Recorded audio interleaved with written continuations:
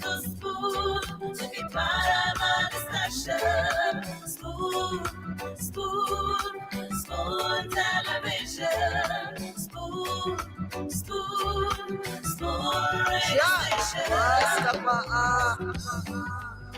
Spoon gonna tell you what is happening in Liberia. Spoon gonna tell you what is happening in Monrovia. Spoon gonna tell you what is happening in Africa. Just to spoon, you will know. The children crying for starvation, just to spoon. You want to get a news update, my brother, to spoon. You want to know what is happening, Moravia, to spoon. Politicians want to make their decision, just to spoon. You want to know what happening in the ministry, to spoon. Yeah, to spoon. Yeah, to spoon. You from Funjama, Maryland, to spoon. Yeah, to spoon. If you eat kepa, congratulate my brother, to spoon. You got a spoon TV, you got a spoon radio, to spoon. Yeah, to spoon. You want to get a news update, to spoon. What? Yeah, Rastafari. Kilibamba.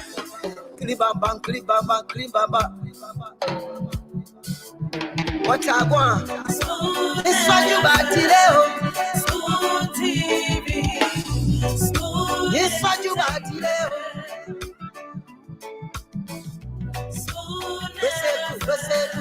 Spoon TV. Spoon.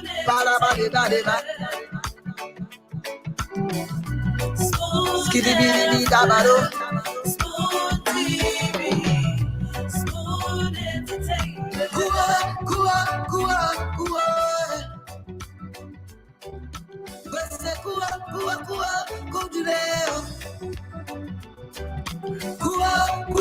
Go today. To the spoon to get Yes, what your you want. information. To the spoon to be Yes, what you want. Spoon television. Yes, what you want. Spoon radio station. Spoon television.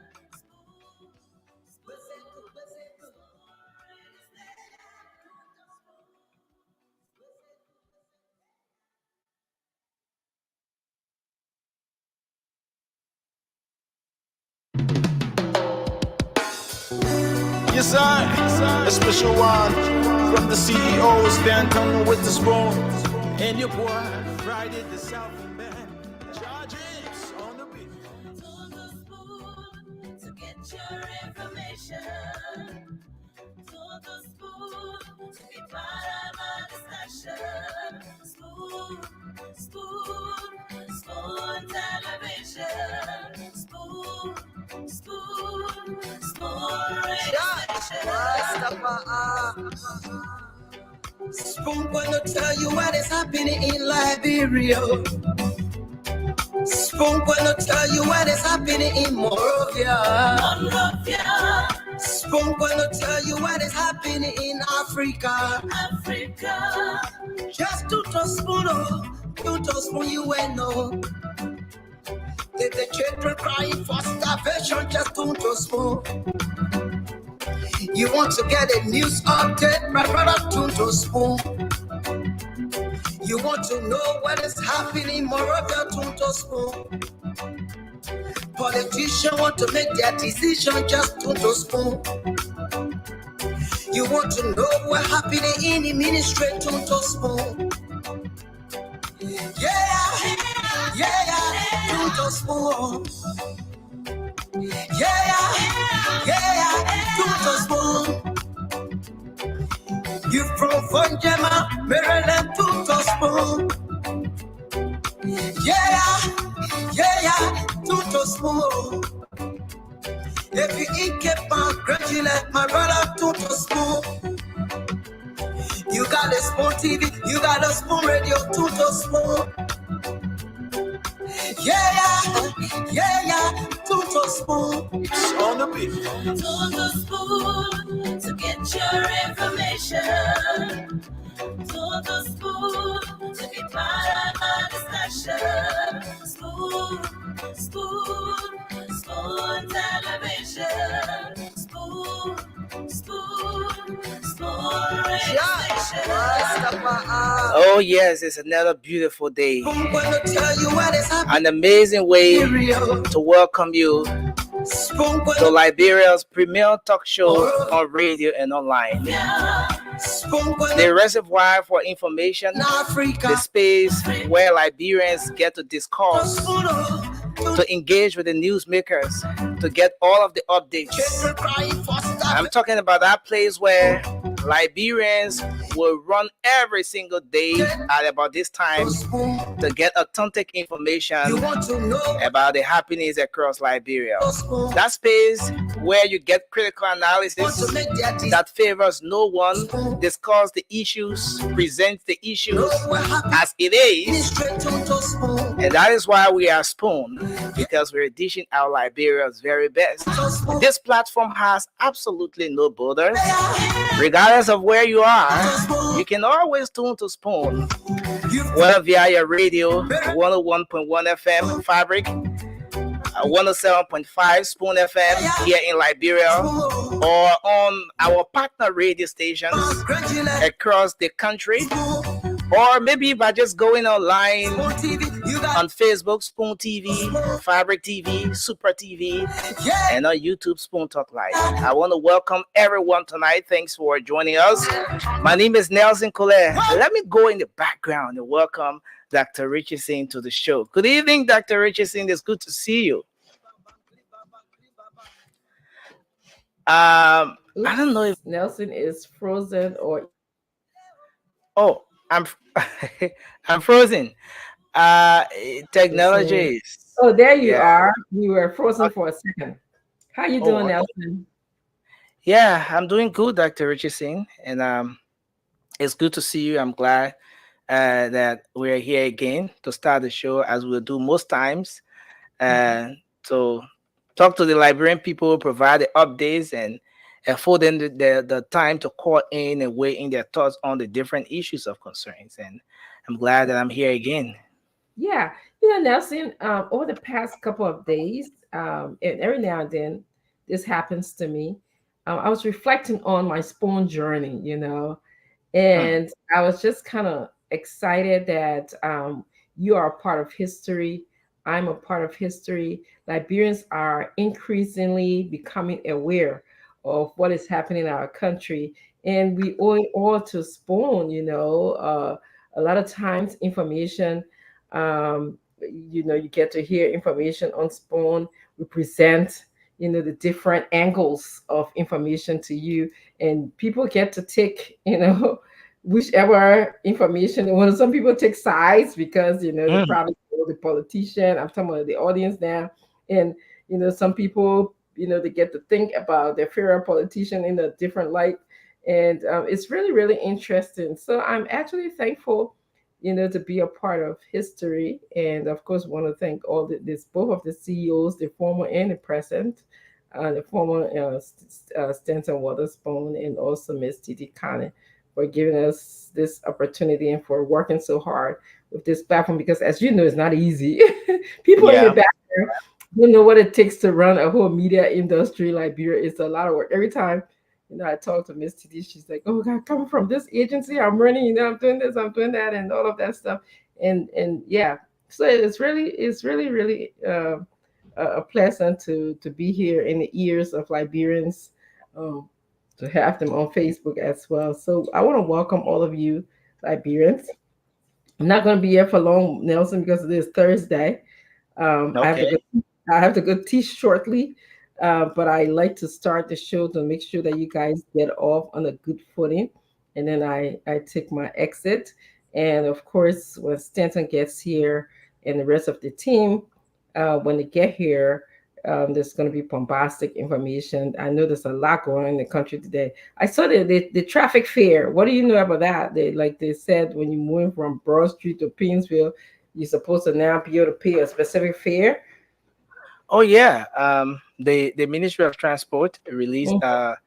yeah the new transportation, and yes, there's a cut down because recently, Dr. Richardson, there was some decline in the price of petroleum products in Liberia, and so what we've been experiencing over the time is that most times when the price of the petroleum products, whether gasoline or diesel, increases, the transport fare will increase.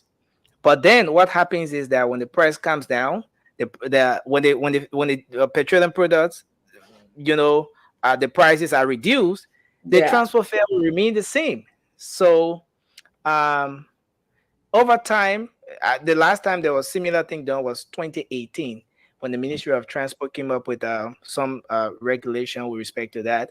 And so recently there was some reduction. I remember a gallon of gasoline was 860 Liberian dollars, 850 Liberian dollars at some filling stations, but it's now reduced to 800, $810. So and so from that backdrop, the Ministry of Transport now has come up with the new transport fare to something that will commensurate with what the reality is with respect to the decline in the price of the petroleum products. So yes, there are different distances that are captured in the transport fare.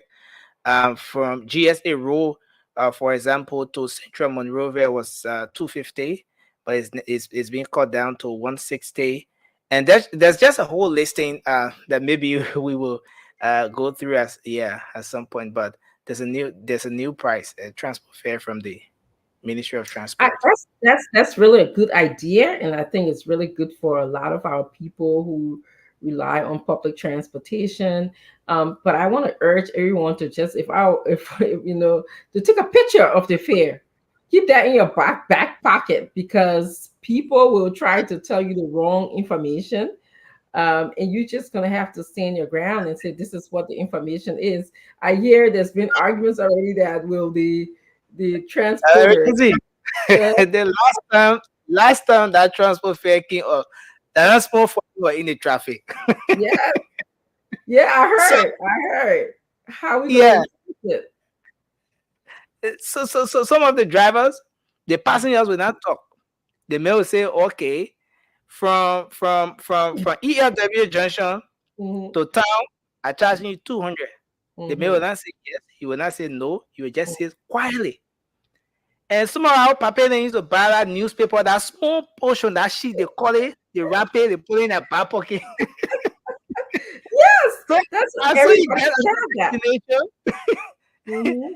you already charge a mail 200 and the message, it may take out 150 and give it to you, isn't it? But why you give me 150? It may take out that small paper from your pocket. You see? The Ministry Hmm. of Transport say we should give Hmm. you 150. Now you charging me 200. Your Yeah, 150 I give you there. So yeah, there were issues in the traffic. yeah. There was serious tension, and I remember the at some point the whole thing just went down because the the warning officers, the folks on the Ministry of Transport, at some Mhm. point said they were not getting the necessary support from the police at the time, and there were instances where folks were being exploited, overly charged, and then when you go to the police officer, they may say, basically are directing traffic. Go that you're in the Ministry of Transport, get that thing." So, but I hope there will be coordination, more a better coordination at this time. But yeah, Yes. Yeah, because this is helpful to the most of the people, So I hope there will be better coordination. It's the enforcement part. I think we now have the information. How are we going to enforce this issue? A lot of fights without anybody feeling cheated, would be the task. So I hope that the police uh, and the transport department, they're working in concert, hand in hand. yeah. So, but Dr. Richardson, you want me to go through a few of the major Yes, intersections? Let's do Make that it because exciting. a lot of things have Yeah. happened so far, and maybe I will come in for his food for thought. But just go ahead, tell us, lay it on us before I leave. Yeah. So from okay, let me do the Broad Street because most people go to town. From GSA Road Junction to Broad Street, it used to be $250, but the proposed price or approved price from the Ministry of Transport now is 160. So there's 36% cut. So from Pinzio Joe Bar is the same. It was the same 250, but now it's 160. And that now you go to Duper Road Junction to Broad Street. It was 250, but now it's been reduced to 180. From Broad Street to Rail Light, it was Mm-hmm. 250 as well. It's being reduced to 200 from Broad Street to Rail Light. Mm-hmm. So from Broad Street to Batmosville Estate, it was 250. Now it's being reduced to 140 Liberian dollars. Mm-hmm. You have some for the 4% cut. From Broad Street to Chicken Soup Factory, it used to be 220 Liberian dollars. It's now 130. And so from Pinsville Red Light to Caldwell, it used to be $220, but now it's 160. So that's just a gist of what's captured in the pricing from the Ministry of Transport. Yeah. So, but there are different locations that are captured. What I don't see is for maybe some transport fare or regulation for the tricycle or the motorbikes. Since in fact a lot of people use those vehicles to commute as well. Good But yeah, observation. yeah, That's a good yeah. And observation. someone is asking, it's for taxi. It's for taxi, and yeah, the Yeah. prices I just called is for taxi. So perhaps they're working on that because I'm surprised that the Ministry of Transportation will omit that because that is the major means of transportation for most people now is keke or either a motorbike. No, is people very rarely can afford to do taxi these days. So I hope that they will be coming up with a release of bikes and keke very shortly. Um, it would be important. So that's a good observation, Nelson. And I just hope that people, somebody just saying this tells you how corrupt our society is. I forgot that somebody just mentioned that in it that we have to engage in all this fighting and going back and forth Oh simply yeah, because the fee was reduced and not because it was just reduced. Just somebody just woke up one morning and said, I'm going to reduce it. It's related to the price of gasoline, yeah, and so the gas price went down, so the fee should go down. If the gas price goes up and it remaining up for a significant period of time, then the fee will go up it has been done that way, right? And when the gas price goes up, the fee goes up, right? yeah, yeah. So yeah, so what will happen is that once the price of gas increases, then Mhm. those prices. So it's subject to amendment or stuff like that. That's what they will always put there when they release those transport fares. Yeah. Yeah. So tonight, I mean, just gauging from the chat room, please share the show. By all means, people share the show if you have not done that.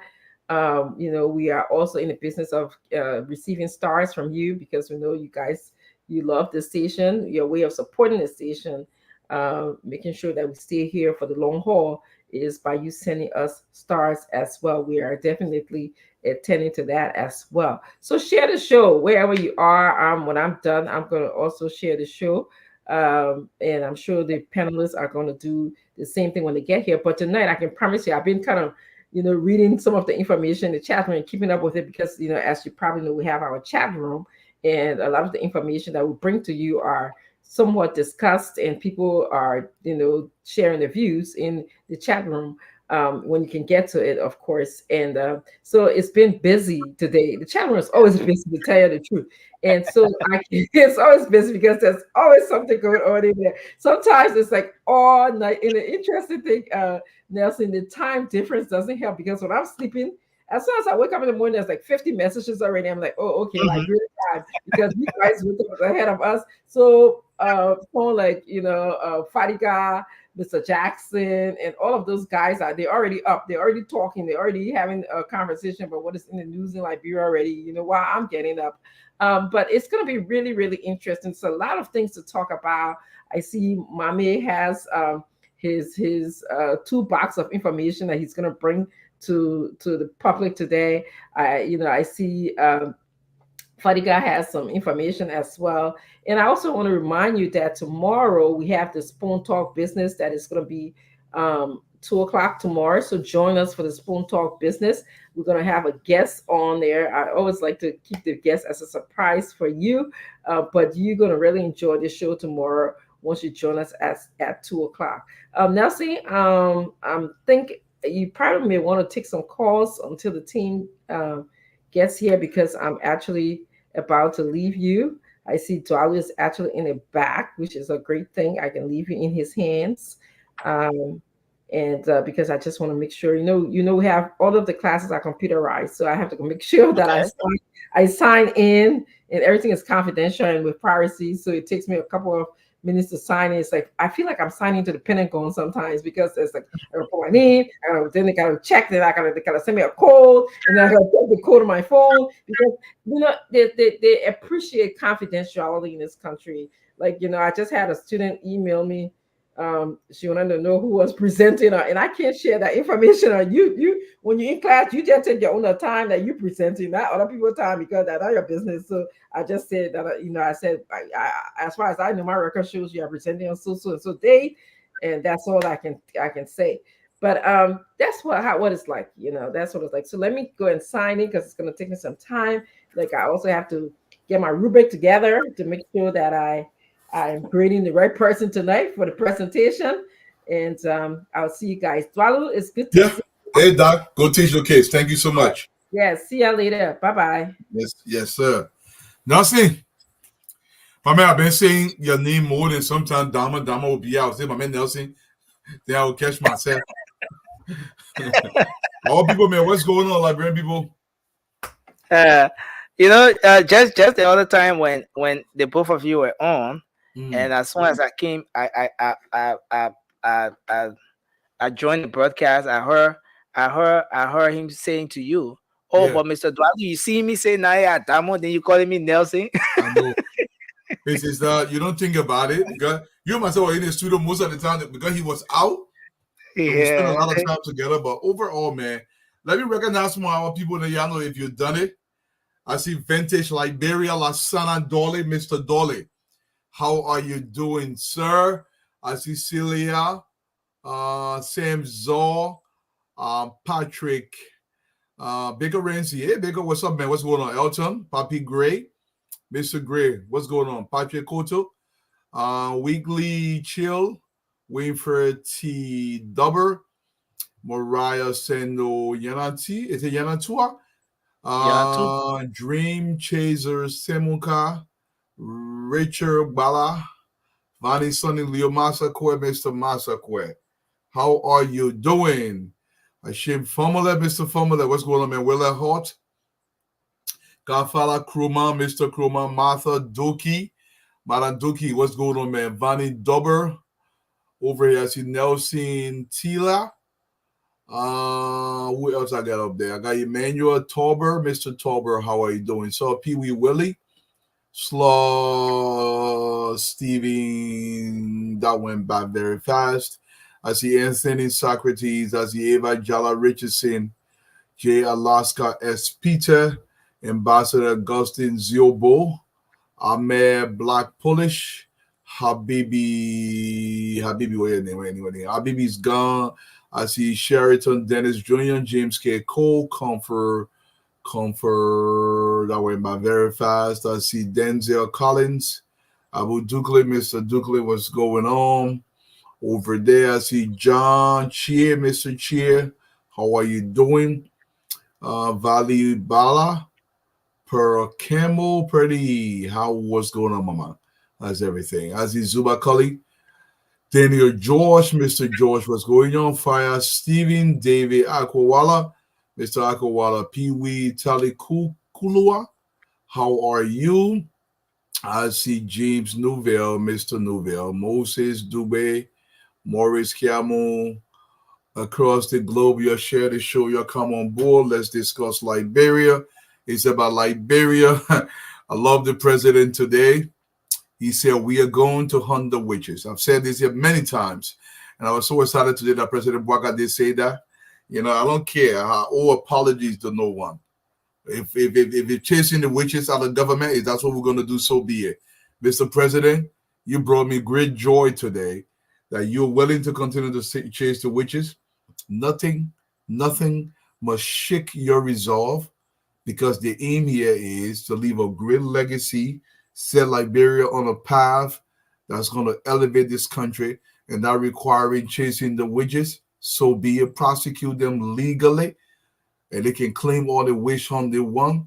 If the witches are bugging down Liberia, and the only way Liberia is going to move forward, if that means we permanently neutralize the witches, so be it. So be it. Liberia has to be bigger than any one person, Mr. President. And thank you for recognizing this. Thank you for doing your job. And we will continue to support every effort that is legal, that is transparent, and that lifts our country. We want to thank you for that, Mr. President. Continue to do your job. My brother Bill Carlson, what's going on, Lamine Formula? What's going on out there? Ezekiel Dole, Mr. Dole. What's going on, Pei Yani? Lady Kennedy, Alexander Ashley, Mr. Ashley, what's going on? How's everything? What's going on with you out there? Who else we got here? Ava P. Waka Fofana, Mr. Fofana, how are you doing, Tanu? Michael Curry, what's going on? D12. Everybody, man, yo, welcome to the show. Share the show. Nelson, I'm going to pass it over to you. Yes, sir. And we intend on going to the phone lines unless if you want us to. Okay. No, let's go to the phone line, bro. Okay, so folks, you can call in now and let's hear you. Let's have you speak out on the different issues that are of concern to you. What is it you want to talk about? What's on your mind? As we always do here, we're about to afford you the opportunity to speak on those different issues that are of concern to you. And so the numbers to call tonight, 0555-101075, 0555-101075. And we have the WhatsApp number we're going to put up as well. So in case you want to call in, you can make your input using the numbers here. So we'll go to the phone line. Jiggs Roberts, welcome, my brother. Welcome. Okay, so we take our first caller here. Hello, you're live. Your name and where you call from? Hello, are you there? Yeah, please go ahead. Let's hear you, sir. Thank you. Thank you very much. I want to say thank you to our president, Mr. Joseph Yuma Walker. This is what will fulfill you. Only these people. And let me just say this. When Walker agree, no number of trade. You can move from radio station to radio station. Walker me. They want to bring war. Nobody is bringing war. We only these settings. This is the thing you're going to do. And then you plot the whole process. We're not going to try anything. We are satisfied with what President Walker is about to do. Take the video from the office. We are not going to unity party, but some of us, we compete on a re-insult because we want to see this country to move on the right trajectory. How can it move? Through accountability and transparency. And you are the process. We are satisfied with it. So you can go on and do your 30 remarks. Nobody will touch you. The law will take in course. Thank you. Thank you very much for your input. We take this person. Hello. Hello. Yes, sir. You are live on the show. Your name and where are you calling from? My name is Damishas Mate. I'm a Liberian journalist. So thank you for the show.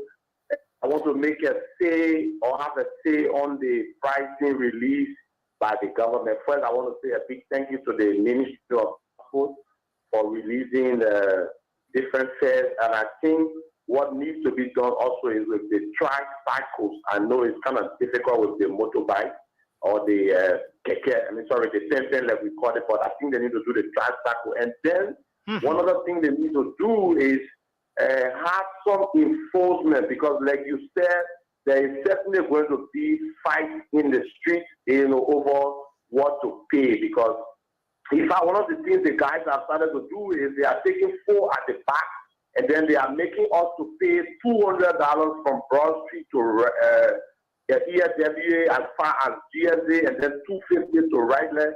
and they are taking full at the back. So there is certainly going to be a fight, and I hope that the Ministry of Transport, just as we see the police having checkpoints and officers around to enforce the no-go zone, we hope that we can see transport officers also for most part of the day, to enforce the new regulations. Thank you very much. Thank you very much, Danishas, for your input. Let's take another person. Hello, you're live. Your name and where you're calling from? Okay, so we take another person from this line. Hello, you're live. Let's hear you. Hey, Dama, my man, address me. Don't just say every day. Your Uncle Pete. Okay, Uncle Pete, Yeah. welcome to the show. Welcome to the show, sir. It's good to have you. You are live. Yeah. Let's hear your input. What's on your mind? I like the discussions going on and what is going on in Liberia. I just want to tell President Boakai, I want you to persuade these guys vigorously. The tactics they are using do not relent. There's nothing they can do to stop accountability in Liberia for us to stop corruption in that country. This is one of the reasons why they killed the auditors, because they figure out the auditors were going to speak against them today if they were being caught. If they didn't audit Ellen Johnson, it was nothing that we decided that you don't audit Johnson, so we will not audit your government too. So I just want to commend President Boakai. He shouldn't relent. Thank you. I just went Liberia after 27 years. I saw the suffering. The people are suffering in that country. Very few seditionists are masquerading the social media there with complicity because of what they embezzle from the Liberian government. So do not listen to those few. My seditious brothers and sisters, they have sense. They know that if they are hurt, they're going to go to JFK. When these guys that are misleading them to go in the streets, when anything happens to them, they're going to fly out of Liberia, go to Ghana, Nigeria, and Ghana, America, India, and other places. Let me conclude. So, for example, they saw the accident that happened with Samuel Twe, his wife and his driver, I think in Lofa. What did Samuel Twe do? He jumped in a plane with his wife and went India, and they left the driver to go to JFK, where they had to buy paracetamol across the road. So I'm telling my seditious brothers and sisters, all my nieces and nephews, do not allow these guys to mislead you people to get in the streets. Thank you. To risk your life. Thank you, Uncle Pete. Thank you very much. Thanks a and lot. God bless. Yeah, thanks a lot for your input. Let's go back to the line here and take another person. Hello, you are live. Your name and where you're calling from? Hey, Nelson. Yeah, go ahead. You are live. Yes, my name is Danuwadi P, and I call from 540 Congo Town. Let's hear you. Yeah, I listened to the former president press conference yesterday. Mm-hmm. And even before that, in inauguration time, he said he was going to end corruption. And public were not going to end in any of the official pocket. And now they are not calling the people for being involved with money. So I want you to give chance to this government so that the government can honor his people and see that money did not go into their pocket. Thank you. Thank you. So, yeah, nothing. So, Joseph Walker, when he fought in this corruption, he also the corruption on both sides. Thank because you. Before he came there, he saw some names on the docket. Thanks a lot for your input, Danny Wally. Okay. Let's hold you Thank there you. and take another person. Hello. Hello. Hello, Damo. Good evening. Good evening, sir. You're live. Let's hear you. Thank you. Good evening, Damo. This is a group of and I'm calling from Baji. I want to talk to President. We are press conference yesterday. Mm-hmm. You know, Damo, Nelson, who was here 2018, 17. After President we are won 2018, no correction speech. The speech he made the people that follow him to understand that he will prosecute. There will be the end of impunity. The public official that will be corrupt, that investing, stealing money, not investment because they went for they get to steal money, they will prosecute the people. Even if you go there, Damo, you not make it. Another government that coming, I want to prosecute the people if he's talk about it. So which one? if you whisper when they hunt you, I don't think nothing else more than that because nobody stop early government that the government record challenging just real government. They say it feel like we corrupt, prosecute us. Why would they stop you? Not the prosecute the NY. Somebody must start for the city or 26. Thank you. Who determine that? Thank you very much. When and how and where to start the auditing for. But the government, let me say, they conjure for CDC. I will say that, and for everyone, 14 years of several classes, we tire. We not want to go back to that days. If we wanted to go by it, Joria says there or Calamity, he evaluated all the constitution. If you which one? Why you go to the late charge you discover Hancock, you put in jail with the deputies. What to cabinet? What be the Benny Samuka? Then people are beat when they be talking. When they can't. Thank you. Thank you very much for your input. Thanks a lot. Wrong for is miss the other people. You take cabinet, you go to Equa. That now you come in Regana Equa. Thank you very much. Let's hold you there. Let's hold you there and take others. Hello, you're live. Go ahead. Hello. Yeah, hello. Let's hear you. You're live on the show. Yeah. Hello. Hello. Yeah, please go ahead. Let's hear you. Yeah, my son has some major evening about the getting police crime from the police station. Now we go to LRA charges $200 for the police clearance. When you go to the station, you pay additional money, either $20 or $30 for the police clearance. They don't spend it to collect money from people. Yes, some will try to call the video or contact.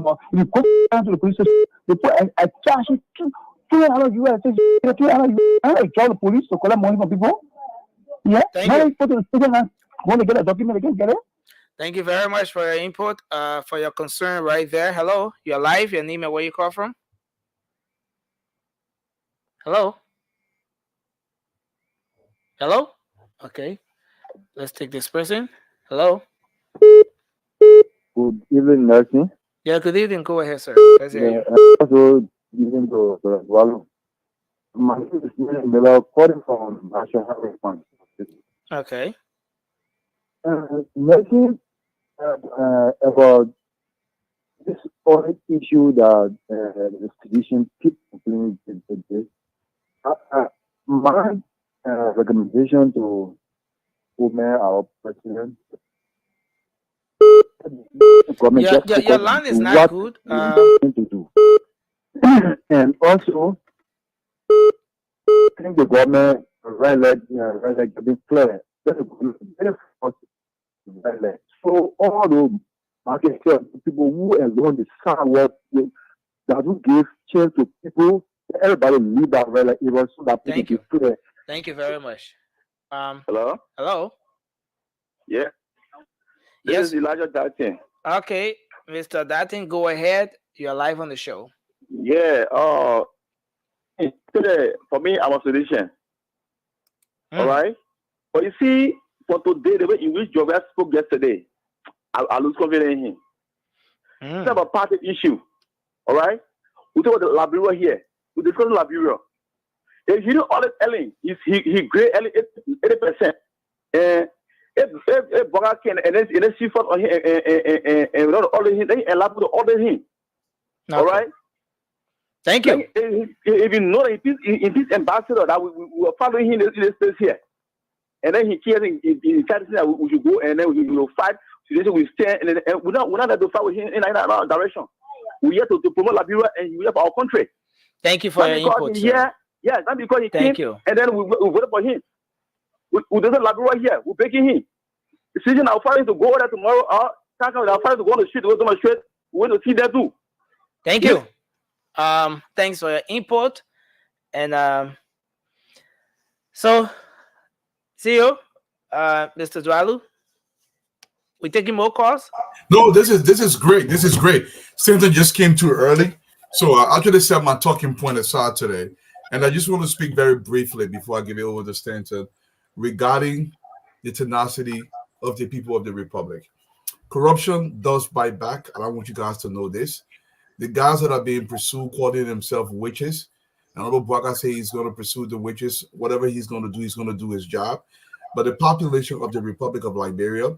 Everybody who's listening to me, you have to support Honorable Boakai to make the fight against corruption work. If it's not going to work, if you allow yourselves to be split up, where people can come to your community and claim somebody is doing something against them personally, you did not benefit from their corrupt loot. Do not support them. Do not shield them. Do not harbor them. Do whatever you can to distance yourself from them. It has to be about Liberia and Liberia only. The only way this country is going to move forward, we have to set the country right. And part of setting the country right is making sure people account for stealing government money. If we don't do that, we will continue to be in this rut. You got to support the president's agenda. Everybody, not just, you don't have to support President Boakai, but I want you to support the agenda to eradicate corruption from our community and bringing accountability and true transparency to government. This is everybody's fight, and I want you guys to know that. Stanton. Yeah, thank you very much, Mr. Eduardo. It's always good having you. Thank you very much, Fadiga. Nelson, thanks a lot. We're going to shortly. But guys, we got 19 more minutes to play around a little bit. We're going to have Edwin Snow coming on to talk about issues that happen within the region. Nigeria is on fire. It started with Kenya, Nigeria. Where is it going next?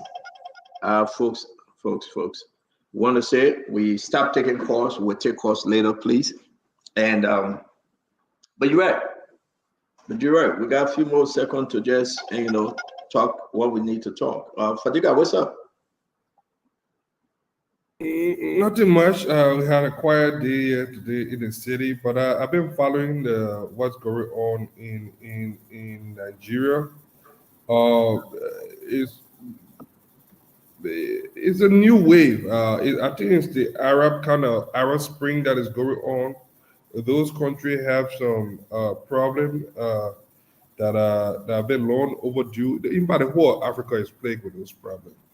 But one of the difference between those countries and us is they have not gone through the civil war. I know Nigeria did that during the Biafra War for many years, but most of those countries are not countries that are went through civil war, so they have different outlook when it comes to chaos. I like that the protests have been peaceful so far, even though they have been violent here and there. But here is one thing that I see brooding. I've seen people trying to copycat the same situation in Liberia. We heard that a lot yesterday after the president spoke. I heard a lot of young men trying to do it. Look, the good thing for Liberia is that it's just the CDC mindset. I think they present themselves angry. The entire nation have not bought in on this. Nobody feel this wave of feel disenfranchised or feel that the government is imposing on the right. This is a new government. We are still in that grace period. So for those to start hearing that call, or even that insinuation within that group, it's not gaining traction. It will not gain traction right now. So I think it was just bad timing for them. But we also need to be on the lookout. But that Liberia is not immune for any of those things that are happening in the sub-region. We have to be prepared. Our police forces, the security apparatus have to be prepared because you never know.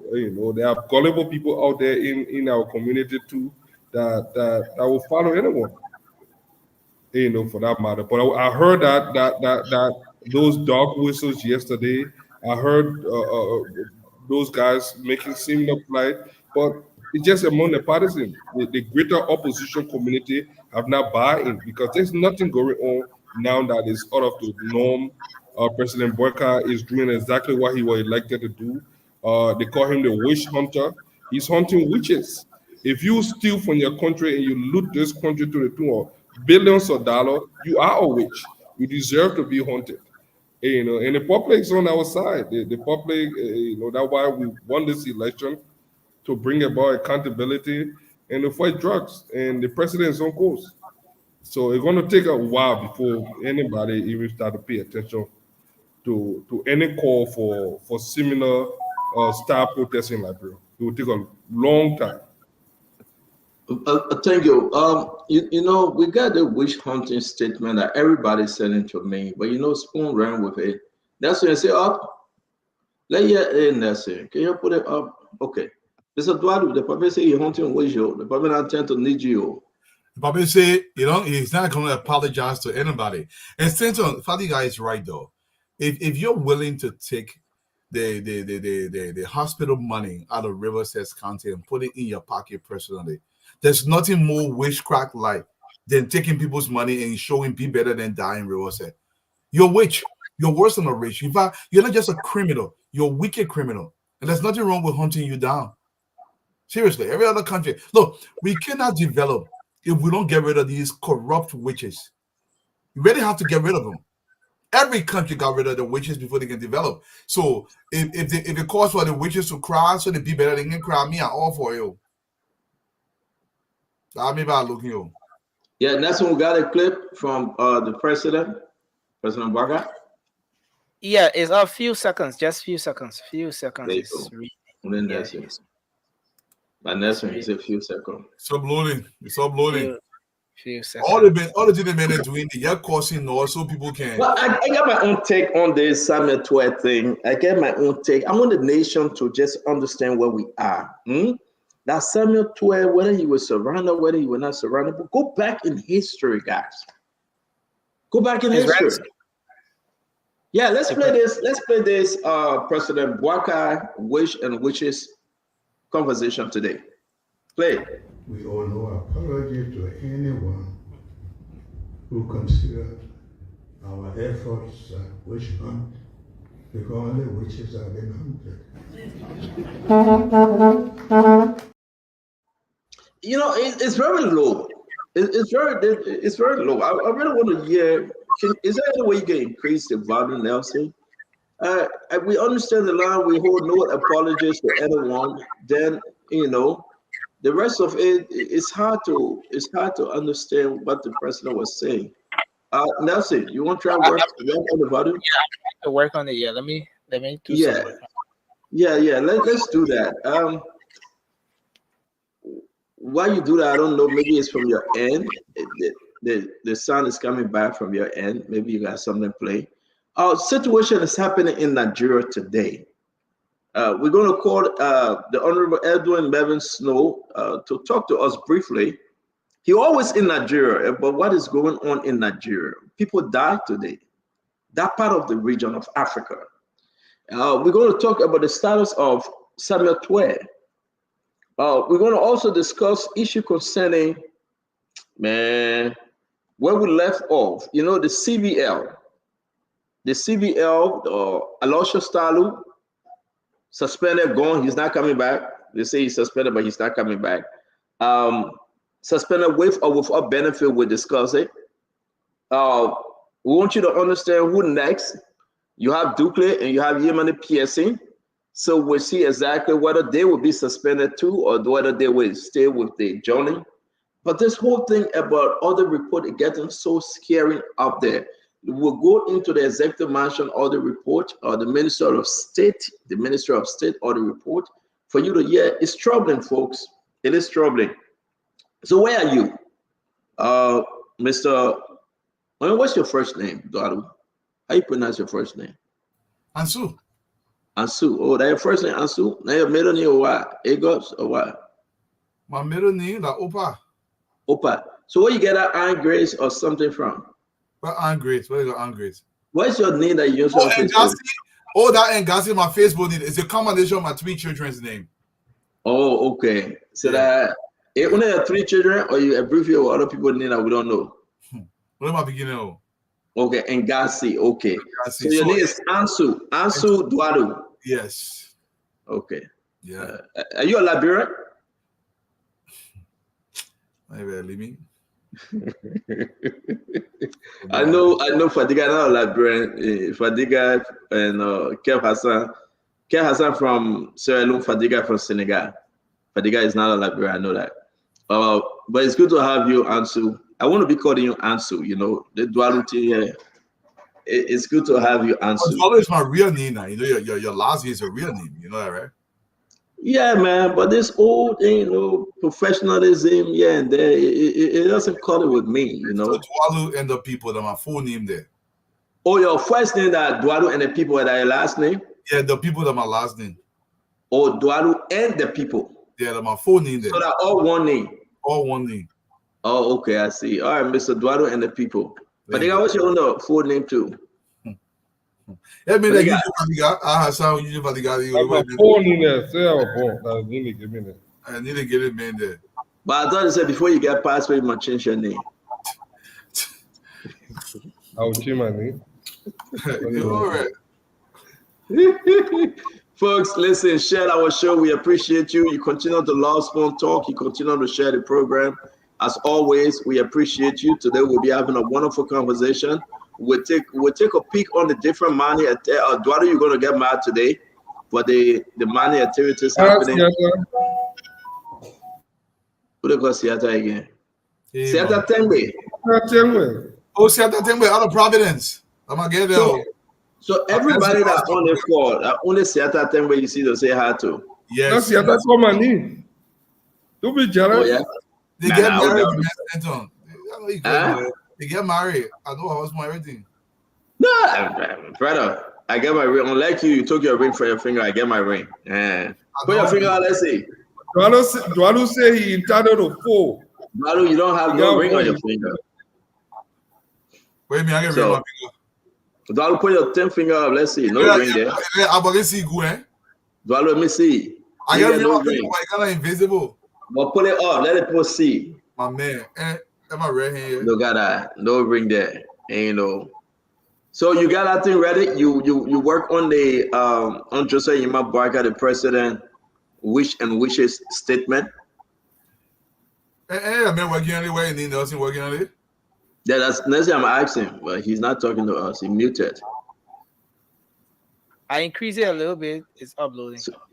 Okay, so we'll wait for you. All right, so we're gonna have Uncle Sam coming on, Acid Doe coming on. We're gonna have Mame. We're gonna be talking to Glendy. She's in the back. I don't know what she's doing. Maybe she taking her medication. Medication stabilizers her. I mean, it's a good thing. Everybody can take medication. She won't get mad at me. Yesterday, I don't know who called her rare woman. But I didn't call her rare woman. I'm free to call her rare woman. But I'm not going to call her rare woman. Are you afraid of Glendy, Fadiga? No,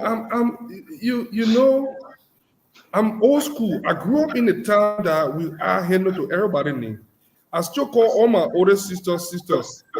Sister Marjorie, Sister Yoni. The one that I older sister, you still call her sister too? No, I'm still in a place where No, that take it step by step. The one that are not your sister, how you call them?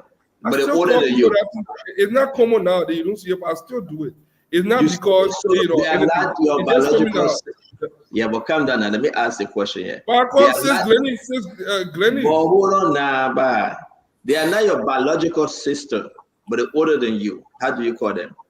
Most people that are older than me that I know, I handle to the name. So even when you say I handle to the name, that one a different. I know what you're talking about. I can't almost say that name. Thank you. I do not know what you're talking about. I would never put my mouth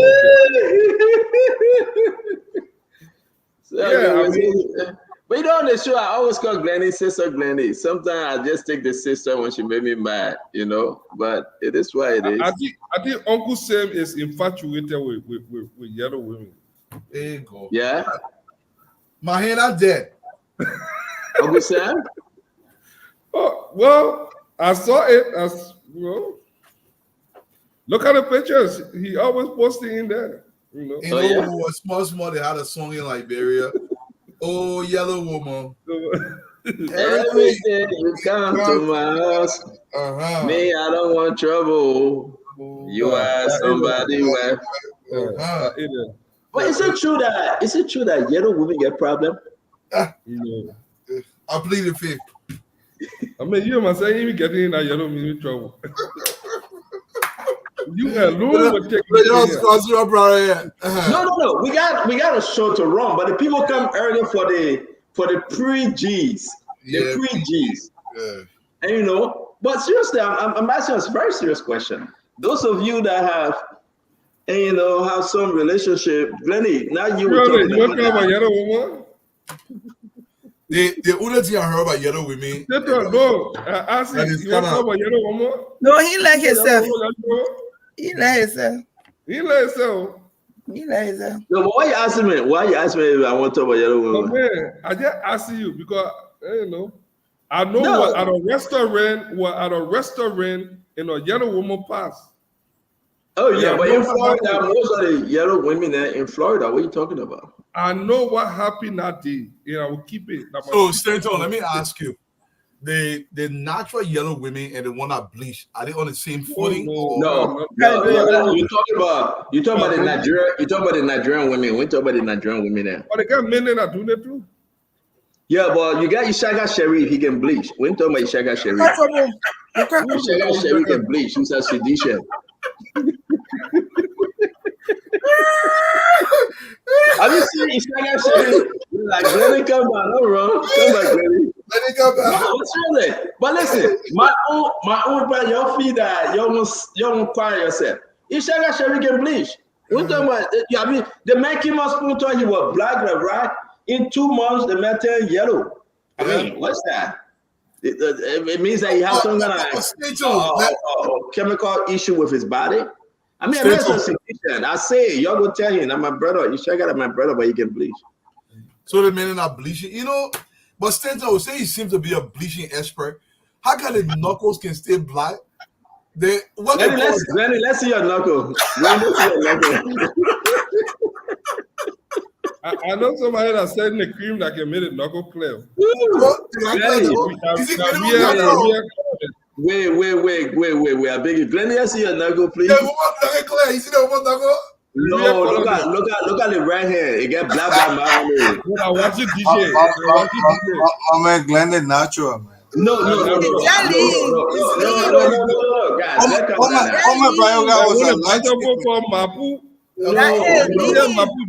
No, guys. Let me ask my question, Glenny. I'm not trying to put you out there, right?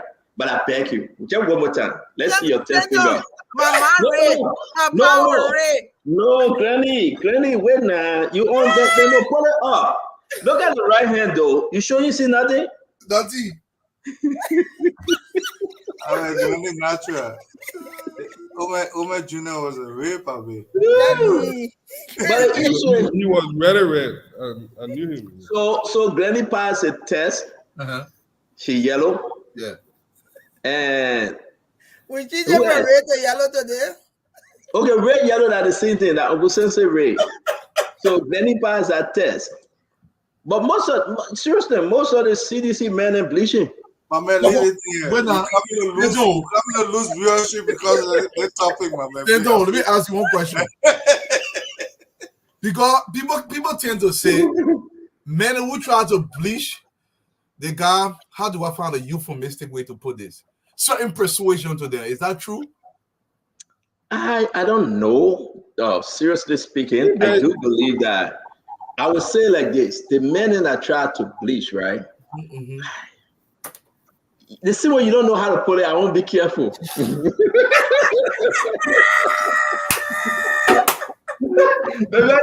method about it entrap me. I would say well, be careful. But why you want to bleach? But you have some men. It's the same mindset for women, though. Some people just believe that they feel more attractive when they. No, but yes, the thing about the women, right? The women do not go into it with the intention that I want to bleach. And Glenny can speak to this. They go into it to tune the skin. To tune the skin. Right? I want to. Bleaching is different for tuning. Wait, but let me finish now. Let me say my own back. They go into it to tune the skin a little bit. To say, okay, I'm black, but let my blackness shine. Okay? Look at Glenny. She doesn't need anything, but at least before she come on the show, she go and she wax and take the beard off.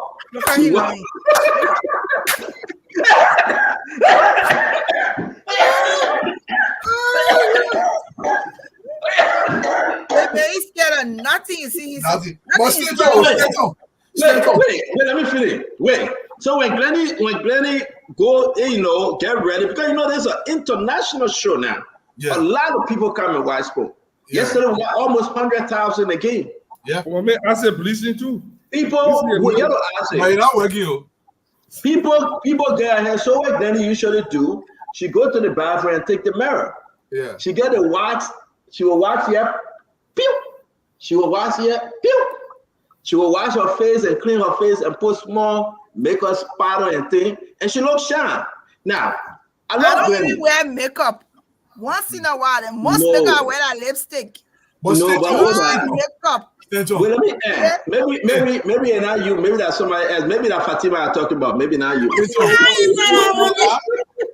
Oh my God, that cat eye, that gray eye, man. That was she showed. But maybe that Fatima I'm talking about. Stand on. My sister you talking to. Stand on. My sister. Yeah. You know something. I'm serious. Somebody send it to you. Glenny, right. I got a question. Maybe since Glenny can help me. Instead of don't low inside him, what they are supposed to is all low inside. Why get in trouble? Listen now, Liberian women are exceptionally beautiful. Why they get one bleach? I can answer that question. Answer the question. Before the war, blackness, ebony, was the thing in Liberia. Okay. Mm-hmm. Black and beautiful, dark and beautiful, dark and lovely. When the people left after the war, they went to other neighboring countries. I hate to call name. They saw that the people fair certain skin color, especially ones that look like Glendies, over people who were dark. So that's why. Let's be quiet, Uncle Sam. Coming before you take it personal. Let's be quiet. That's why some of them brought from the war. In my opinion, let's change the conversation. Uncle Sam, coming. Let's change the conversation. Yeah, but because if you're not, but let's change the conversation. I beg you, if you not go around, you not see different women, and you look at Liberian women by comparison, they're in the higher echelon of beauty. Then when you get home, you see the training, rainbow color. But let me tell you something, Duadu. I was saying this. Sometimes the people maybe they're just toning their skin. It's just that's what I'm saying. I will say this, right? Seriously. Liberian women are the most beautiful women I have ever seen. To be frank, I'm on national show. We got hundreds of thousands follow us, right? I will never ever marry if I was single. Any nationality but Liberian. So Samuel Twena, talk about ever. No, skin condition. No, Samuel Twena got a skin condition. We all can attest to that. But for me, I will never. Liberian women, they are the most beautiful. Amen. And among them, the better women, they are the most beautiful and most humble. And I have said this, and I will say it again. I sitting on all that. I think Laos sitting across you. So, but there will be no way, and seriously, I'm not going to blame Uncle Sam or whosoever out there married non-Liberians, but there will be no way the only group I cannot marry from Liberia, that crew women. I have said it before, I will say it again. And the only group I cannot marry, the crew women, I cannot marry them. Because I will be there upon arrival. So I must plead the fifth to that. You too, right? Oh man, you'll be sleeping. I don't see a lot of bleaching back home. I think in the US it happens more than. I don't see a lot of women bleaching though. Either they can't. I don't know. People might be bleaching, but it's not very prevalent here though. But how many women are you inspect back home before you know they're not bleaching? No, see, that's the problem. I don't go about inspecting, so probably that's why. So I take it back. Probably I'm not inspecting. Any African country, plenty there. I say, you want to say anything? You've been bleaching your nose. But let me do a quick round exercise, right?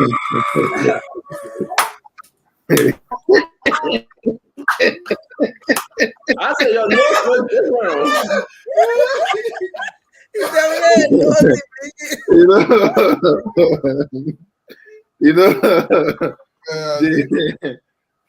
moving from under the ambit of where he live or the home in Liberia makes you look good again. That's okay. But start up.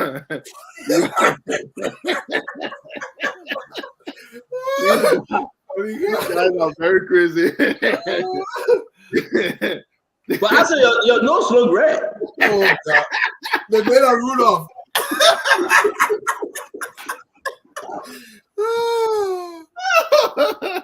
I just said he's leaving, man.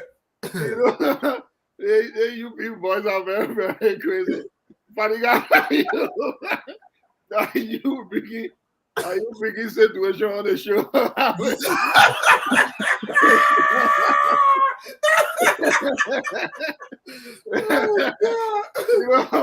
The only thing I wanted to say, forget it. But let's move to our topic, folks. It's 9:05 in Liberia, 5:05. Whenever we come, we got to make you relax. We got to make you happy because this is what we do. Spoon Network is for you. We want to say thank you for joining us every single day. And thank you again for sharing our show. We're going to pause for a second and ask you to go to your Facebook pages if you are not on it or YouTube and share. It's all we just ask of you. We want to go and just ask you, please share. Just hit the share button. We're asking you.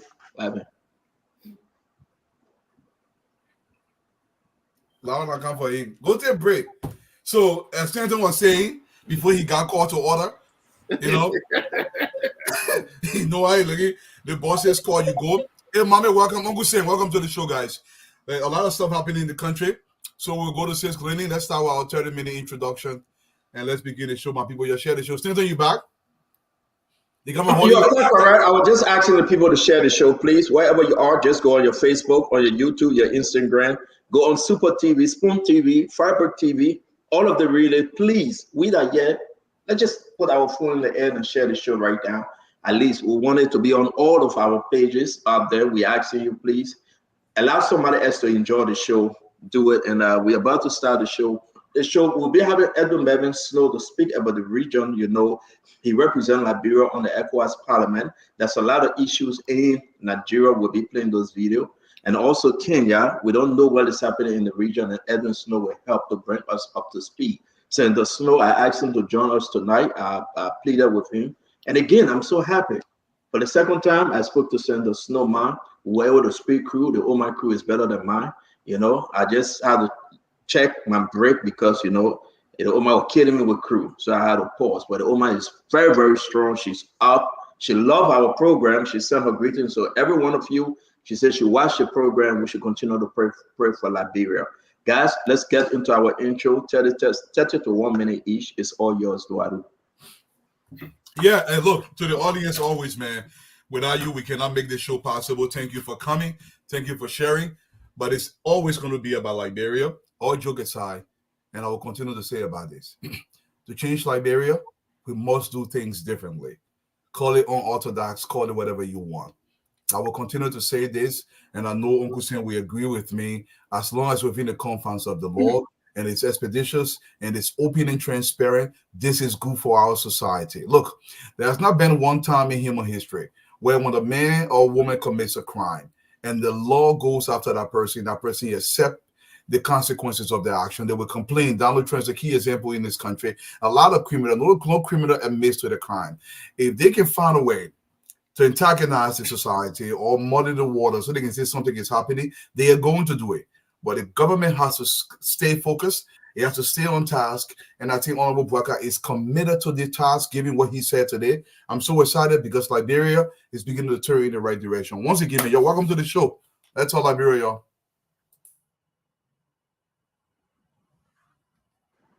Glenny? So, hello, everybody. It's good to be on today. A lot of things that are happening, but I also want to first start by highlighting our Olympians in France. Tomorrow will be their first match. It's going to be early in the morning, like around 5. I think it's 4:55 is the first match. We have 2 young ladies, Thelma Davis and forgot the other girl name now. Smith will be running tomorrow morning around 4:55 and 5:50. We're wishing them all the best. I can say today that they visited the Liberian embassy. They cooked cassava leaf for them. My son sent me the video and the pictures. They had a good time there, so it was good for them to be able to be at the embassy. So we're wishing them well. Lots of things happening. I listened to President Boyka. That's a highlight of what some of the things he said today. So I think we'll be talking about some of those. But it's good to be here. Liberia is the only country that we have, the only country that we know. It may not be perfect, but we want to be able to do what we can to change the direction of our country and ensure that everyone is held accountable for whatever crimes they may have committed, alleged crimes, whether their allegations prove true or false. We want to ensure that Liberia moves in a direction that is a good and progressive direction for all of us. Thank you. Thank you, Sis Gladys. Fadiga? Yeah, a lot of things going on in the country. One thing I do know is that the rescue mission is on course. For too long, there has not been accountability. So accountability is a new phenomenon in Liberia. People have talked accountability for too long in this country. We say we're holding accountable, either playing lip service or they just going around it. And even though those guys, a few individuals have been arrested, I think it was a great move. I think even the suspension of certain individuals, the governor from the bank was a good move because a lot of things happen in at that bank where our reserve is. And I think we are heading in the right direction. But even most of us that still support this and believe in this, we are still cautiously optimistic that at the end result, people will actually be held accountable. Because corruption in this country have a way of fighting back.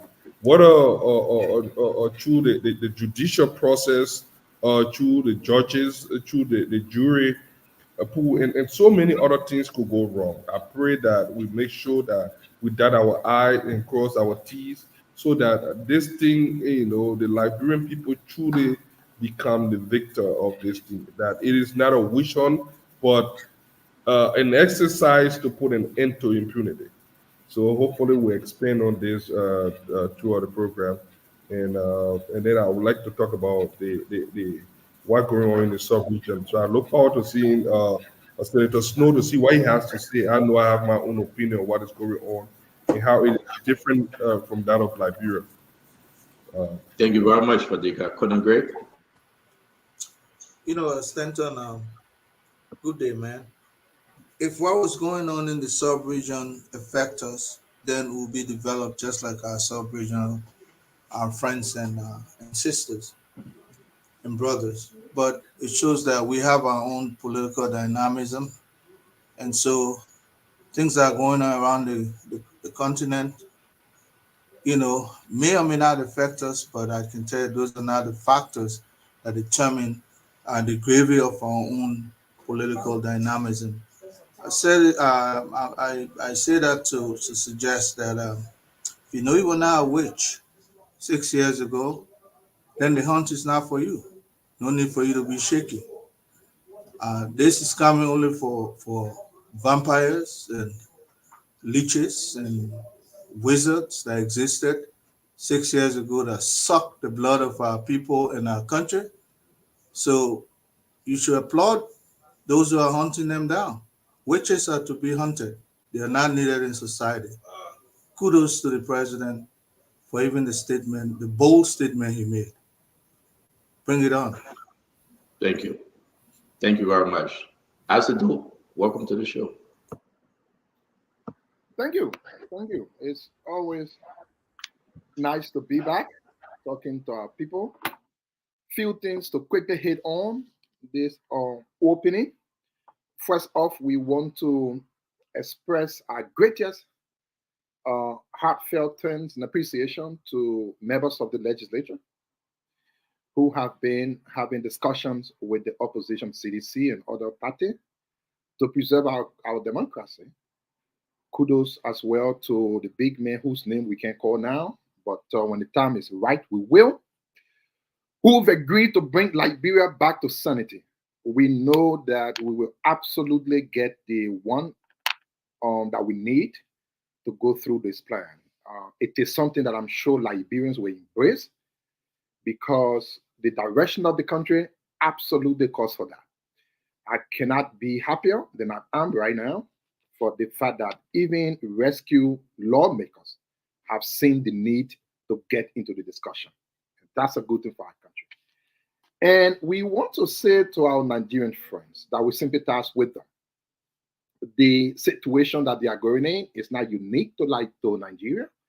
It is being felt even in our country, Liberia. Hardship, economic difficulties of the country, no jobs, prices on the increase. We know today we saw something that I would call mockery of the people from the government, wherein, according to the government, they are decreasing transportation fare upward. What makes a certain people think that the rest of the country is stupid?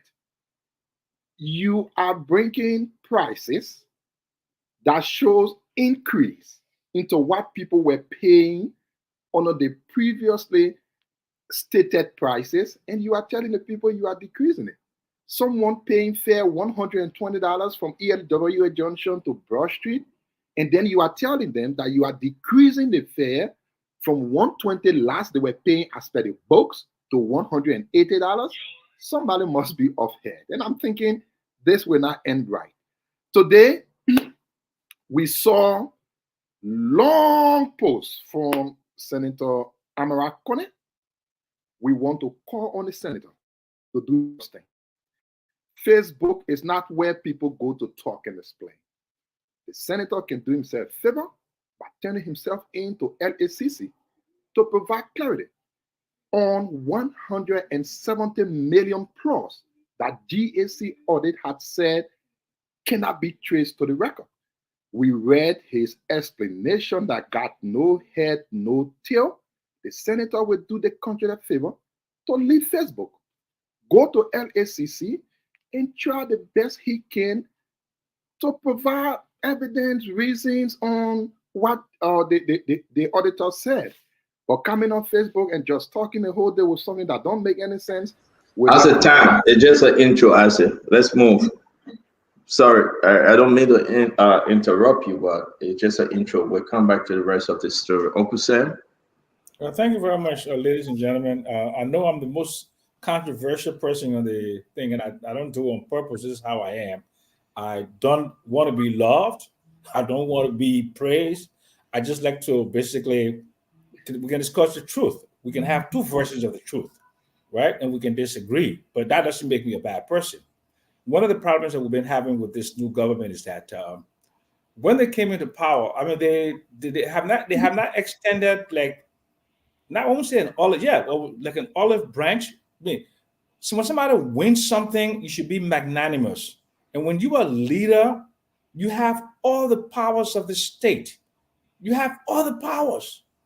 You own the army, the police, the military, the paramilitary. You have all the resources. So you don't behave like you're competing with people who are not in power. But all you've done for the last 7 months is that you're competing and you're trying to prove a point. You don't need to prove a point. You've won this battle. You are in charge. Just reduce the decibel of the vaunting and the comparison between you and the past government, right? Look, there's some things that you need to do. Look, DEA. What's wrong with DEA? The report is on the president's desk. For Christ's sake, you know, I mean, I live in a community that is infested with drugs. I was born in a community. Sonny went and blah blah. I helped to build a church over there. I fed 200. I don't know how to call them Zocos. Problem youth for over 12 years before I got sick and went to the States. We need to do something about that. We need to do something about the deep, abject poverty. 70% of the people in this country live in slums. What are you going to do about Islamification? What are you going to do about the open defecation? Most people in this town, excuse my language, they poop in plastic. Okay, they don't have good drinking water. Those are the things that the people want you to do. It's not to come to fight, to fight. You're fighting a losing battle because ultimately you only have 6 years. That's it. Okay, and many of you 6 years from now wouldn't even be to my age. So just basically, let us concentrate on doing the people's work. Stop the false and empty platitudes. You know, let President Boca extend an olive branch to everybody. Everybody. But I mean, to come and make it the thing that if you're not a witch, well, I mean, that is such a. I know it. I mean, he's trying to be. I mean, I didn't even know he was President Boca about that chique. But you can't be president and be chique. You accuse Joria of being chique, you know, and you say Joria was acting immature. But you are the statesman. You know, you should be more statesman-like. You know, you can't cave into to the youthful exuberance of your people and speak in an unstatesmanlike manner as president of the Republic of Liberia, because we are all your citizens. Even the people that have been indicted are citizens of Liberia, and there's a presumption of innocence. There's a presumption of innocence. You can't say you. Thank you. Thank you, Augustin. Thank you. Mohammed, your intro, please. Good afternoon, good evening, wherever the listening audience. We appreciate your time joining us. If being magnanimous, I'm not President Boakai. I'm not part of his advisors. But if being magnanimous, or if opening olive branch to everybody will mean compromising on people who stole from the state and supposed to be persecuted to go exonerate themselves, then President Boakai should not be magnanimous. He should not open that olive branch. If that what people trying to create the scene like Liberia, the heavens are falling, to put him under pressure, to open olive branch so people can get jobs and come and steal again, then President Boakai should not be magnanimous. There was a baton in that country. That baton has been passing from one leader to another. Under that baton has been the compromise of accountability. One president passes it over to the other, don't prosecute. Another one passes it to the other, don't prosecute. Another one passes it to the other, don't prosecute. Unfortunately, the baton dropped in 2023. President Boakai did not pick it up. He did not pick it up. The baton dropped. So that's why instead of just talking, he's taking action. So we encourage him to do it. Olive branch will be open, is open to everybody who want to serve their country, who want to work in the best interest of their country. But if olive branch is not to hunt the witches, then that is not an olive branch. Go after the witches, hunt them everywhere you find them. Secondly, to conclude, we'll talk more about the GAC audit. But yes, services to the people we're concerned about it. We heard the whole thing about buses coming. Where are we? See in the streets. See in the streets. You talk to your people. Somebody called me yesterday. In less than 30 minutes, I can hear the woman say, oh, they took my phone after 2 hours. It's getting scary. See the streets. The president needs to make decisions on some of these things, address some of these small and lower hanging fruits, so people start to feel other things. And then when people hear shouting about the heavens are falling and trying to use Nigeria and other places as an example, people will be laughing because they have already started feeling the impact of the transformation that is existing. So small things that matter, lower hanging fruits, transportation, water, electricity. Before we do the big things, let's do those small things and make our people comfortable. Mohammed, thank you very much. Thank you, guys. Thanks to every one of you that followed us again. Welcome to the Spoon Talk. Let's have a Spoon Talk today. Let's celebrate our country every which way we can, because this too is Liberia and we should move. I want to play the president wishes and the wish statement for us to just brush away real quick. Let's listen to the president of the Republic of Liberia, His Excellency Joseph Yema Keke Baklokpo Bwaka. Let's listen. We owe no apology to anyone who considered our efforts witch hunt, because only witches have been hunted. So we owe no apology to anyone who consider our efforts as a witch hunt, because only witches have been hunted. Duaru. People laugh, but this is no laughing matter. If you consider this effort to be witch hunt, then, and you fall under that category, then you are a witch to the Liberian people. Talk to me, Mr. Duaru. Now, I want everybody to look up President Bwaka's posture. Look at his face. He wasn't joking. He was not trying to be comical. He was being very direct. Because what he's trying to say out there to the Liberian people, this job has to get done. And I understand corruption is going to try to bite back. But I'm prepared for this fight. I want to be unrelenting.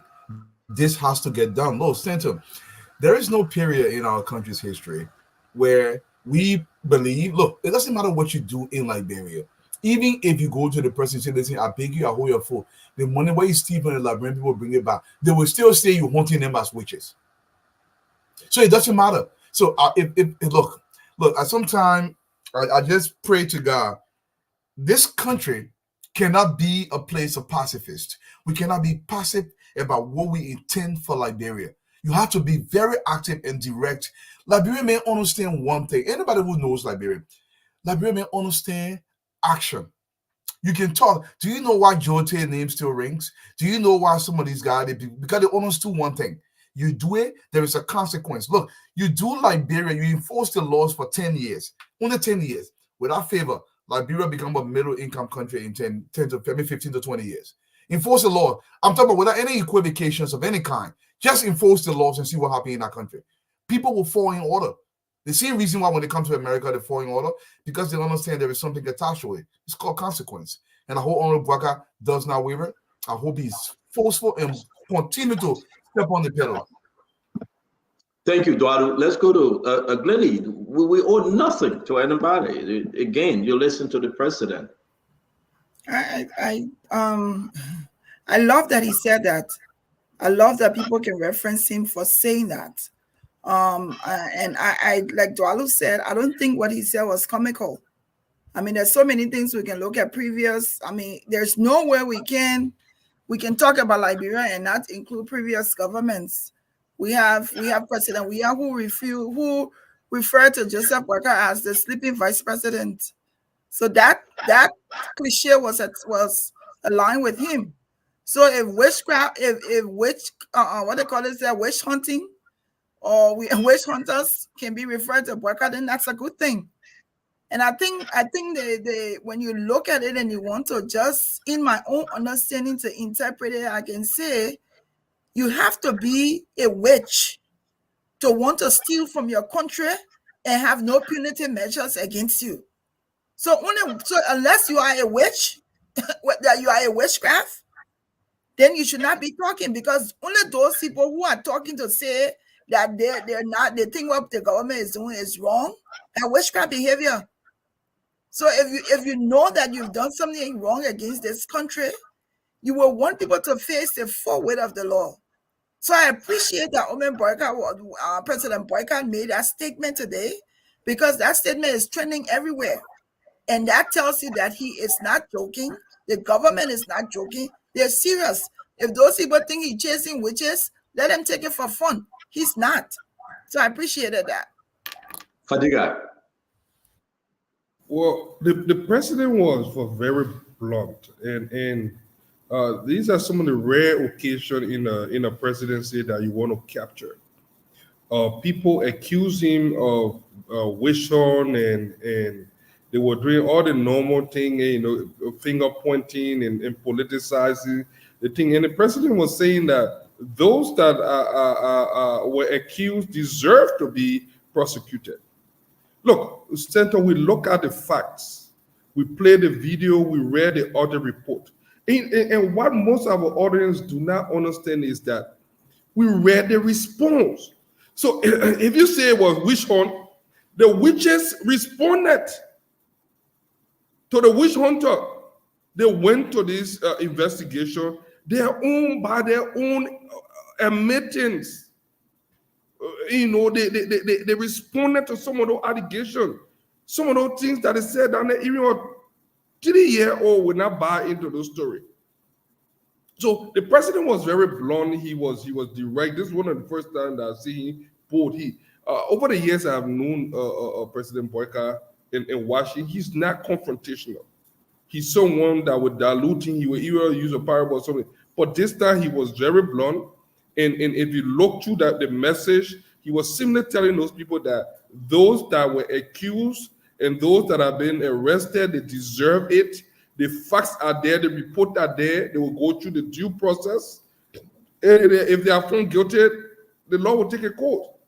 So he was kind of brushing off all the different side talk, the jab from the former president, and saying, you know what, hey, I'm not bothered with those things.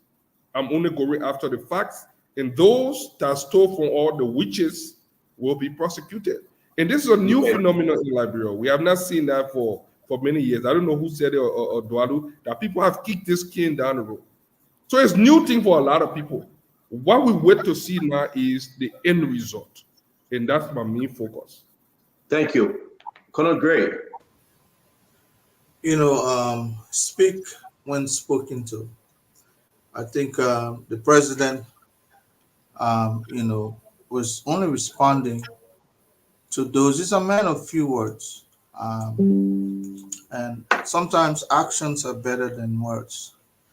And there's been, I see folks running around with impeachment and all this. These are scare tactics. I told you that the people on the other side are nothing but sissies.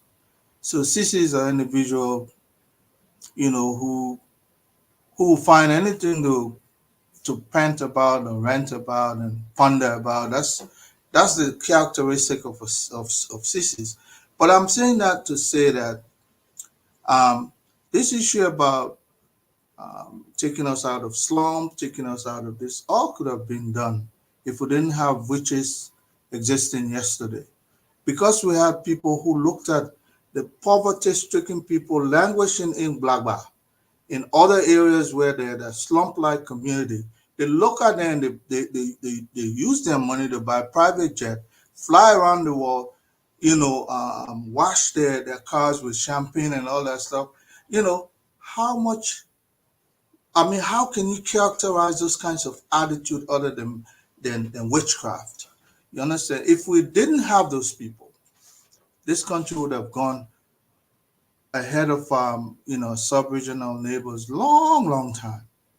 But you know what? Once we hunt these people out, we get what we can get from them. We'll be able to refocus our attention to nation building, where people will be afraid to take that which is not theirs. And until that time, until we end this impunity, this culture that when people have done wrong, you are, if you go after them, you are the wrongdoer, or you are the person, hauling wrongs against people. You got to stop. Look, I don't care how the spin masters try to say they will go for, impeachment. So look, when $16 billion lost from this country, nobody got impeached. You understand? When $25 million went up in money changers pack, nobody got impeached. Look, go gang. Thank you. People will not accept that. Colonel Gray, thank you very much. Thank you. Let me bring in Asido. Asido, your contribution to this. Yeah, but I think people can be very confused when they come on the show. I mean, people can be so very confused. We have said it over and over and over and times again that this government is only wish hunting people. People came and argue. President Parker said it, he agreed that indeed he is wish hunting people. He called them wish. So he said he's wish hunting them. But we've always said we didn't want wish hunting. What we wanted is a holistic approach to fighting corruption. After arguing against it for all of these years, the president himself confirmed it today. He called people wish. And he said he is wish hunting them. He's agreeing with us. We've said it over and over. What else do we have to argue about? Once upon a time, we've always said Sasewu should not be in our country. But the Bible said, no, he will bring Sasewu on people because they witchcraft. He will go after them. So we've been right. The president agreed to it. But the point I wanted to, in my little time, I know I was saying something and I didn't end, and I will always come back to it because these things are important. You know, again, I was saying, Amara Kone, the senator, wrote this long thing on Facebook. And of course, we have to be sincere to this. I will call on the senator to come clear to the people. The senator is saying that central bank, they made mistake, they didn't give document. Oh, so when it comes to 170 million plus, that Senator Kone is tied to, then central bank making mistake. But when it comes to all the other one and know that there are no mistake, we are calling on the senator to be truthful. Leave Facebook alone.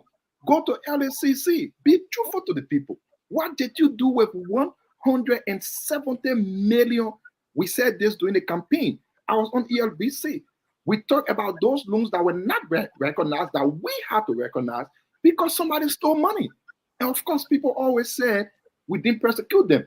That's wrong. That's why we are asking the government to make sure the wrongs that we did, try to clean it up. Mr. Kone, stop writing on Facebook. It's not going to cut the deal. You should be handcuffed at LSCC providing clarity. 170 million is no small money. It's not something you just tap on Facebook and let people to go away with it. We will always call on the senator to make sure he clarifies and clears his name how 170 plus million was used. Thank you very much. Again, we're going to go ahead. Let me play that one more time before Uncle Sam come in. Mama, you will go last. Apparently, we have to. Why you always obstruct my time? No, but I will give you your time though, because No, I want us to be. I'm not joking. I'm not joking. No. With you, we gotta be very careful. We don't let for you to joke easily, because you'll come out with a hammer. But let me say this to you, Dwalo. Not to bring you in. I'm just saying to you, we need to play because something JMB said, contrary to what Acido is saying. So let's listen to it, please, everybody, please. You know, slow motion. You will always clarify. You will always clarify. And so we beg that we shouldn't interrupt each other now. We beg, you know. It's not your time. It was Uncle Sam's time. I'm the moderator, so it's always my time. So please, ladies and gentlemen, just listen to the president. Well, listen, the president agree. He will wish him. We owe no apology to anyone who considered our efforts witch hunt, because only witches have been hunted. So we owe no apologies to anyone who considered witch hunt them. That's it. Thank you, Stan. You know, we all. I said wait now, but I said wait, but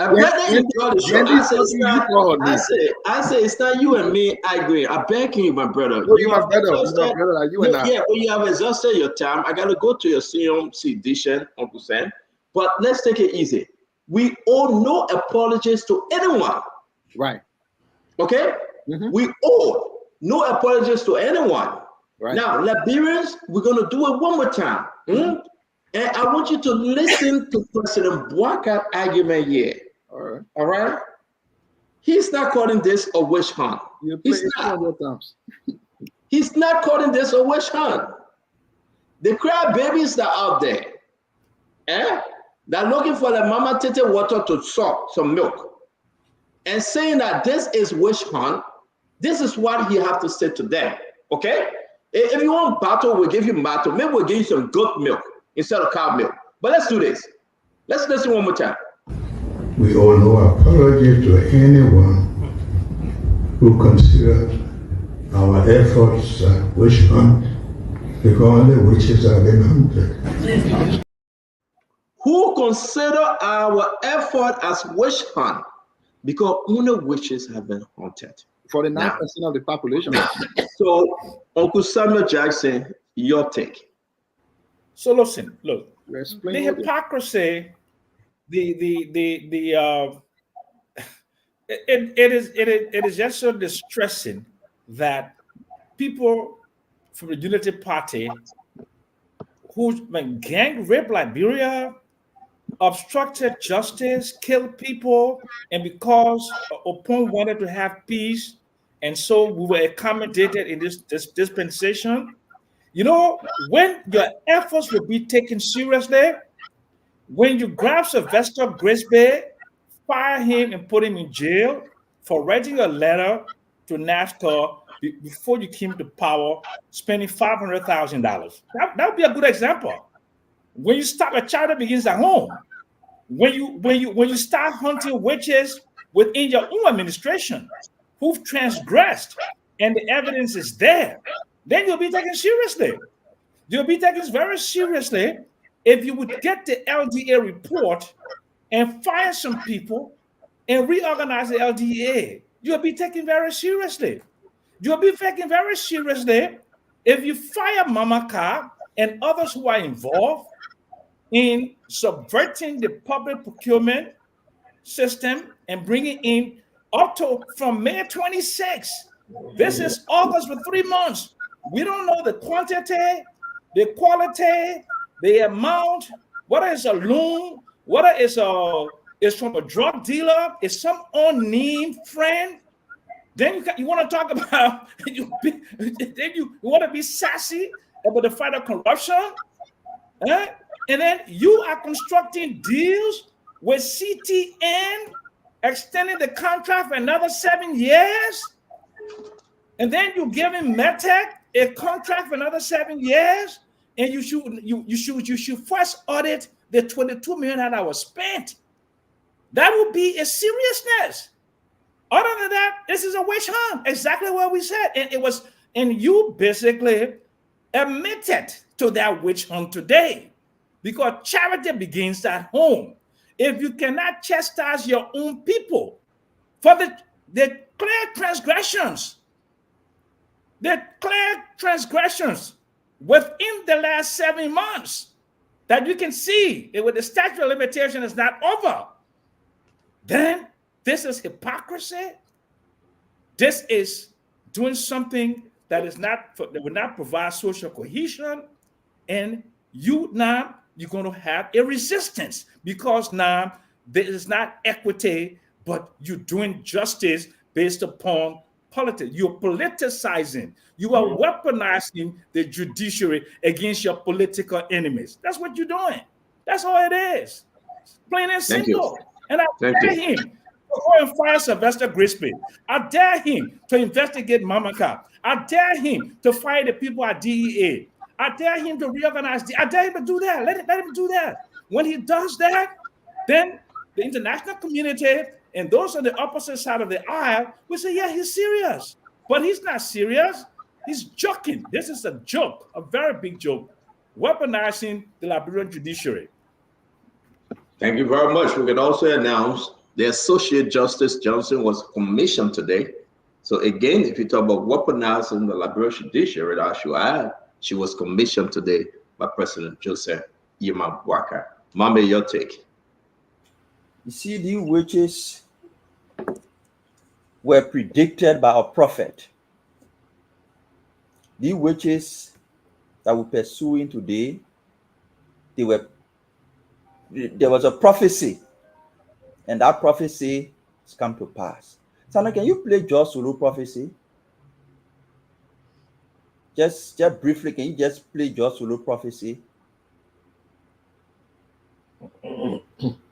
Sandra, you muted. No, I said, please go ahead while I upload it. It's uploading. Oh, yeah. Okay, thank you. So the witches were predicted. There was a prophecy that they will have a day in court. President. All right, let me play if you're ready. Yeah, it's ready. You are very good with language. You can take respect Magalo, you can take respect me. But there's a day you did to it. You will stand up in corruption court. All that money where you're stealing, all the big English where you're speaking, you will speak it to judges because you will not go free. Georgia will not go free. Our dream that was stolen, our revolution that was stolen, our people that are suffering, you will pay for it.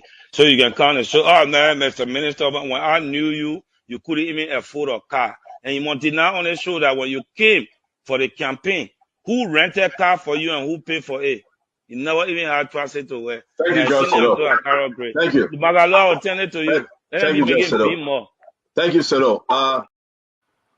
That is the prophecy from the former chairman of the CDC that is being realized today.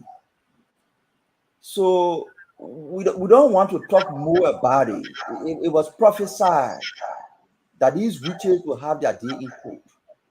President Boakai is the manifestation of the prophecy. He's driving a process to bring them to account. Uncle St. Jackson will always come and say, oh, let's talk about this government. But as soon as you tell him, say, United Party 12 years, then he goes back. United Party 12 years, then he goes back. But United Party 12 years on record. We know what happened. We know that George Weah entered into an agreement, and he's benefiting as a result of that agreement. He agreed to not investigate because he himself was coming to steal. That's why he decided and agreed publicly.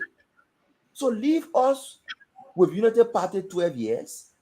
The president has asked for the establishment of War and Economic Crimes Court. It will investigate crimes as far back as I don't know when. But what we are focusing on now is the hard evidence of corruption. We pay attention to that. I will speak on the audit report. I don't know what audit report CDC people reading. I don't know what audit report they're reading, but there is no audit report from the central bank that point to anybody from the Ministry of Finance being involved. No audit report.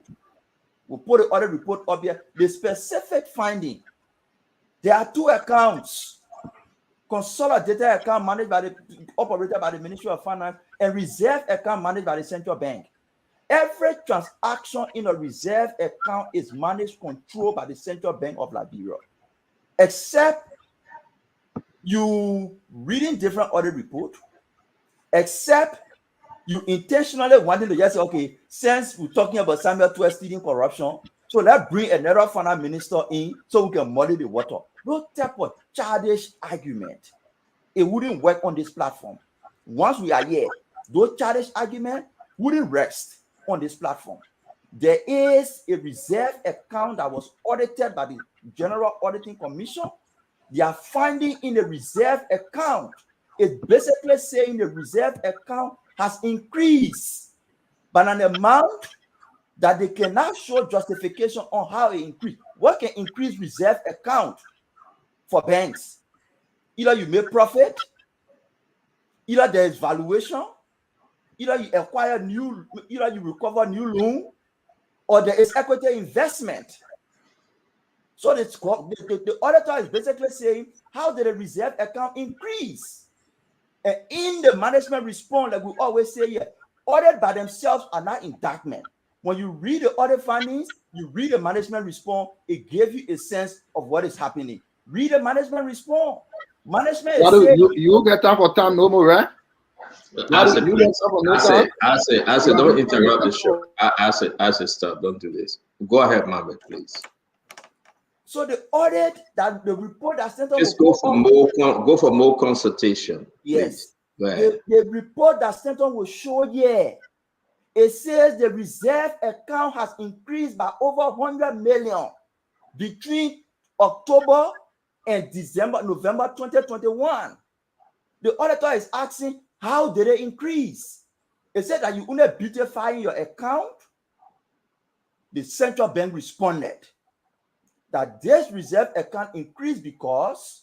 But we're not there yet, Bobby. Let's get to the wishes thing and let's move on. We'll get to the CBL GSC audit report. I know you have you say you got a stronger argument to make against the accusation on Amara Kone that CDC. Let me say this.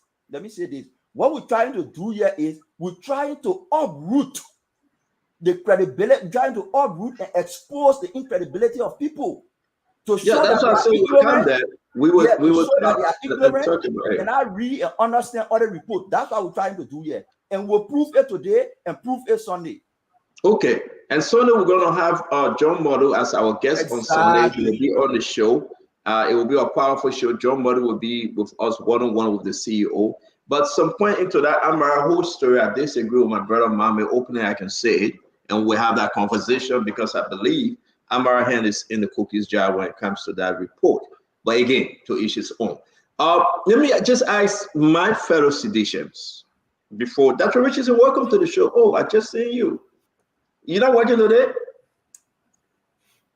So Dr. Richardson heard that. She heard that earlier.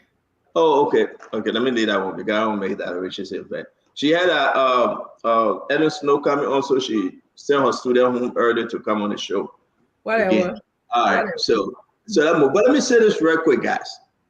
Was this Glendy? Oh, let's go back to Fadiga. Was this a wish hunt? Dwaru, was this a wish hunt? I said no. I'm gonna roll this picture. I just want us to get somewhere and get some understanding very quick. Glendy, was this a wish hunt? Under the George Manawia government, these photos we are looking at, would you consider it a wish hunt? Ask them. Ask former President George Weah. You think was talking about which one? So I know you have not spoken that to Richardson. Look at these photos. Do you think this thing was wish hunt? My fellow Liberian, let's take a look at these things. At the time, you consider these things a wish hunt? Formal process, criminal process. He gone. So, Mami, let me mute you small. Thank you. So let me bring in Conan Gray. Conan Gray, you see Charles Salif, Mix, Brian Samuka, and all these things. I never heard sedition or crying and say, well, we are wish hunting them.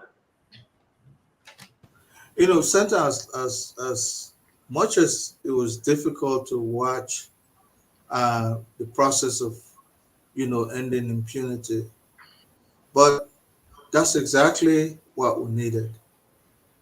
We needed somebody to start, they are not taking credit of even starting this process because they felt they would have orchestrated the process without they being the orchestrator.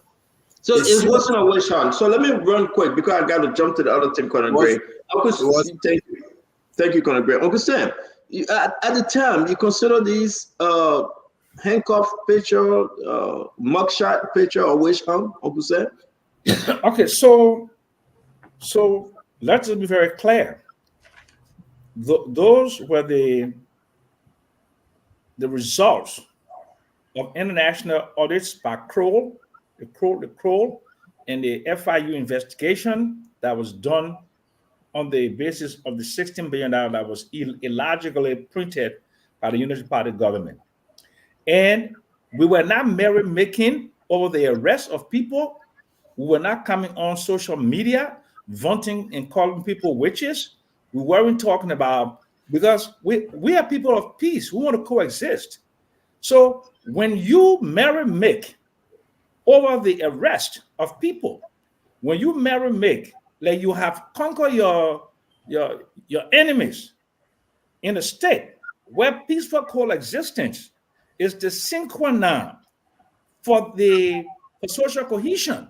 So thank you. But so for this, there was just a quick question, not too much explanation. No.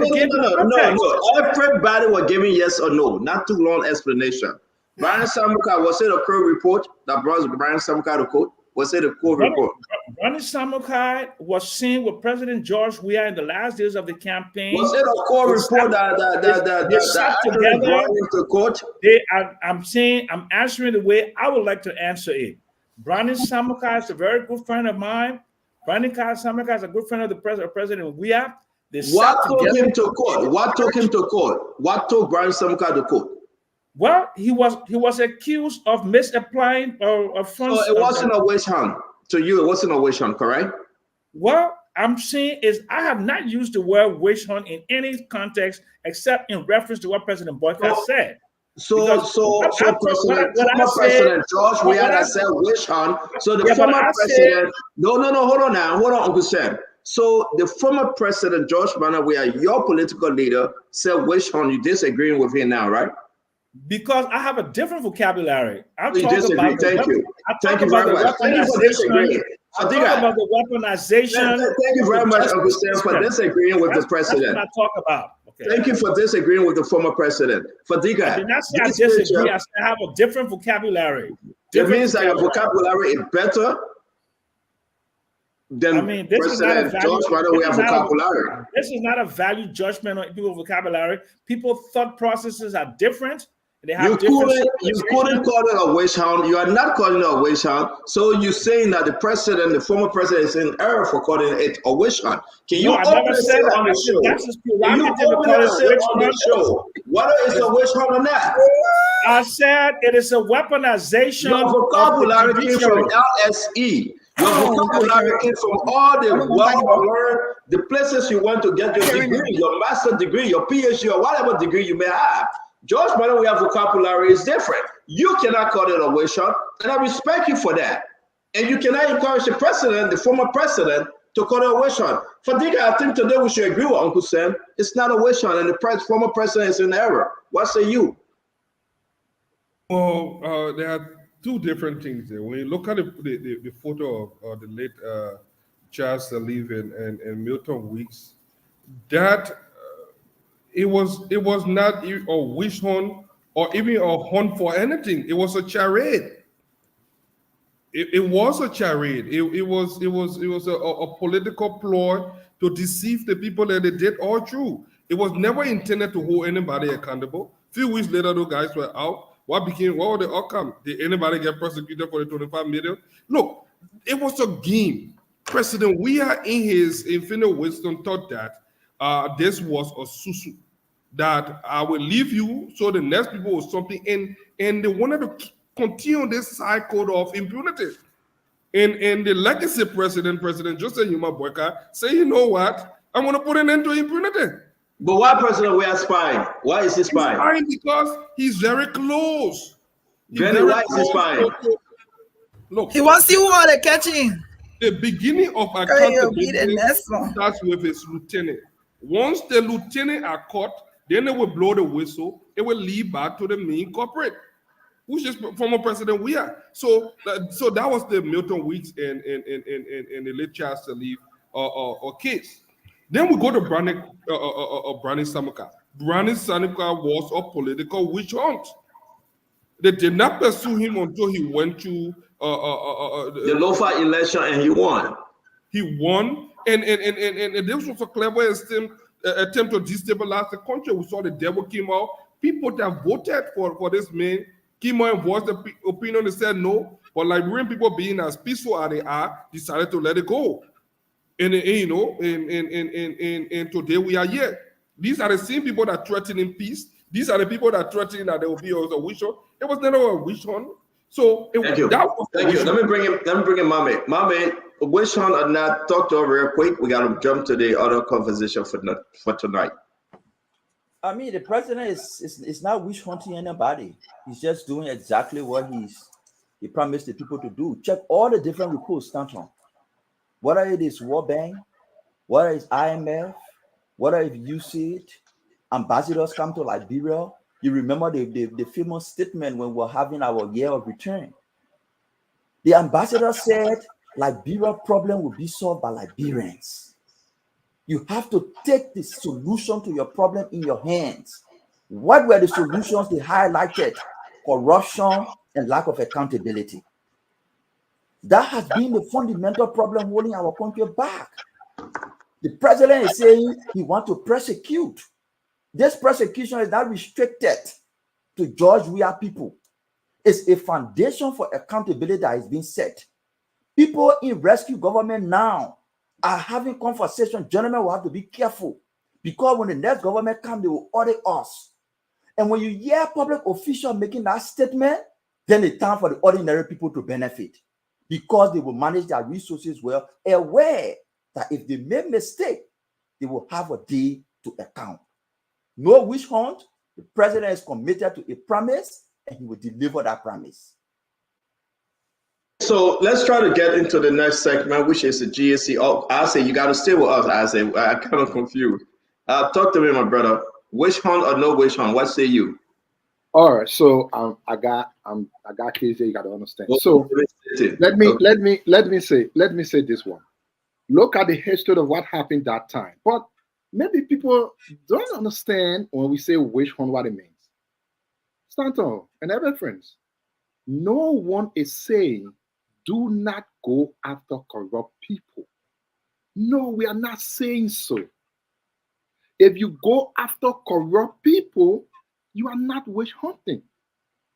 It becomes witch hunting when you only go after certain people. How is this big to understand? Corruption in Liberia did not start in 2023, not 2022, not 2018. So if your intent to fight corruption is only to target people from 2018 to 2023, then you are witch hunting people. If you weren't witch hunting people today, Senator Amarakone should be at large to answer to 170 million plus that cannot be accounted for. We know we're listening to all these yama yama, no head, no tail explanation. Are people not going to fall for that? How is it hard for Senator Kone to go to lag? So, former minister or Tue that they are carrying to court, is he guilty? No, he is not guilty, right? He's going there to prove his innocence. Why can't Senator Kone go to lag and other places to prove his innocence too? But he wants to be on Facebook explaining the long history that he got no head, no tail. GSC said, we didn't recognize where the transaction came from. Central Bank said, oh, it came from 2014 to 2018. Well, it was not properly recognized. We had to do reversal entry because the audit from 2020 recognized this. And then you coming on Facebook explaining hallelujah history. Okay, so let's put this in motion. I said thank you. Let's get into the American conversation. Let's get into it. Dr. Richardson, welcome to the show. You read American post. We'll start with you. This is what was said when we raised the issue that honor American leadership when he was ministered at Finance Ministry, 2014, 2015, little into 2016, some transaction with the ECF loan took place. American should explain to the nation what he know about this loan. It says that transaction not traceable to the operating, just operator of the CBL. Now, is there operating account of the CBL? Now, let's get into it. Dr. Richardson, I know you just joining us, but take us where you met us, please. And let's talk about this American involvement with central bank money, the loan, and everything that American tried to explain today. Well, I tend to agree that anyone who is corrupt and stealing money from the Liberian people should be taken to the Justice Department. If it's American, if it's the president's nephew, they should face the weight of the law. They should face the consequences of stealing Liberian people money, because as we well know, this serves as something that Mommy was saying, it serves as a deterrent to everyone in government, that now you have to work for the Liberian people. We have to build our infrastructure. We have to work to build our schools. We have to work to build, our hospitals and healthcare. And so I believe that a lot of Liberians now will change their focus. It's not, instead of being greedy and stealing the people money, they will try to work for the Liberian people. I also, think that the judicial department, I want to just, again, send another message to the judicial department. People are saying, specifically President he's saying that the justice system is being weaponized against some Liberians, okay? Now, you guys, they're already calling you out. So please, judges, judicial system, prepare to do your job. Stand with the law, stand with the Liberian people, stand in a state of readiness. I'm happy that this word witch hunt is so popular now in Liberia. And I like it. I like what the president said today. But again, I would like to agree with some of the panelists here that it should be fair. It should be, whether you're in the president's office or outside of the president's office, it shouldn't be targeting one group. And I don't believe it is, actually. I think let's give the president a chance. This is the first group of people. We just heard about the Work, Crime, and Economic Court. We don't know where that's going to take us. So I'm giving the president time to work. But I do want him to be fair in witch hunting, if I could use that word. Thank you, Dr. Richardson. So, folks, we're going to go to the Americana story and we're going to move to the GSC report. And everybody will have to take, because Mambe is coming out strong with his argument. We have Uncle Sam Jackson, Asido, Hussein, Conagray, Glenn, and Dr. Richardson. We're going to do our best to go into it because it is important. Amara wrote a long stuff. Nelson, can you please upload Amara's own argument, his statement that he posted today? And let's have a serious conversation on this. Now, if you go back in history, when this thing was happening with Amara Corner and the rest of that, there was a newspaper at the time they called it In Profile Daily. They ran with a story on this thing continuously from 2009. They had Amara Corner and said corrupt official to face trial. We're going to upload that in line with every other thing.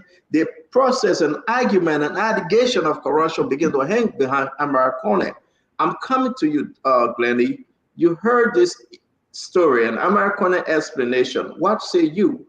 Should he be investigated by LDCC, or should the GSC question him, or the IAA, or which other entity ought to question him concerning his involvement with this $170 million? I mean, I don't think the story is going to go away. So, in all fairness, Amara Corner is still alive. I think he started responding to it. He should be questioned. I'm sure Amara Corner is able to defend himself. If he's found guilty, then the law will take its course. If he's not guilty, then people will get to know the truth behind it. I mean, whatever has been posted on Facebook is very lengthy, to the tune of where he's indicating that there may have been an error made. So I think he should be questioned, and he also said that I think the Senate on Finance or whatever, they will be starting on Monday on the 5th. So I'm assuming that he's open to questioning, and he's open to show the evidence that he has. I don't think he's above the law. I think he's going to avail himself to be questioned to go through this. Thank you, Glendy. Conor Gray, the Amara Corner. This thing been hanging behind him. This is Amara Corner 2009. In Profile Daily, again, there you go. It was on a Friday. They had his picture up. Ellen Johnson gave an ultimatum, corrupt official to face trial. Amara Corner name, his picture. I mean, all this issue about Amara Corner and the amount of accusation that he took $7 million to build his farm in Bapuru County.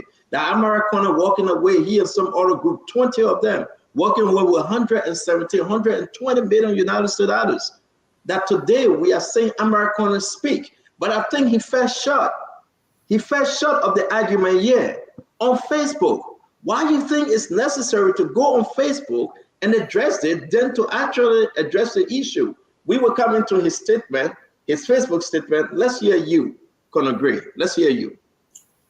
You know, Santa, I'm beginning to notice that the LHCC somehow is impartial in this fight against corruption. I've seen some real tangible reports coming out of them that demonstrate no biasness. So, without any doubt, if there's any reason to invite the Senator Amara Corner for questioning regarding any of his activities in the past, one hopes that those activities have not outstepped the statute of limitation, because that's some of the fear people will have when they're going to go answer to question of corruption. They say, well, hey, time for prosecuting this particular issue is long gone, and we saw that with the Edith Gonglo situation. So that's my only fear. But I think Amara Corner, Senator, is it's well within his right to start providing an overview so that people can look at the issue based on some point of information. But when I look at the reconciliation issue with the audit report, this was not even an audit of figure. This was audit of process. You understand? So the National Bank or whatever, the central bank, Did they follow the procedure involved with certain things? That's what this was all about. It's just like inspection of the manner in which certain things were handled. But the actual figure themselves prove otherwise. So, I mean, we'll move from there. Thank you very much, Colonel Grant. Liberians, please, let's stick to this story because it's important. If the question folks are asking is of major concern, can we go back there and audit the American group based on the fact that a lot of stuff is happening right now to show that something happened. Something happened somewhere. Uncle Sam. Okay, this is going to be the first time that I'm going to agree with Colonel Gray. This was this was something called a compliance audit. You don't put people in jail in the compliance audit. You do something after that called a forensic audit. A compliance audit is strictly about processes. That's all. Whether they follow these laws, whether they follow these rules, whether they went by this. I saw my young friend Mami there busting her head today, going back and forth about figures and stuff like that. There's not a forensic audit. The recommendations in that report are not actionable for prosecution. You can't use a compliance audit and prosecute somebody.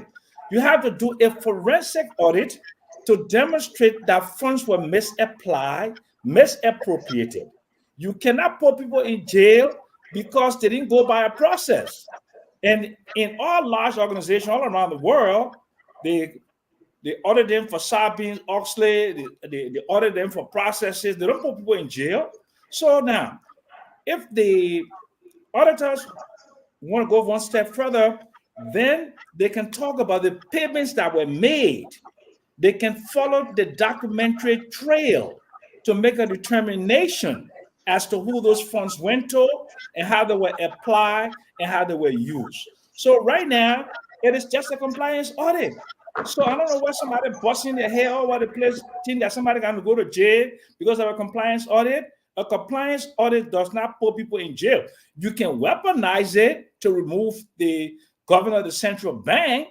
You can weaponize it to bring your nephew to be governor of the central bank, but you cannot use the audit. But Uncle Sam, I think you are missing the two things here. We are not talking about it. I'm not missing the point. Uncle, let me make my point. Uncle Sam, let me make. Uncle Sam, wait now. Uncle Sam, hold on.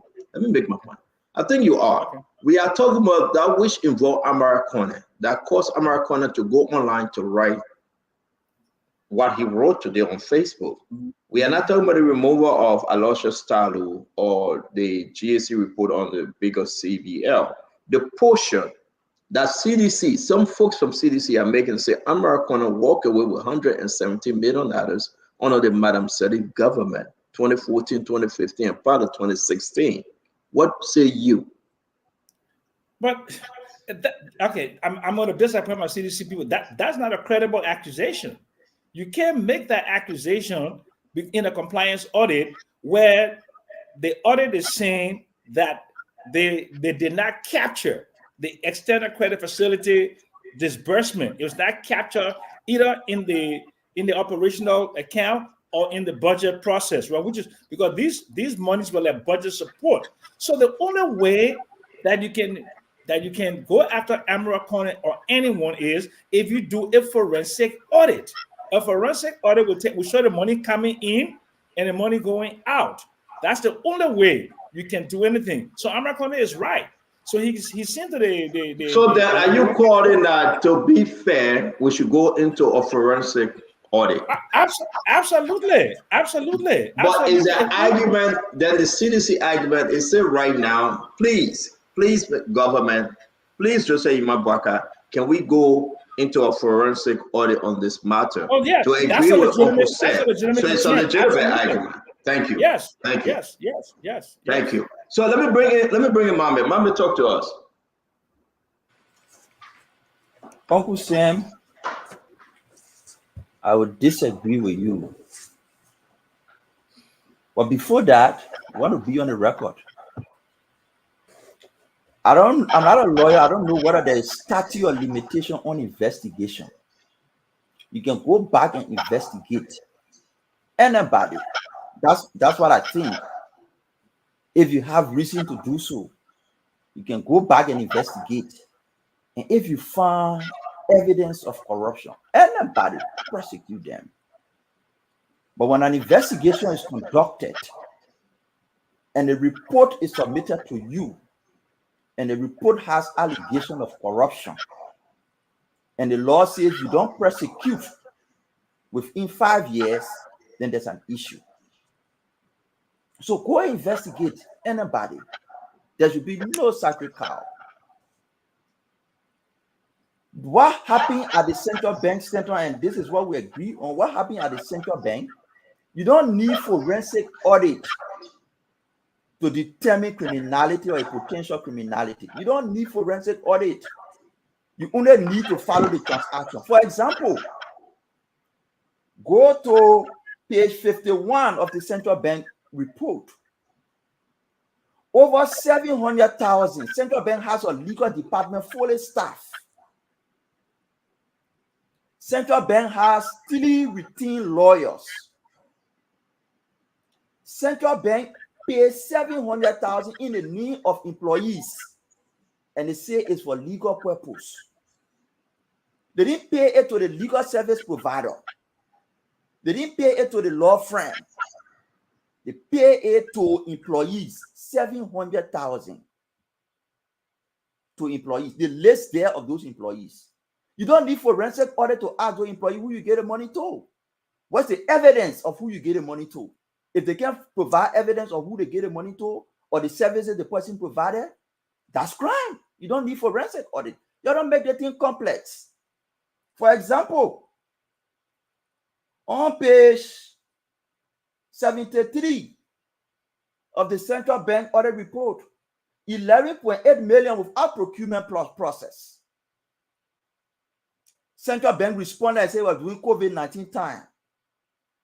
It's in there. Their response, management response. Like I said, the audit is not an indictment. The management response tells you what happened. They say we're doing COVID-19 time. IMF advised them they don't need to go into additional spending. They just need to work with the same people. It's there.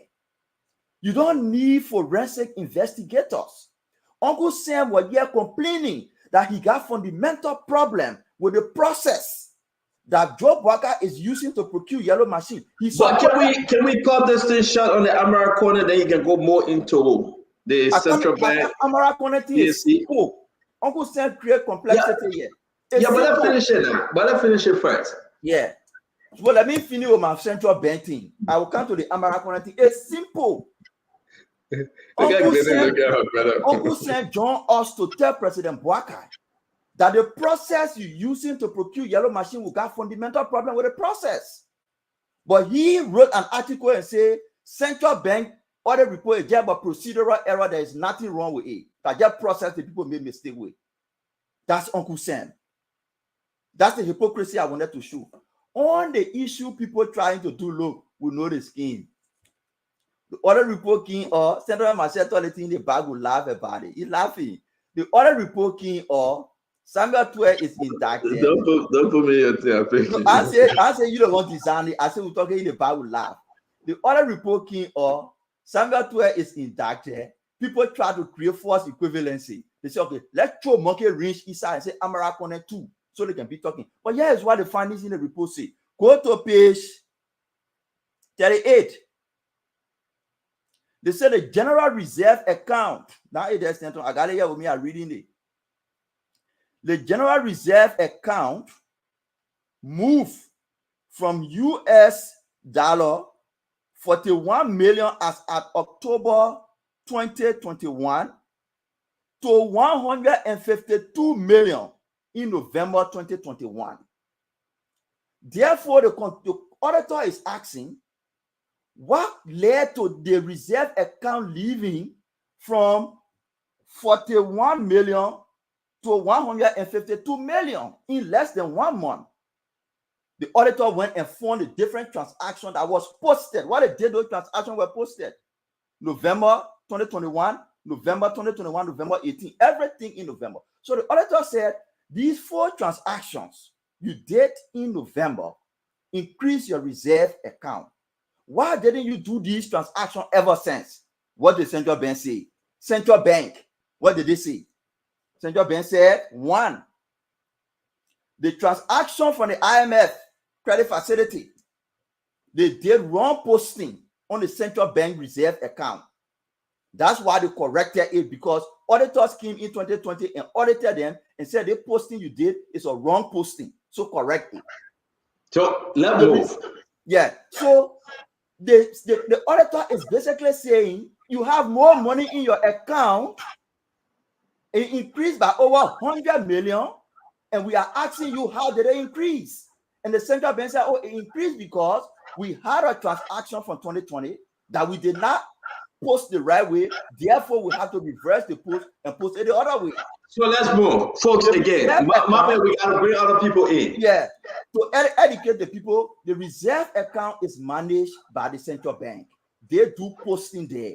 They do posting, correct or incorrect posting. It's not done by the Ministry of Finance. It's not controlled. But again, I would say to everyone, thank you. Please share the show. If you're just joining us, please share. We got Dr. Richardson seems to be so tired after the long day engagement. She's trying to do another birthday. We get Glennie. Glennie is on the show. We want to say thank you to our sisters. Fatima, thank God she's not joining us today. We are so happy because she talked plenty. We want to say, please share our show. Go on your Facebook page and share our show. Instagram, YouTube. Listen, our YouTube just said start. Okay, we're trying to revamp everything. We just appreciate you guys. Thank you. Asido, please don't take me to GSC. Please don't take me to the central bank big story. I think Mame trying to divert this thing. Let's stick to the American. What say you, Minister Do? Well, if Mame wants some more time and give me some of my time, because I'm not sure he understood what he just said. He thought, oh, they page 78, page 73, page 104. After you want some of my time, I can give you some of my time or better, so you can continue your talking. So, you know what? This is funny. Samuel Toy has been guilty all this while because of central bank things. In no time it comes to American and finance ministry and nothing to do with central bank. So what my people, is it really outside or what kind of a thing is this, my people? So now finance ministry ain't got nothing to do with central bank anymore. Now. No way, he got nothing yet. So anyways, let's help our people on the real thing. And again, my people, the pages we're talking about is not page 78, page 55, page 37 to 38. What that page we're talking about here? All that other page here ain't got nothing to do with what we're talking. That we just make it small for you to understand it. Auditor, when they saw transaction, they say they know where the transaction come from. Simple like very English. They say where the transaction where it come from. It fall from heaven. Central bank say no, my people. The transaction y'all say y'all know where it come from. Y'all see anything that thing came from way 2014 all the way to 2016. Government of Liberia received plenty of money, 170 million plus. Why they do it? Why they didn't do it? We don't know. In 2020, when the external auditors were auditing our account, they managed to see that government, you received plenty of money, but we're not seeing it on the account. Why? You got to put it there because it's supposed to be there. So in 2021, they went and recognized that debt.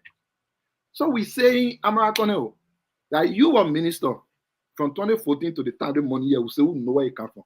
Please come, go to LECC and tell the people what you did with that money. All the page 78, page 55, page 200, it got nothing to do with it. Money that you received between 2014 to 2016, our abon see we know where you go. We see no record. Then America and say, oh, central bank, they made mistake. They get a put document. Okay, go and get a put document now. Are you a finance ministry? Are you a finance minister? So my people, that is simple thing. Money came, the people ate it. 2014, 2017. And American, now he won't all that chopping. That's why the people saying American come to LCC, leave Facebook, tell how you chop this money. Simple. And then another thing I wanted to so that's therefore before I go to Fadiga to wrap on this again, everybody will have the 2 cents on this. It is very important that ECF loan.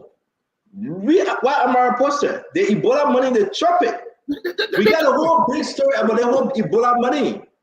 Allows a forced Madam Sadi to take blame and take the responsibility. Oh yeah, we can call names. We can put picture up. The Ebola money came once, they chop it. The Ebola money came twice, they chop it. So this story is a big story, very big story. If you want to say, listen, Samuel 12, we should ask a question,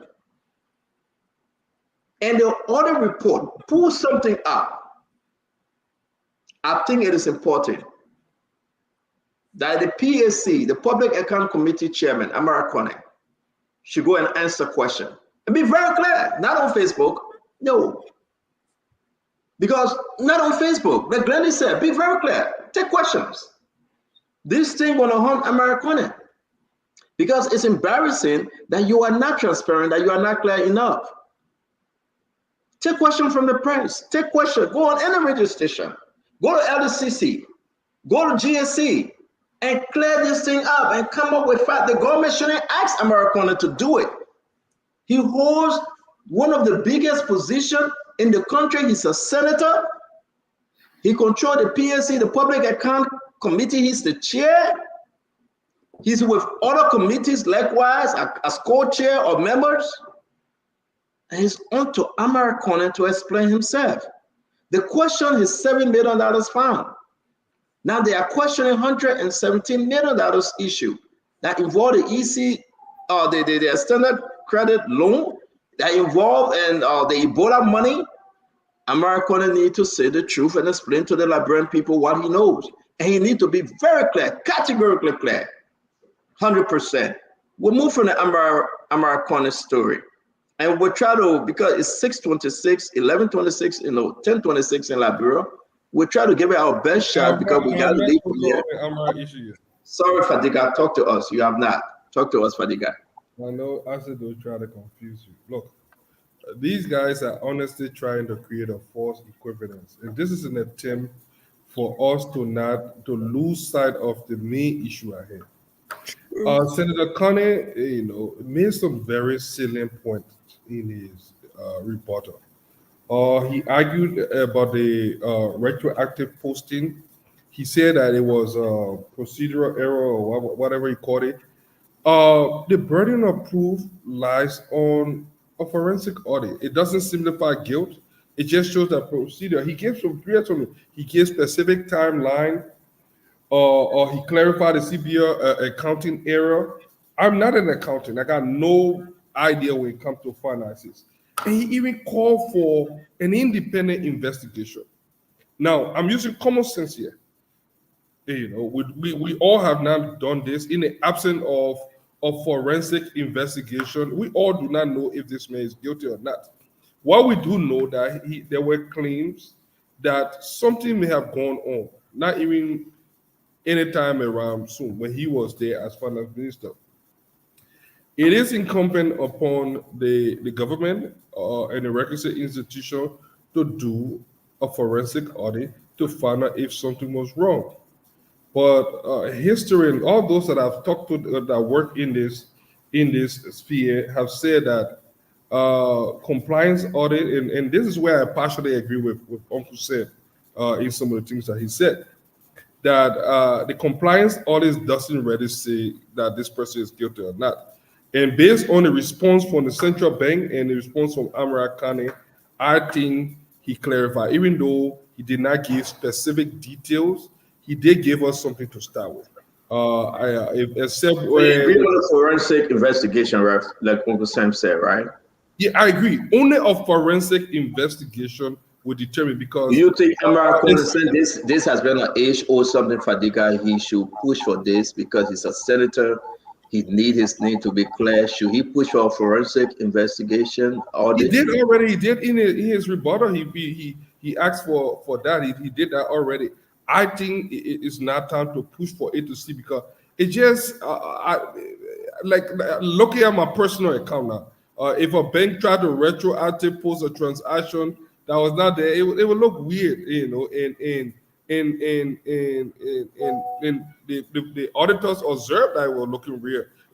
Like the date would not. It's not about personal account yet. That example is not holding. It's not about personal account. Let me tell you something. I'm just giving an example. Most bank accounts have timestamp on it.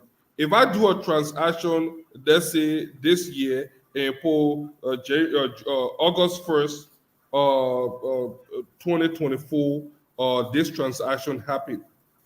And then on our same account, you start seeing transactions from 2020, 2016, 2015, posting after that time in this present time. You know that it will call for alarm. It doesn't mean that something happened. Probably we did a transaction. Probably it did or probably it didn't. But thank you, Fadiga. Yeah, My thing is the that only way this we is can know for sure. So this is the catch now. This is where the asset do of the world trying to distract us.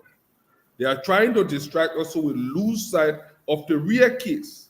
Because one, we're dealing with statute of limitation, we're dealing with nothing, and they're trying to compare it to the create of force equivalent. the argument is that statute of limitation we boil down to say you cannot prosecute. Then Serena Cephas is willing to explain to us that there is no statute of limitation on these kind of things. If you found somebody at fault, like Cummings used to say, it would take us where the investigation leads.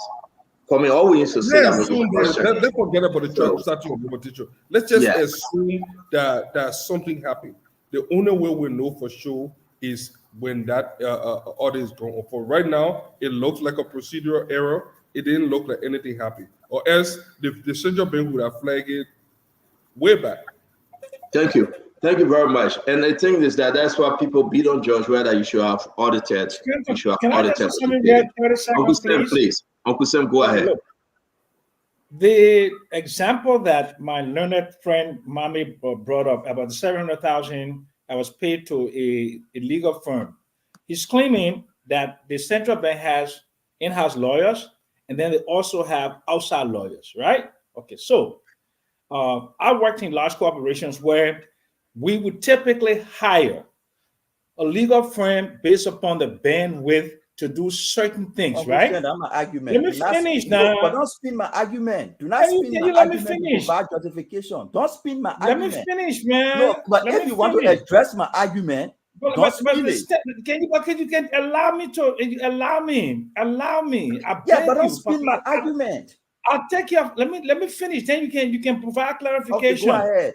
You are claiming that because they have an in-house counsel and they have an outside counsel, it looks very strange for them to have paid $700,000 to another legal firm. So I said, okay, fine. That's not what I said. If you were saying that and you said the monies were paid over the counter, right? That's what you also said, right? So if you were saying that, so only a forensic audit will determine, number one, if there was a contract between the central bank and that outside legal consulting firm, and then they will make a determination as to what were the services that were provided. They will vet that service and to determine whether they got value for money, and that is a forensic audit. Let me say something. A compliance audit, you get a chance to talk, okay? Yeah, but you got time. Yeah. Oh God. Okay, look, Mama, man, you always check to just disrespect. Go ahead. Go ahead. No. Fine. Show how erudite you are to your fans. You can do that. It's fine. Go ahead, Uncle Sam. Go ahead. No. It's okay. Conclude. No. I just so you intentionally decide to misquote what I said, and I will correct you. There is no way I can question the central bank or any institution from hiring external lawyers. My argument is you are paying over $700,000 to your staff and say your staff pay the money to a legal service provider. My argument is, why don't you just pay to the service provider? Why are you paying your staff the cash money for your staff to go and pay it to the service provider? That is my argument. $700,000 you pay to your staff on multiple occasions for your staff to go and pay to the service provider. That is the argument. There are multiple service providers you paying through checks, but this identical transaction, the central bank, the auditor is saying $700,000 of all the money you pay to your service provider, $700,000 went to your staff for your staff to pay on wall to the service provider. My question is, why did you pay your staff the money to pay it to the service provider? You don't need forensic audit with the type of grave issues in this compliance audit. You don't need forensic audit. You only need to follow the transaction. Ring in the staff. You received this money. Who did you give it to? Where is the receipt? What service did they So provide? isn't that a forensic investigation by asking questions like that? I That's don't know. what forensic investigation does. You're asking further questions, you delve in further. So that is a forensic. That is the definition. Then can you be quiet and let me talk? No, I will not be quiet because I was talking. I will not be quiet. I will not be quiet. The point I'm making to you definition is of forensic is dipping deeper, is diving. Is diving beneath. Why will you argue? So that's why will you argue that this audit report is not anything, it's just procedural error? The message you're sending out to the people is wrong, and that the message I want to correct. Do not water down the audit. You on a mission to water down the audit. Let me give you a reason why.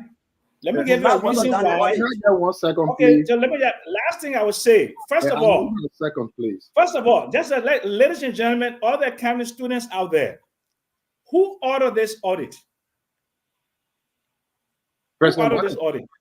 President Okay, so now, who is the report addressed to? The report is addressed to the Speaker and the Senate Pro Tem. That's who they addressed to. So there is no clarity as to who really ordered this thing. They're claiming the audit was done in regards to their statutory obligation, the statutory mandate. But then what they did, they didn't give the report to President Boycott. They gave it to the House and the Senate. So if they gave it to the House and the Senate, it has to be vetted. And then the House and the Senate Public Accounts Committee would say, this requires further investigation. So I'm just giving you a small accounting license thing that all I'm doing, so you can understand how these things work in real life. Okay, guys, we gotta move on. I say you go. Okay, we'll come back to you, Mommy. Uncle Sam, we'll come back to you. The folks on top have not spoken. I say, please, real quick, just take 30 seconds. Sure. So I sent a short little screenshot to the studio. If you can just put the first one on for me. Oh no, not this one. The first one. There's the response. This is the first. The other one, please. No, just okay. So I just want to read. No, not this. It's the same thing you put in on. This the second one, studio. Please look at the second one. Please, it is important that we explain it the right way. Not this one. This is the response from Central Bank. I want to see. Yeah, he's putting it up as. Yeah, please. So it is important we stick to the issue. We're not going to go all around the globe. If we are in Liberia, we stick to Liberia. We will not be talking about Philippines and Jerusalem and Israel while we're in Liberia. Let's stick to Liberia. We're talking about this 170 plus million that we can see. Let's stick to that for now. We come to legal people, communication people. We come to them. We got plenty more Disney here. So, studio, if you're there, please help me with that. I want the people to see what I read. We have to make it simple. So I'll just stop. They say here, in addition to the 18 billion, it said 3 entries totaling 110 million, not traceable to the operating income and loss. That's where I want to stop. No, don't stop there. Okay, sorry. Go ahead. Yeah, I mean, please. Yeah, this sorry. says it's not. But please keep it up for me too. Oh, you boy. Please. Look at really just looking. You were explaining legal fee, communication fee. Now you're jumping all around the country. But put that something up for me. Not traceable. Please put the second one up. So I can see the explanation. So you see there, it says in table 9 were reclassified due to wrong posting of the conversion of IMF special joint rights. This is loan, SDR, related to on-land budget support to DL from 2014 to 2016. That will take it off. So you see that two things connects that entire funding. We cannot trace almost 170 million. No, the 170 million come from 2014 and 2018. Simple. All the other Japan, Mentor, Chinese making see it got nothing to do with this money. And I maintain Senator Connor should not be on Facebook explaining. There is a place to explain LACC. If the senator is interested in fighting corruption, he will be at LACC now. He will be there. Listen. Oh, senator guilty. Oh, CDC guilty. Now that Amara Conan know he guilty. We're looking for all of the market John Bamboo E story to justify corruption. When should we be justifying corruption? Only because it is someone close to us? No, we're not going to do that. Please, President Barker, you are seeing this. So we got to go. So Thank you, Isaac. Thank you, Isaac. We got to move to our last topic. Again, I hope we can have Senator Snow to talk about the region. We got so many videos to share with you. But we'll go up for Conor Gray, Glendy, and Dr. Francine to speak to this issue. Mama, you want to brush off before we go up? Because after them, we're moving, though. You're muted. Anything I said to put up. You see, you can't mislead our people. What do you want me to do? Put it up? The same one he put up, put it up. Put it up.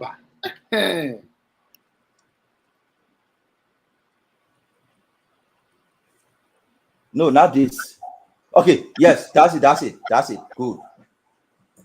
They said 3 entries, and I wanted people to pay keen attention. Not traceable to the operating income and loss of the central bank.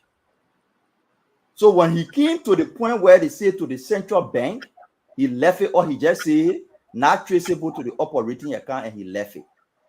The auditor is saying the C3 entries amounting to $100+ million that either associated with profit or loss of the central bank. However, they cannot establish how the central bank make this amount of profit. The central bank reserve account has increased by $110 million. $110 million. The auditor is saying we cannot establish how this particular account increased by this amount. Our suspicion is these are the 3 transactions. You can put it down, Stanton. They say our suspicion is these are the 3 transactions that might have taken the central bank reserve account to this amount. Please explain to us how these transactions went on. In the central bank response, the central bank said, IMF credited the government of Liberia.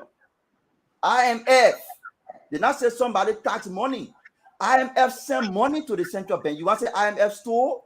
Say IMF sent money to the government of Liberia. We signed an agreement. The agreement rectified by the legislature. The money was deposited at the central bank. We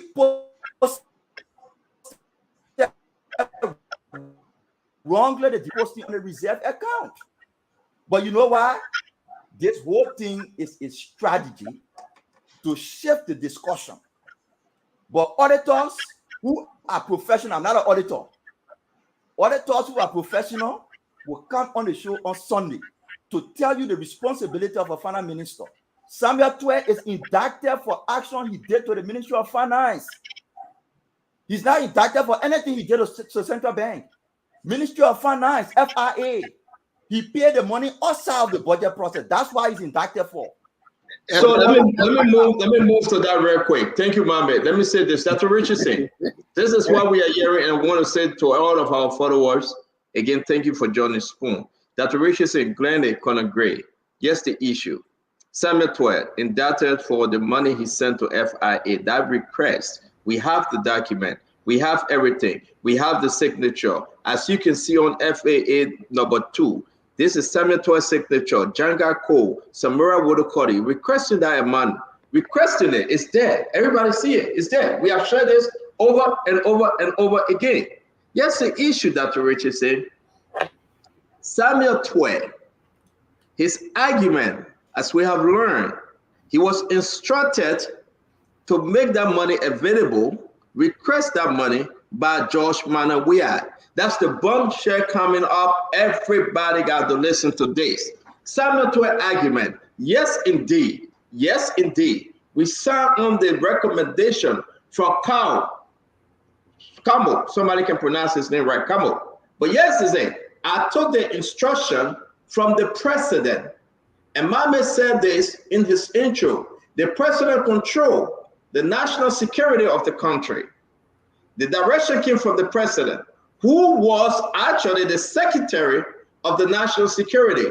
It was, wait a minute, Jefferson Campbell, right? Mame, he was the advisor. The national security advisor to the president remains the secretary. So you see the chain of command. President George Bush, we are told his national security advisor. National security advisor to his finance minister. So when you hear Janga Cole, Samara Wodokori, Lieutenant Branscreen, all of them admitted the instruction came from Samuel Twe. Samuel Twe instruction came from Jefferson Camo. Jefferson Camo instruction came from President George Mane Weah. So therefore, Samuel Twe will say, this is the chain. Now we have said this, I cannot go further because I am into deep with what we're learning about this whole thing. It happened with Samuka, it happened with Charles Salif and the rest of them. It is happening with Samuel Twe. Let's close on this and let's allow the Liberian people to go home with something. Samuel Twe going to point finger to Jefferson Camo. Jefferson Camo going to point finger to President George Mane Weah. What say you, Dr. Richardson?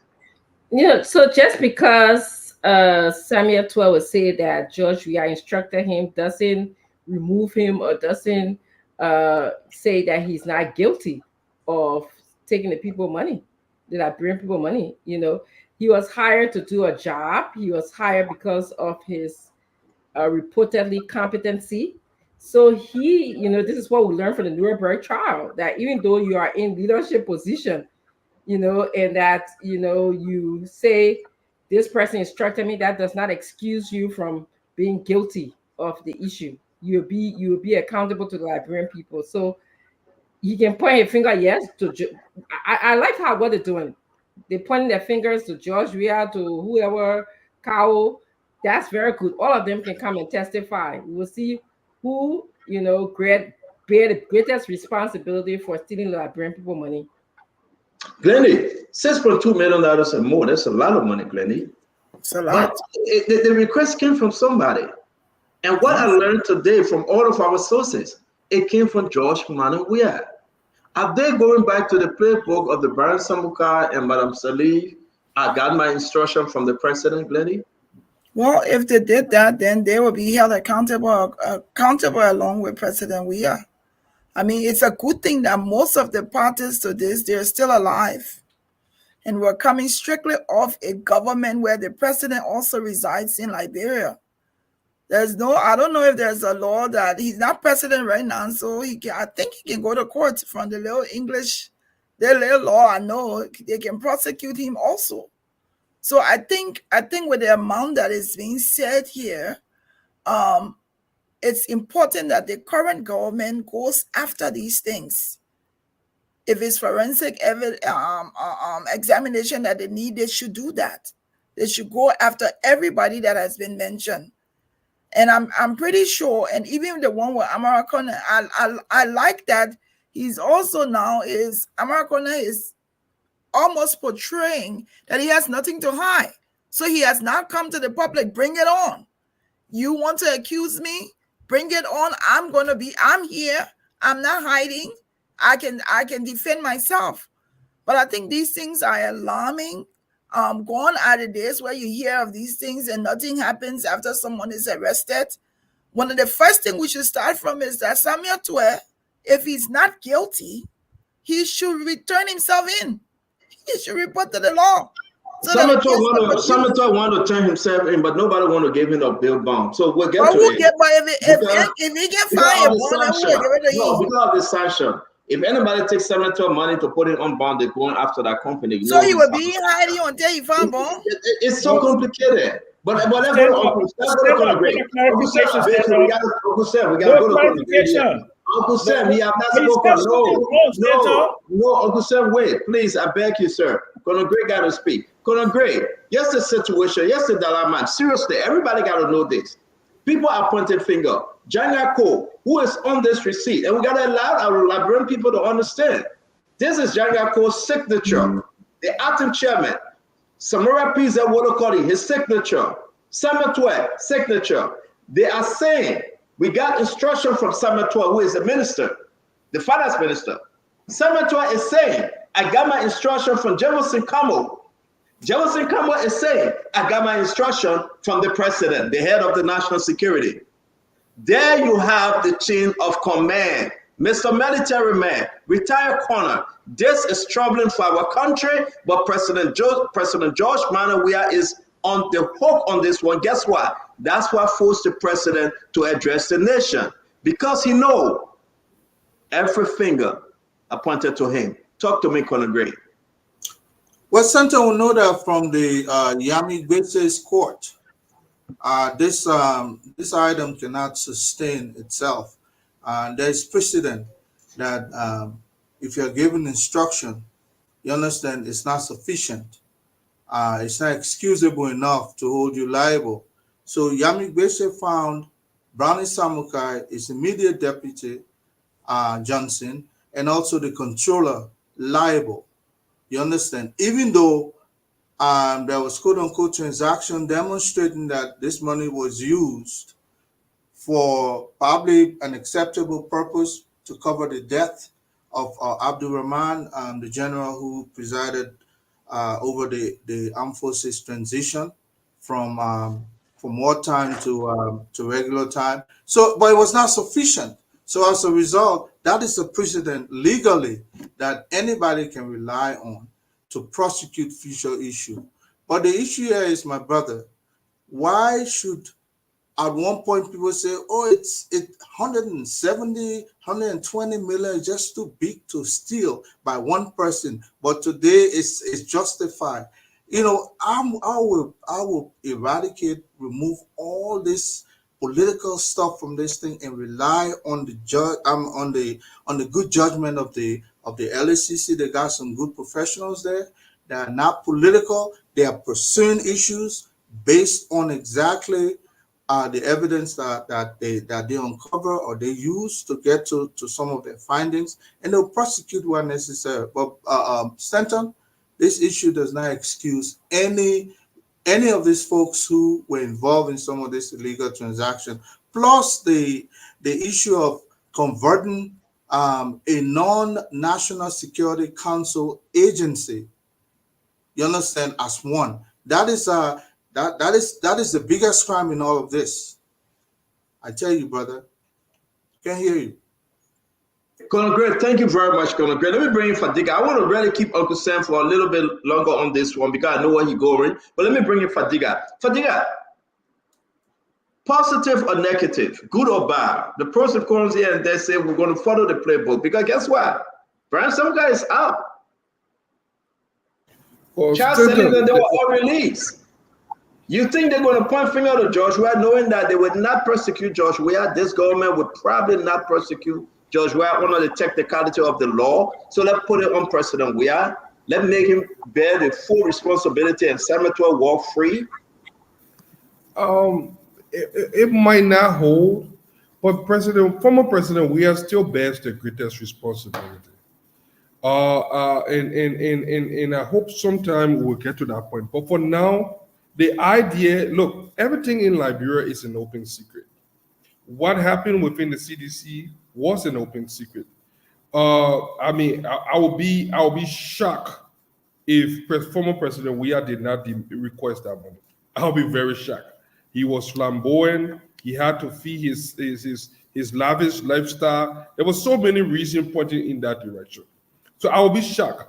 But Samuel Tuer, on the other hand, as an educated man, a responsible minister that took an oath to serve the Liberian people, that is not an excuse. He should have known better. What I see here is a high-profile collusion, a well-orchestrated attempt to defraud the Liberian people, and it did. It was not one person. It took a whole team to do it. So that will not hold. I think the Brownie Samuka case have set the precedent, and if that is his defense, it will not hold, because the Supreme Court have already ruled that if someone tell you to kill, you know killing is wrong, then you shouldn't be killing. If President Weah told you to bring money, look, Lester Stanley made a very good podcast. He said it. He said he used some words that I won't want to use on the former president. But he said, you know, in short, you guys claim to be educated. You allow the former president to use all of you guys to steal for him while he played dumb. He played like he's the Castle Susie of Liberian politics. He act like he's this innocent, no nothing person, and played dumb, and people were doing his bidding. And you guys, I hope that they are punished for it, and then it will serve as deterrent to other people that you do not just be sycophant. And, you know, the third, the emperor addiction. Thank you, Fadiga. Thank you, bro. I appreciate that. Uncle Sam. So, in our system of jurisprudence, there's a presumption of innocence. And everybody will have a day in court, and they'll provide explanation for their actions. And jury of their peers will make a determination as to the validity of the action, the legality of the action. And I can assure you that Samuel Twe will have a vigorous defense. His defense team has been put together. They will come to court and they will present counterbalancing evidence against the allegations that have been made in the indictment. Now, I don't know where Stanton is getting this from, that they're going to put at the feet of President Weah. And there's also something, or he said that, which is not true, Stanton, no offense to you, that Mr. Twe is not under the Global Magnitsky sanction, he's under visa restriction.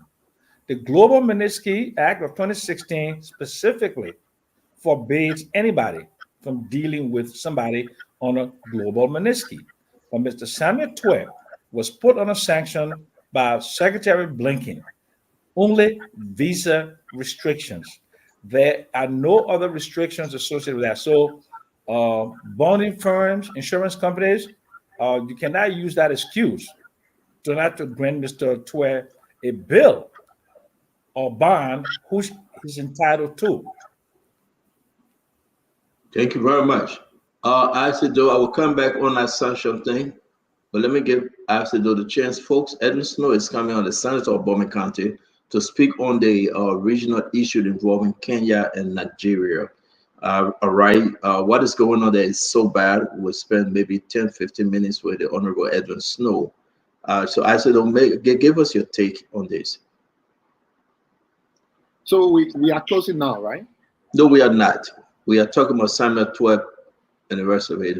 If you are following, we are not closing yet. Yeah, I was following, but I wasn't sure if we're closing on.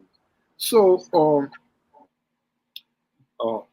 I've spoken with Samuel Twe and other people. I don't want to say what you've said is not right or not true. I'm not sure of it, but that's not something that I know. Even if that were to happen, that's okay. The president, I'm not sure if there will be a law that will prosecute a president for actions he took during his term. I'm not sure if there's one. Well, I don't know if Minister Twe saying he got instructions from the president and that is, or from his security advisor. I don't know of that.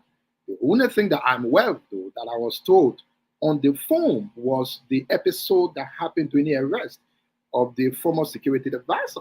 You know, in a country like Liberia, you want to be a little, careful the way you do certain things. I know that when the securities went to arrest the former security advisor, he was without shite, and he told them he needed to go wear shite.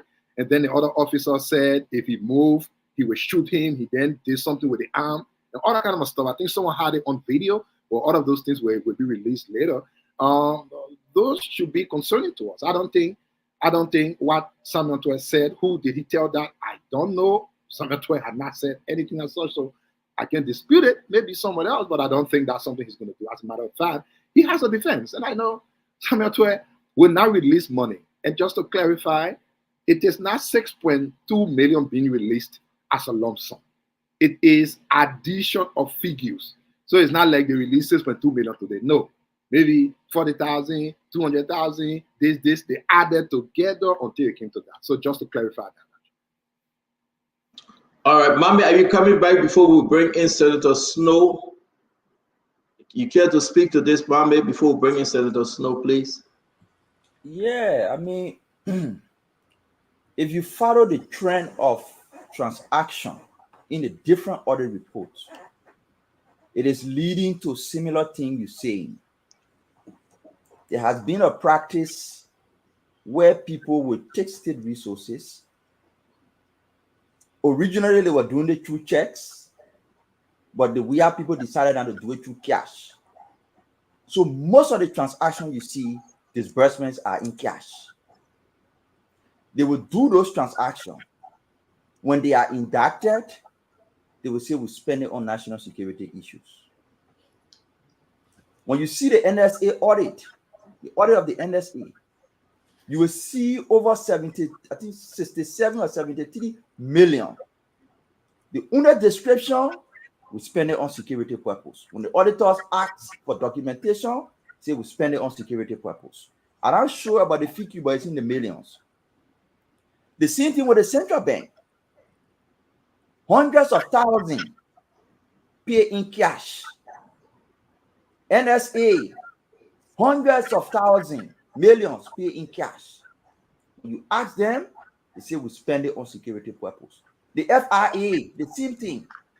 So Asada, I calculated all the money the people were taking in cash and spending on security purposes. And I said, but why did they spend it on agriculture? Why did they spend it on water?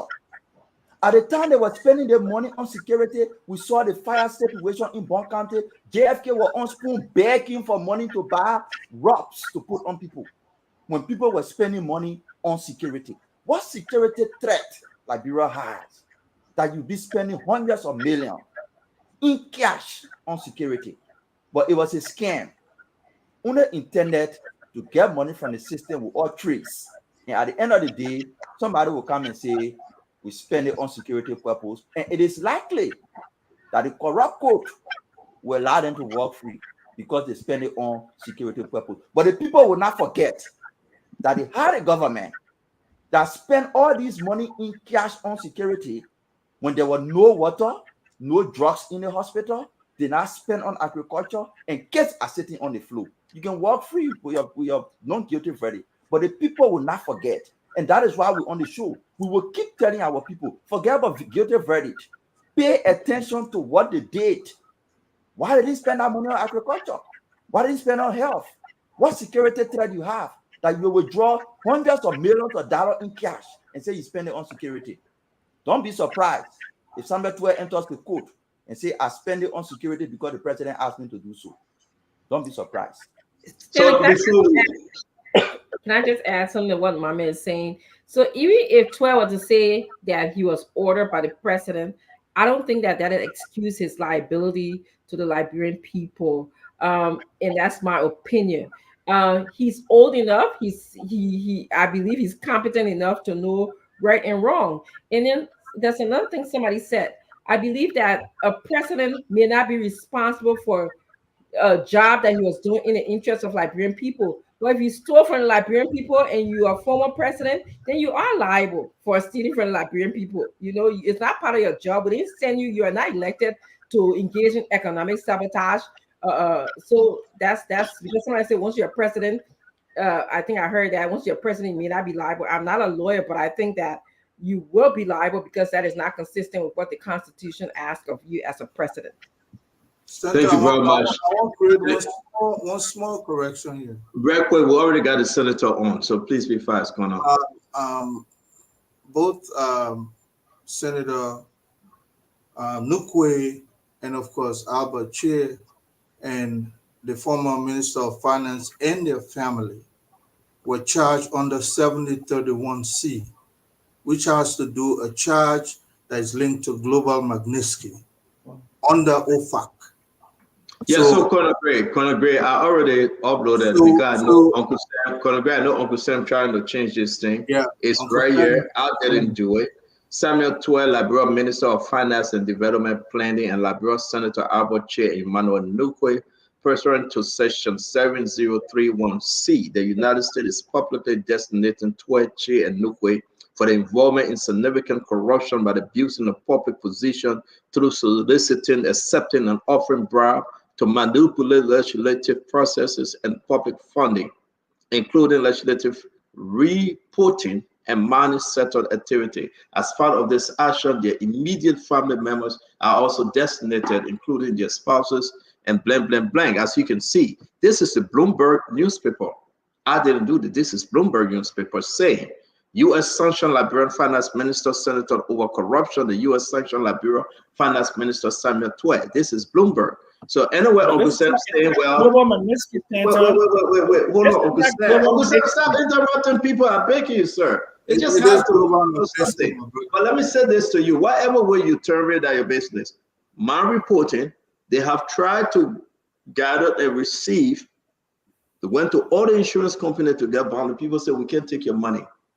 We are looking at U.S. currency. We cannot take it from you. We cannot give it to you. And that's subject to a frustration right now. I said, though, and Uncle Sam can come and try, and because they talk to Samuel every second, the argument is that we cannot take the money from you. We don't want your money. They will come after us. So Samuel is stuck. It doesn't mean he don't have the money. No, he has the money, Glennie. But the people are refusing the money because it's U.S. currency. Nobody want to get in trouble with Samuel Twe. So he between a rock and a hard place. He cannot come to Liberia. He cannot run. He cannot have. He get the people money. The people don't want the money from him. He cannot take a bond. If he come, they will arrest him and he will go to jail. Now I have Honorable Edwin Babin Snow. Let's change this thing because Snow don't want to be part of it. He already told me, my man. I can't. Man, I know where he's at. I know where Twe is. Yeah. The man said so. Honorable Snow, welcome to the show. Let's talk about the region, not about Samuel Twe, not about this other thing. You already warned me. You don't want to be part of the discussion. So I don't want to bring you into it, but it's good to have you. Man, and I enjoy speaking through with your man today. I spoke through with Omar. What happened? That Richardson, Omar asked for you. Yeah, she did. She did. Welcome to the show, Chief.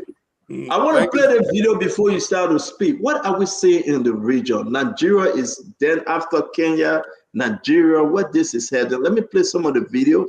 Then you can please bring us up to speed, sir.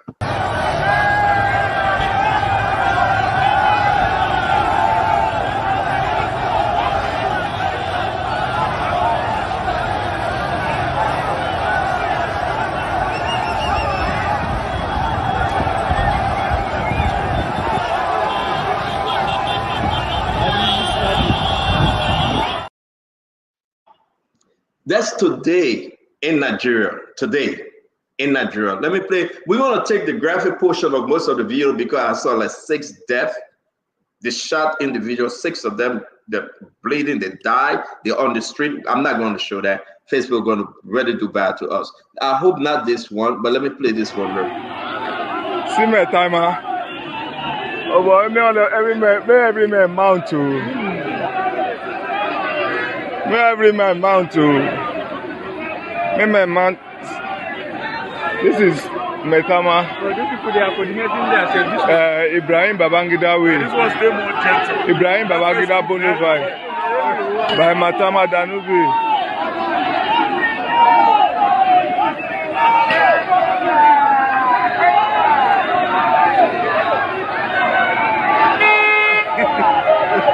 If you know color leave.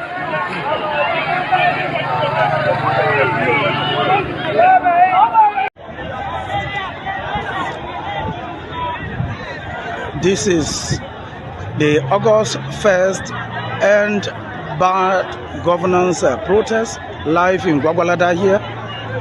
The Gwagwalada dimension of the protest is getting very violent.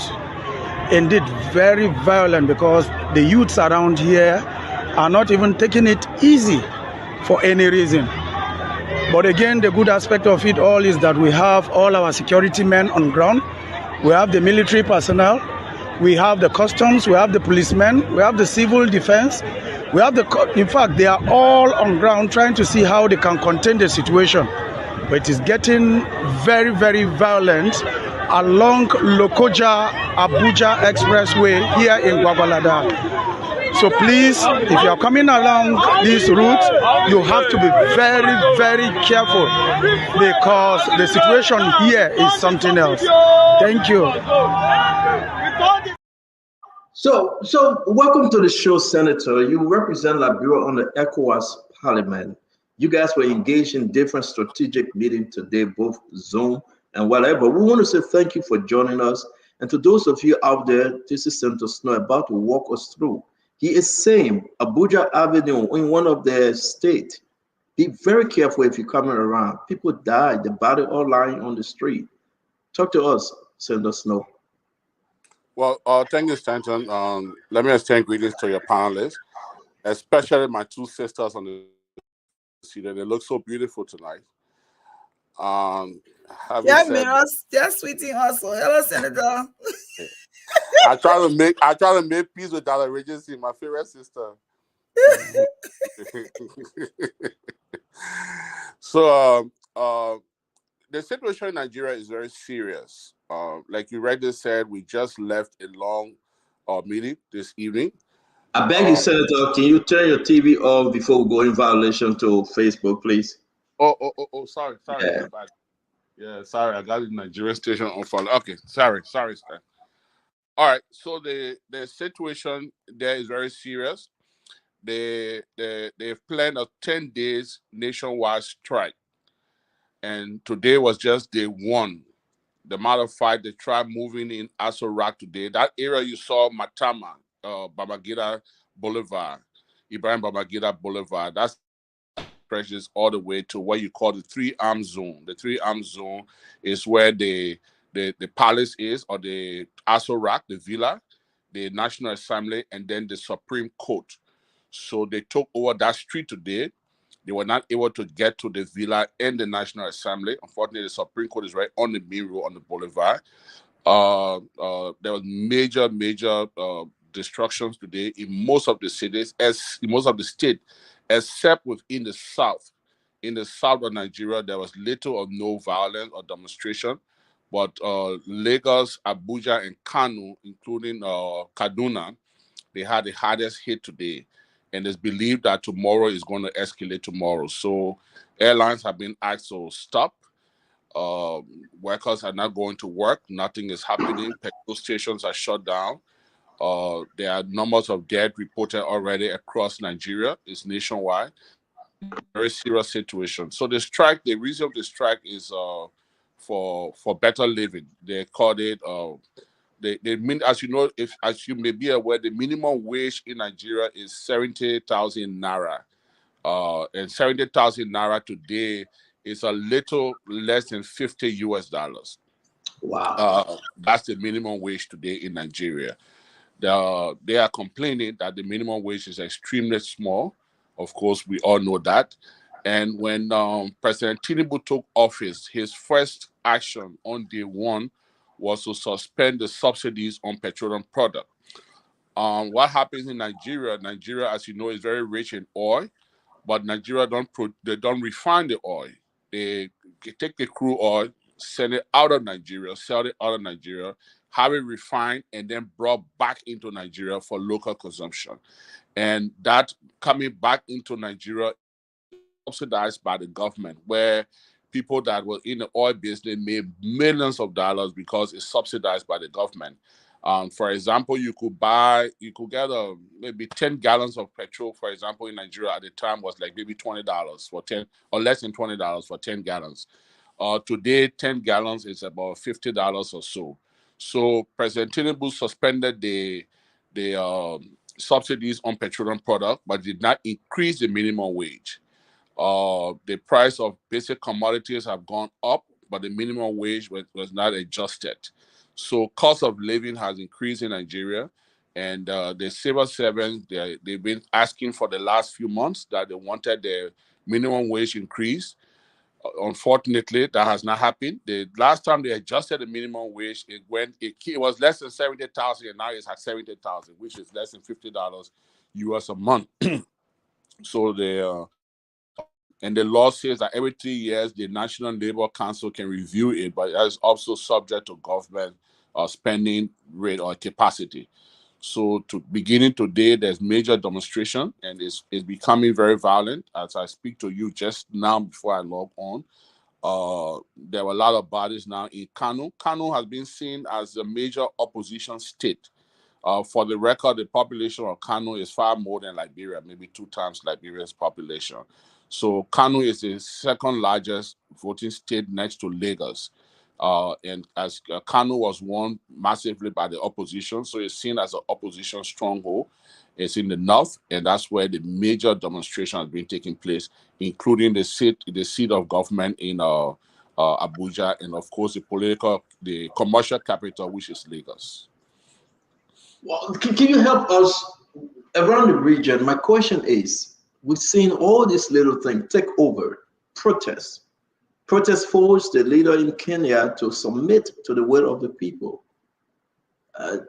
You've been having different meetings here and there. The national security, you are not a national security advisor to the president, but you're also a senator and you have ears. How close is Nigeria situation bringing some fear to Liberians home and abroad? Should we should we be afraid? Well, like you already said, I'm not national security advisor to the president, but I chair the National Security Committee for the ECOWAS, and so I have briefing on a lot of regional security briefing, and because of that, which I wouldn't go in depth, but to say the truth is risky for our region. As you know, Nigeria is the hub of West Africa. When Nigeria sneezes, Africa, the rest of the region catches cold. So today, that Nigeria is very serious, is very threatening. The situation is serious because Nigeria, a lot of things in the region goes through Nigeria. Besides hosting the ECOWAS body, which is the parliament, the code, the ECOWAS Commission, Nigeria hosts all major embassies in the world that headquarters in Nigeria. Nigeria is the regional hub for West Africa. So problem in Nigeria will definitely have a spill over in other regions. But interesting, I mean, what is threatening about it is that it effect on social media. So people are watching social media. They are seeing they saw what happened in Kenya. Now what's happening in Kenya is being replicated in Nigeria today, and then no one knows what the next country will follow from social media to come to the next country. And Nigeria on day one have already deployed the military. Now, the strategy that was put into place before the strike was that for the first few days, they would deploy the police force and other paramilitary agencies so that we can try to calm the situation down. The last result was to deploy the military. But before midday, the military was deployed. So that has countered the strategy for the strike action in the first few hours of the strike. So the fact that the military is being deployed, I mean, it's anyone's guess. You don't know what's going to happen, who's going to change their mind, who's going to think overzealous. We are praying. We are praying for the best for Nigeria, and I ask all of us to pray for Nigeria. You know, Nigeria has played a very influential role in this region, in Liberia, in restoring peace, and we all pray that the situation doesn't escalate any further than it is. But as it is right now, the judicial compound in Kaduna was burned today. Their bodies in Lagos is gone red. You know, it's gone red. It's risky right now. Abuja, I mean, where you saw Matama, there are two areas in Abuja that are really secure, where the diplomats and foreign people, everyone live. That's Asokoro and Matama. And today that they could move in Matama, like you saw, that is going from the 3-arm zone all the way to Transcorp Hotel, all the way on the Ibrahim Babangida Boulevard. That's alarming because that's the safest zone in Abuja, Asukro and Matama. And for them to have moved into Matama today is very alarming. And we just pray that the situation doesn't escalate any further. But it is very risky for Nigeria and, of course, for the region. Guys, can you come up with your question? We got 2 more videos to play after your question. Senator Snow, thank you very much for joining us this evening. It is concerning. A lot of phone calls came in, and they have asked us to discuss this. So hope you're going to give the people and make them understand where we are regionally in Africa. Dr. Richardson, do you have a question on Nigeria issue? Glendy? So I want to ask, and I think Senator already alluded to this could be a problem for us. I want to ask what is being planned by the Liberian government, should, in case anything were to spill over what's being planned now, are there any plans for the region? Also, my concern will be pointed towards our country, Liberia. Well, you're right. There's no immediate threat to Liberia as it is, other than the influence from social media. The idea there is minimum wage. As you know, the minimum wage in Liberia is higher than that of Nigeria. To have less than $50 as the minimum wage, I'm sure by now the National Security Council of Liberia should be having some conversation. I'm not a member of the Security Council yet, but I'm a member of the Security Committee of the Senate. So I posted all of the information in the Senate Security Committee room and the General Senate chat room, so that senators are informed, and those that have direct link. Our chairman, who is very capable, Senator Cyrus Momo, who is very capable, will brief the National Security Council so that we take the necessary measures. But Liberia is still under sanction. Maybe we don't know that, but Liberia is still under sanction as to getting in not lethal and non-lethal weapons into Liberia. So our security, most times we depend on Nigeria, we depend on Ghana. So when this situation, alarming situation comes out in Ghana, in Nigeria, is also threatening for Liberia. So Security Council will be, putting the necessary measures into place so that we'll be able to prevent anything if just in case something goes wrong in Liberia. But there's not an immediate threat for Liberia. Thank you. You're welcome. Augustine? Senator, good evening. And how's your mother? How's she doing? She's doing well. I went to play baby today. I had a wonderful day with mom. We spent the entire day. Okay. As for that, so, it was fun. Yeah. Okay, look, Senator, I'd like to make a statement. I travel around the region not as much as you do. Africa is a very, very difficult continent, as you know. You travel. The poverty is just, it's unreasonably poor, and you hang in with the big wigs, in ECOWAS, and then of course you meet the oil titans, the oil barons. You meet Can you just give me a sense of how people in the upper echelon, they do they have an understanding of how bad things are in the bottom of the African society, like in the slums, in the villages, and among the people? I mean, some of them are from there.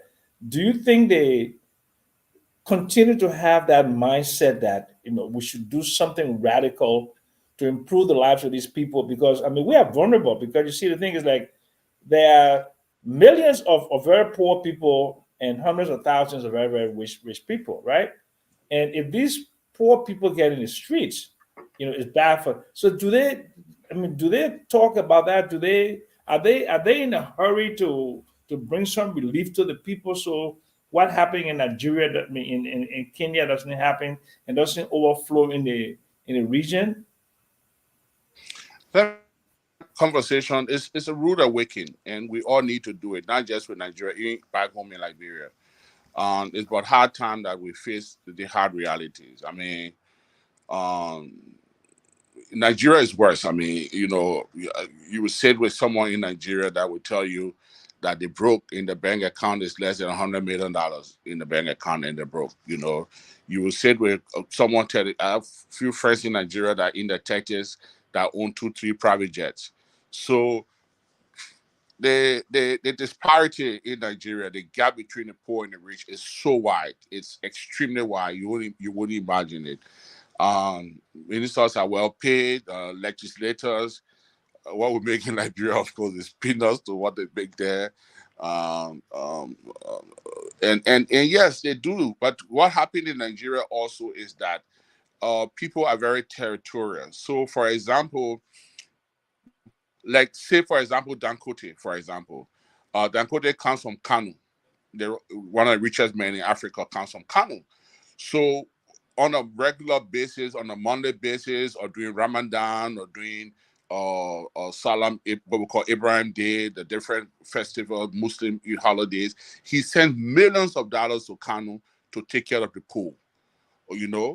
and people will send what they have back home to the people. Now, where are the political hubs? The political hub is Abuja, that is owned by basically no one, because as you know, Abuja was created as the central point of Nigeria to have as the capital. So people will earn and send back to the state, and then most times the capital, either Abuja or Lagos, is left alone. So you have more people stranded in especially Lagos and Abuja than most of the other, because they are poor people. Now, when these things come, they trickle down effect. The people in Kano, for example, that Dangote might send millions of dollars to, they will see what's happening in Lagos, and they will say, well, my brother is in Lagos, he's suffering, so we may as well join the demonstration. So again, you are right. I mean, it's something that we all need to look at. There was a similar situation in Sierra Leone 2 years ago. There was a similar strike action in Sierra Leone on minimum wage, on hardship. There have been concerns in last week. There was something in the Gambia where the legislature was, and this, I shouldn't say this, but the legislature were acquiring vehicles for each member of parliament and the citizens, and then increasing the salary of the judiciary. And there was a major demonstration in the Gambia.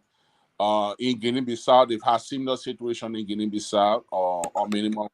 So it's something that is happening in the region, and it's not far from the story of Liberia. So maybe it's just a hard time that we have a hard conversation on the national level to see how we can close the gap, parity. But so, Senator, I know you are not here for that, though. You are seeing it in the region. People say, don't take our 45,000 to buy new cars. Reduce your salary. Don't take the 150,000 to go do this project. Give it to the people. But again, Senator, we are seeing the written on the wall. People are saying it. But some of you been so stubborn and say, we would take it. That's my entitlement. It's the law. You make it into law. You force it into law. You think that people would listen to their neighbors and now take to the street in Liberia? You think we are there yet? Based on all the same thing that is happening around the region, Senator? So what we do in ECOWAS is that once something is concerns your country, accuse yourself. You can't take part in that conversation. On this show tonight, I was invited as an ECOWAS parliamentarian. If you want me to talk about the 45,000, you can invite me as a senator of Liberia. We'll call you back. We'll for this show, ECOWAS. Let me do a follow-up, please. Augustin, he stays speaking. Augustin, I'm begging you. Senator, we'll call you back. We know you cannot, because it would be, well, how you call it, prejudicial, or how you call it in your B word? So you don't want to. Okay, because I'm from Liberia, I can't take part in. You cannot take part. Okay, but I hope Liberians are understanding where my question coming from, based on the fact that the same thing is happening in Gambia, in Nigeria, in Kenya. And again, we're waiting for it to happen in Liberia. Then we'll put our hand up and say, okay, I will not take that. They don't say he will not take the car, but we don't know whether he have gone for his money. But that's another story. I don't want to put you to it. Mamba, you get a question? I mean, but what about Amara saying he returned the people money to the bank and we cannot find receipt? But that's another story. I'm not going to put you to it, Senator. Mamba? Don't get in trouble with Mamba tonight. For what? So, Mamba, I just joking. Yeah. So I want to, I looking at the situation, I don't want to downplay it, right? It's not like I'm downplaying it, but I'm seeing a little bit of why we call on the government to do everything they need to do, especially with the involvement of social media. But I got little hope that Liberians are more meticulous. Liberians are more careful in how they proceed with anything that undermines security in their country. There's a reason why. The Civil War in Kenya ended in 1963. The Civil War in Nigeria ended in 1970. Most of the exuberant young people you see in Kenya and Nigeria never had experience of war. When the war ended from today, most of them are 61-year-old people who experienced war in Kenya around 61 years. They sitting home. They might be disappointed, but they're sitting home. In Nigeria, they're around 54. The people who lead these things, who lead these protests, especially in these countries, they don't really experience the pain, the suffering of war. Come to Liberia. The young people, us, who even though angry, want job, looking for opportunities, no food to eat. But when we think about our experience in the war, then we say we prefer a civilized environment than to create instability that can take us back to war. Because we experience war. I experience war. I know what it means. I can be in Liberia today hungry, no job. I wouldn't imagine a war or an environment that creates instability and lead to war compared to my hunger and my unemployment. So many Liberian young people that we advocate for, we push and try to find opportunities for. They can't find it now. They're disappointed. They want bosses in the street. They can't get it. They want jobs. They can't get it out to be begging people. But when you tell them, let's rock the country, let's shake the country for instability, the first thing that runs to their mind is, I experienced the war. I know what it means to be in war. So while we call on the government to see reason to address these social issues, I'm more optimistic about Liberians being very careful of shaking their country to go back to war. Well, Because Mame, the you people are who right. can do it are the people who experience it. That's Mame, how I think. Mame, you are very right. You're very right, and I agree with you, except that Nigeria, yes, you talk about Biafra in the 60s, but until recent, Nigeria experienced military takeover. Sani Abacha, of course, Obasanjo, his first term as military leader, even Buhari, his first term as military leader before he came back in. Bamangida, yes. Like Bamangida, cool. I mean, 2-3 days, Obasanjo. 1 Yeah, week. I'm coming. No, but you see, military takeover where you suspend the constitution and have military dictators is not war, but there are a lot of civil liberty, a lot of your rights are suspended. So the point I'm making is that yes, they may not have experienced war, but they have experienced those kind of hardship. And the point I'm making, because the military had come out on day one, the strategy was the military will remain in the barracks and the police will handle the situation to the best of their ability. On day one, before 12, the military is out. Now, you don't know how ambitious they could be. So we are just concerned about that. It may not be war, but it could be something else that we don't want in this region. I mean, the region is already bleeding, and we can't afford to go through anything else. So you're right, they've not experienced war. We've experienced war in Liberia. We never want to go back there anymore. But we also should not pray for any other country, be it military takeover or just civil unrest. We should not pray for any instability because you don't know. You know how it starts. You know the organizer. You know the ringleaders. But how far it goes and where it ends, no one has control over that. I want to add another factor, the factor related to social media. I don't think we can underplay how social media can influence the youth and influence policies in Liberia, in any other part of Africa. So I just wanted to add that factor there. You're right. Yeah, but if the country is continuing on this track before Fadiga and Konabri come to finish up the show, hundreds of thousands of Liberians listen to us every evening, send us note. But with a radio and on all of the social media outlets, we know that. How long can you keep people making $90, $40? And yet they can't even have that $40 on time. How long will we say, okay, it's okay, just let it be, it will get better? We are not calling for war, we are not calling for protest, we are not calling for demonstration, but the people's eyes are opening all over social media today. What they are sending me, that those videos that saying we tired, enough is enough. I'm just tired. I don't want to be your good man.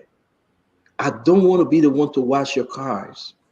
I don't want to stay on the wayside that you gave me half cup of rice to eat. I don't want to ask you for $10 for my children to go to school. I am capable of getting a job. Give me a job. Find a solution to my problem. We are crying that ArcelorMittal is taking hundreds of billions away from the country. Western Cluster, B Mountain, Putu Mountain. But yet and still, our people are dying in those regions. What's the solution? So Nigeria have come up to the place and said, we will take on the street. Because, Tinubu, if you don't listen, we will make you to listen. And say what you want to say. Thank God we had a peaceful election. I don't know how long this will go, and I don't know why we're happy under the Joseph Yimabwaka government. But our lawmakers, the alteration of the budget, people are still explaining. Where we go and say, yes, somebody have not gotten into power, but it's saying NASCO gave us 5 cars. People are still explaining. Where we found ourselves to have 285 F-moving yellow machine for over $80 million, and the explanation is parked in the barrack. People are still explaining. These are concerning, and the Liberian people, whether for or against, they are not stupid no more. I will play this video. Fadika and Conagre will take us home. We're happy to have you. Please bear with us another 10 minutes for us to close this show. No problem.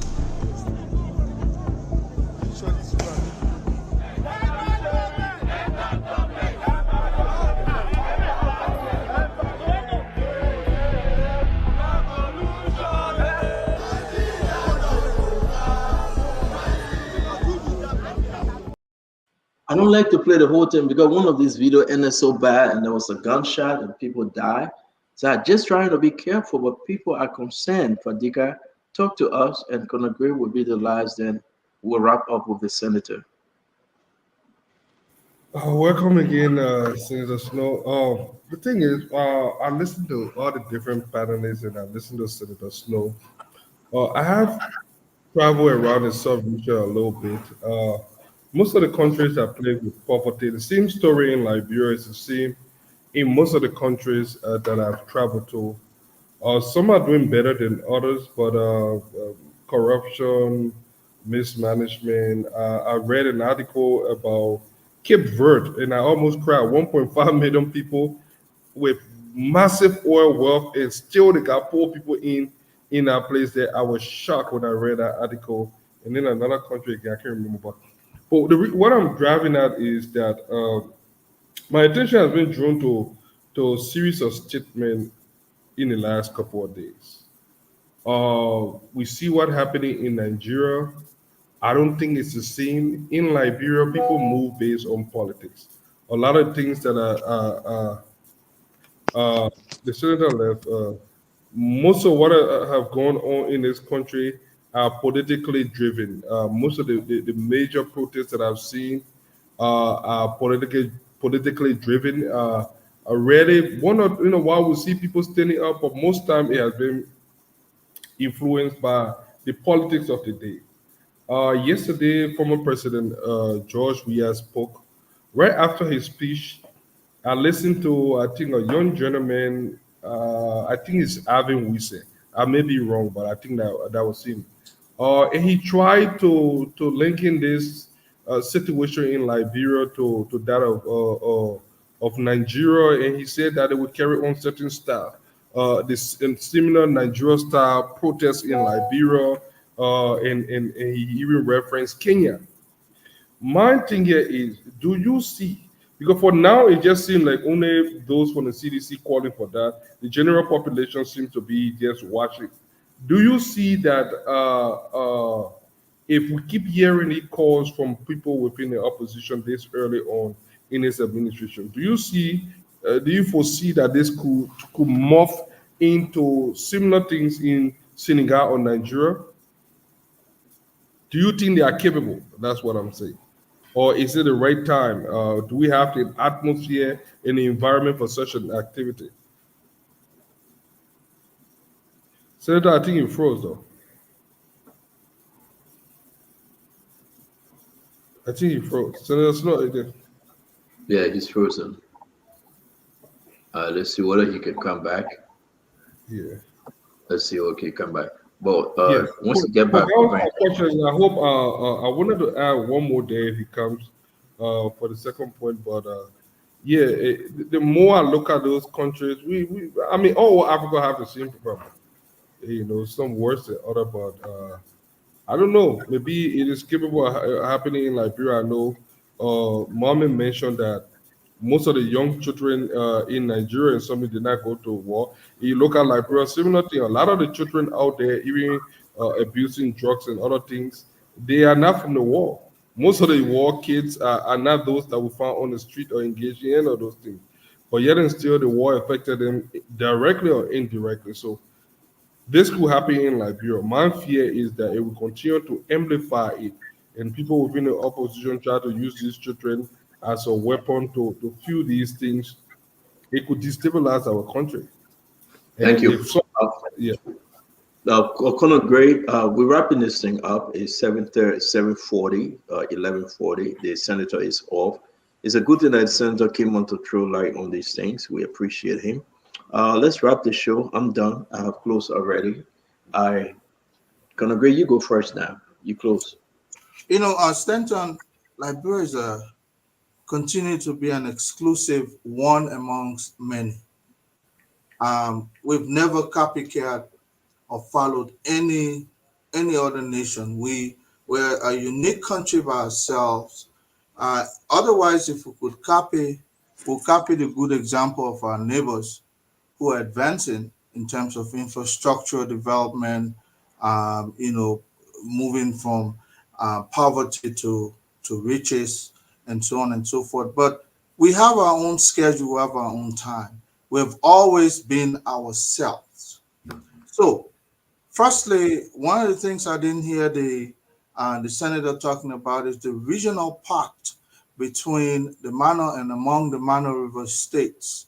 That if an insurrection or any kind of civil disobedience were to occur within our borders, we have that regional, we have that regional protection, and that issue was solidified back in 1998 when even I think the Ivory Coast joined the Mano River Union, that regional pact. I didn't hear the senator talking about that, even though yes, for an issue to be coming around the place in Abuja, the political capital known as Guagualada, that's very close. It's very staggering because that's the the political capital, not only the political capital, but it's also the diplomatic capital of that state, of that country.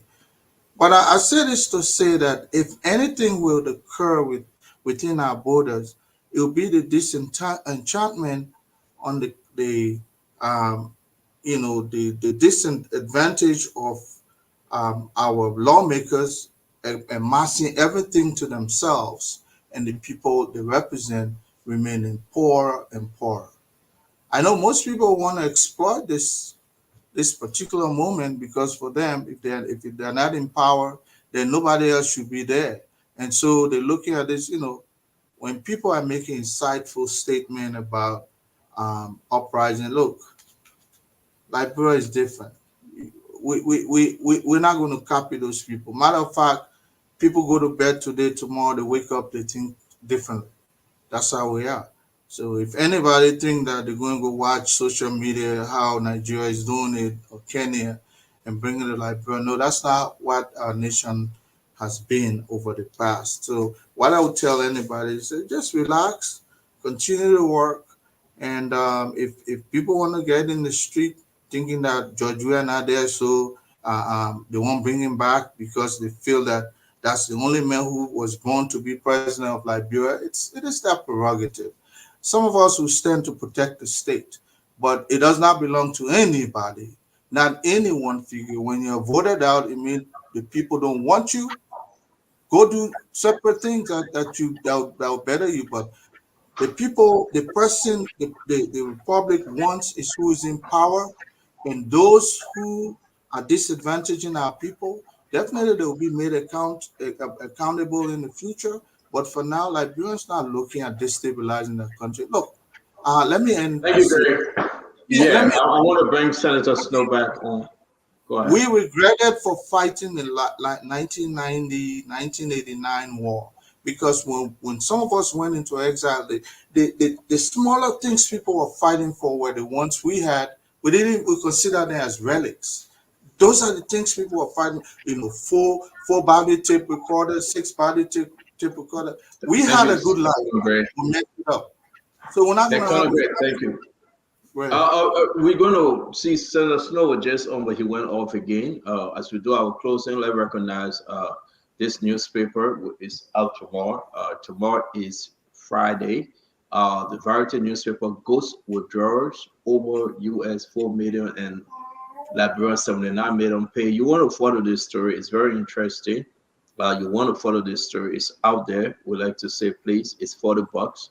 If you, whenever you buy this newspaper, I'm trying to work with Martin, Cody, you know, that so again that we can share information that is documented, information that is, you know, that we have document too. We're just not putting up story, you know, no. But these stories are very important, and you know, we partner with this newspaper, and we share this newspaper in the front page Africa newspaper likewise. Okay, so if you get your $40, get a copy. It's very important. The background of the story: U.S. and Russia enter personal swap. We saw it today, over 26 individual bet swap. And then the other story, you know, you will enjoy these stories. Again, we say thanks to Martin and thanks to the Spawn Network and all those that are contributing to these stories. I want to bring in Senator Snow. He want to speak on the issue. Senator, thank you for coming back. There you have it. Talk to us, and then we got to wrap up. Thank you very much. Well, Senator, fortunately, actually, Senator, you'll be surprised, but the reason I went off 2 high-profile politicians from Nigeria following your show, and they actually called me to say something to me, you know, but I'm using my phone. That's why I got cut off. But your show is widely followed by people in the region now. Yes, what you said, again, I tried not to mix the national politics with this one, but it has a trickle-down effect. There are concerns. I agree with you, our utterances. I listened to Fadiga. I heard what he said about someone making comments yesterday. What has happened in the last few days, what I have done is that I've shared all the information through the newspapers, through social media networks, at least to the Security Committee of ECOWAS, and they you know, I'll leave it at that point. But they are aware, and we'll make sure that the peace in Liberia is maintained. I agree with Colin Gray on this one. There will be nothing done here to derail this process. Fortunately, Liberia is not like Mali or Burkina with, you know, heavy army and all that kind of stuff. So if there's a problem here, the region is capable of sending a group here, a team here to help arrest the situation. We pray that we don't get to that stage, because I don't think we are prepared for war anymore. Still don't talk about the salary of people. I'll show in the next budget. Again, I don't want to talk about national politics, but I'm sure in the next budget we might be able to look at something like that. I won't go further than that, but I'm sure that it's a concern that we all need to look at and address the situation. The region, besides Cote d'Ivoire today, no other country in the region is performing very well. Ghana is going through hardship. You'll be surprised. The economic situation in Ghana is very, very challenging. So Ghana is going through this. All other countries, except for Cote d'Ivoire, that is doing so well economically. So we just pray that we can help to remedy the situation so that it doesn't escalate. What's happening in Nigeria is sad. The news I just got again. We hope that overnight there wouldn't be additional multiplicity of violence across Nigeria, but it's not. The news coming out of Nigeria is not so good. Wow, Senator, thank you very much. As always, you answer our call when we call you again. Our regards to the family, and have a peaceful night. I know you won't sleep. You keep your ears open. But thank you for joining us. Thank you very much. Always a pleasure. You're welcome. All right. So I'll stay on and follow the national politics. I enjoy that one too. Okay. Yeah, I don't want to jam you, but that's okay. You're getting Uncle Sam hard time by enjoying him firing back. Well, Uncle Sam will have to, you know, say he turns 71, he begins to be an old grumpy old uncle, you know, and that's the issue right there. I enjoy hearing Mame. Mame trying. Mame, but let's close, Mame. Let's go back. For my closing point, I still need the Amra. Mame, go ahead. Yeah, so to close, we we are aware. Let me just go to my notes. We are aware of a paid for strategy to water down the audits. People have received money to do what they call water down the audit, distract the discussion, and Spoon and other bigger platforms are the primary targets they're using to get to the people to water down the audit and create distraction. Everything you saw here that we were trying to do on the show today was to try to protect the strength and the evidence in the audit, not to water it down and not to distract it. That's what we try to do on the show. The audit is telling you, your bank, the central bank of your country, the premier institution for financial accountability, is paying hundreds of thousands to an employee on the counter to say, go pay it to another person. That's the audit report. It's telling you over $7 million transaction conducted outside of procurement process. And the justification is, it was COVID-19 time, we never had the means to do competitive billing. The IMF was advising us to not engage into additional spending. That is why we're trying to send out the message we want to get to our people. Other people want to distort that message. We don't come here to defend anybody. Amara Kone were accused of stealing 500 million and associated with the disappearance of $4.6 billion. He has his education, his experience to defend himself. When it happens, he will put a statement. I don't know Bo more than Amara. I don't know his transaction more than him. But what I try to do here today is to try to prevent people from distorting the strength of the audit report. That report is grave. The findings are dangerous. And the president needs to act and act holistically.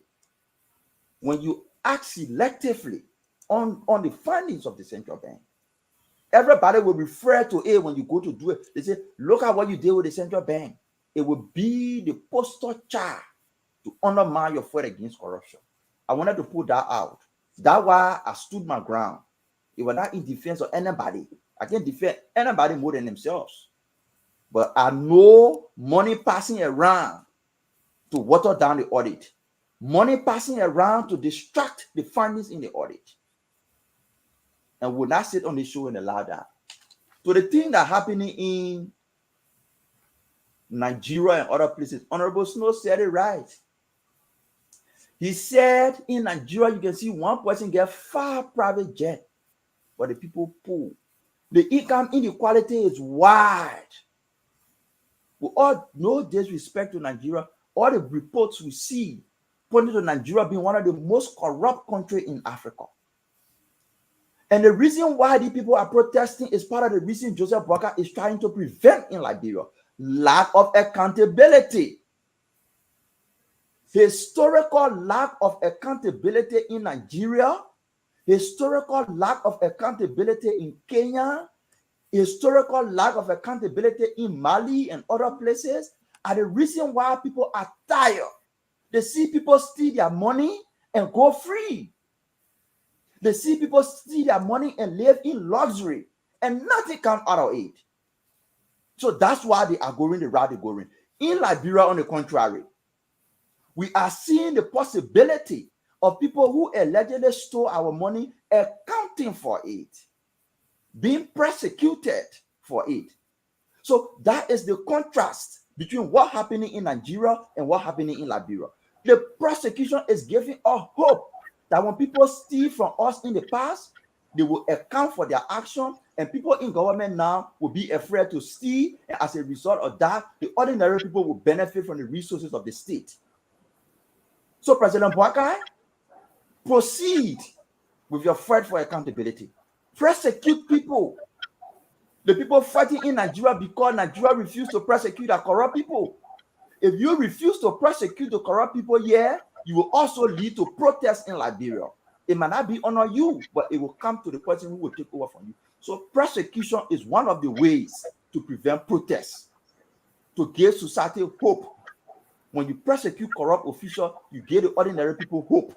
You retrieve the money from them, you invest in education, you put it in the hospital, you put it in water.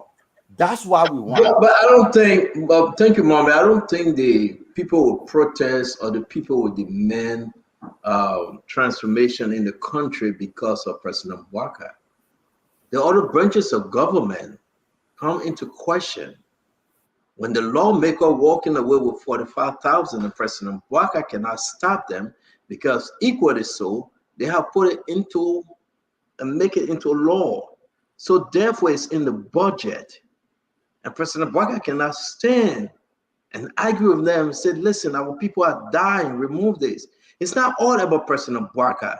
It's about those lawmakers that came to power, but they're walking away with 300,000 each every year. Those lawmakers that would go on a retreat and use almost $700,000. Those lawmakers that can go to any church and give the people's money to the church because they are family members to that church funder. Those lawmakers that think that it's okay for them to keep our people a good man and good woman and beg. Our people will beg for $10, $5 for them to have something to eat, but yet and still those lawmakers will enrich themselves. Those lawmakers that have some kind of agreement with mining companies, agreement with oil company, agreement that they can have mining golds and diamonds and logging and everything, and the people know. The people are not going to take the street because of President Bouaka inability to prosecute. No. There are so many moving parts. The people can take the street because they know who you were before. Now they don't know you now because you know why? You have enriched yourself from the stolen wealth. And you say it's in the law, it's part of the law. No, you make a law. You have the power to make laws. And that's the reason why, Mame, I would differ with you on this. That President Bouaka can do all the prosecution he asks for. But you know the problem? The judiciary have turned to be his problem. The legislatures have turned to be his problem. He cannot control them. He can only negotiate, and they are not listening to him. The project have agreed that we will use this amount of money on retreat and no result, and they have enriched themselves. The lawmakers, man, look at the document I received a few days ago. They have already signed on getting the 45,000 cars. It's painful that the people can march against them. That's what the people are talking about. It's not about the president, though. Joseph Bouaka can do but so much. And that's our problem, Mame. Uncle Sam, let's close, please. Well, thank you very much, Chance, and thank you very much. I just want to remind people here, in 1979, there were insurrection and coups all over Africa. And we're having the same conversation, and we said that this was impossible in Liberia. And over the course of the years, I mean, things are really disintegrated, and our war for 14 years were worse. People resorted to cannibalism. We destroyed the entire infrastructure of the country. We just basically destroy ourselves. So when people say that Liberians are not like that, we are like that. I mean, I visited refugee camps. I went to Waterloo in Sierra Leone. I went to Bujumbura. I went all over, and I saw the very bad thing, and I saw successive peace agreements, whether it was in Abuja or Cotonou or Switzerland, you know, and we kept this thing up. We are bad people. We're very bad people. And post-war, I mean, I was excited to come back to Liberia, you know, to say, like, man, we're really going to put our hands together, and we're going to really, I mean, build a country. I mean, we'll be second to none in Africa. I came home, I set up a consulting firm, and it was like really talk about development, man, you know, bringing in private finance capital, build infrastructure, do this, you know. And you know, the first 6 years of the Allen administration, because of the HIPAA requirements, we saw some development, and of course, there were improvements in human condition because we're coming from a very, very low base, where about 80% of the population were living under $2 a day. Then we saw all these things, you know. But there's been some, since 2011, just been just stagnation. And we are exactly almost where we were in 2001. You know, I mean, we see some physical improvements, but the one thing that can bring us together is unity. United, but we politicize our differences, and because everybody has like self-interest, so we gravitate towards a party, we gravitate towards an individual. You know? So I just want to talk to the people out there who are in position of power. It is very easy to avert the crises that are happening in Kenya and Nigeria if we just basically reach out to each other and talk to each other. That's all we have to do. The president, go ahead, do your prosecution of the other people, right? But you ought to start having a conversation with the Liberian people. Let us know what is in your heart. What is it that you imagine this country to be? And what are the requirements you need in terms of, what is it that you want to do? And I think that conversation is the one that will avert and provide hope to the Liberian people. But if it were just because of the abject poverty that exists in this country, when I go on my porch, I just look right straight into Yekwitan, right here. Zingrai houses, people, I mean, little round, I see little women tying a lapa with the buckets, going to take a bath in those little thing there, where they boil the water and and they defecate outside. That is the Liberia that I see every day. I see that every day.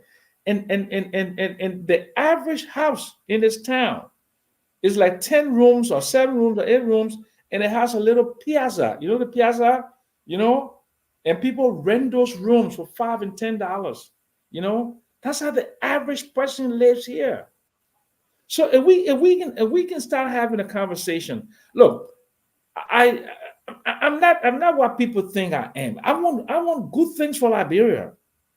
You may not like how I say it, but that's who I am. I mean, I from Sonny Wan to Marcy Tompkins Project in New York, and I'm rough, okay, rough edges. But I mean, well, so the president of the Republic of Liberia, knowing what is happening around Africa, Liberia is not better than those countries. We are a lot poorer, the 8th poorest country in the world. The 8th poorest country in the world. In human development, we are at the bottom, like 13 or 12, and the bottom.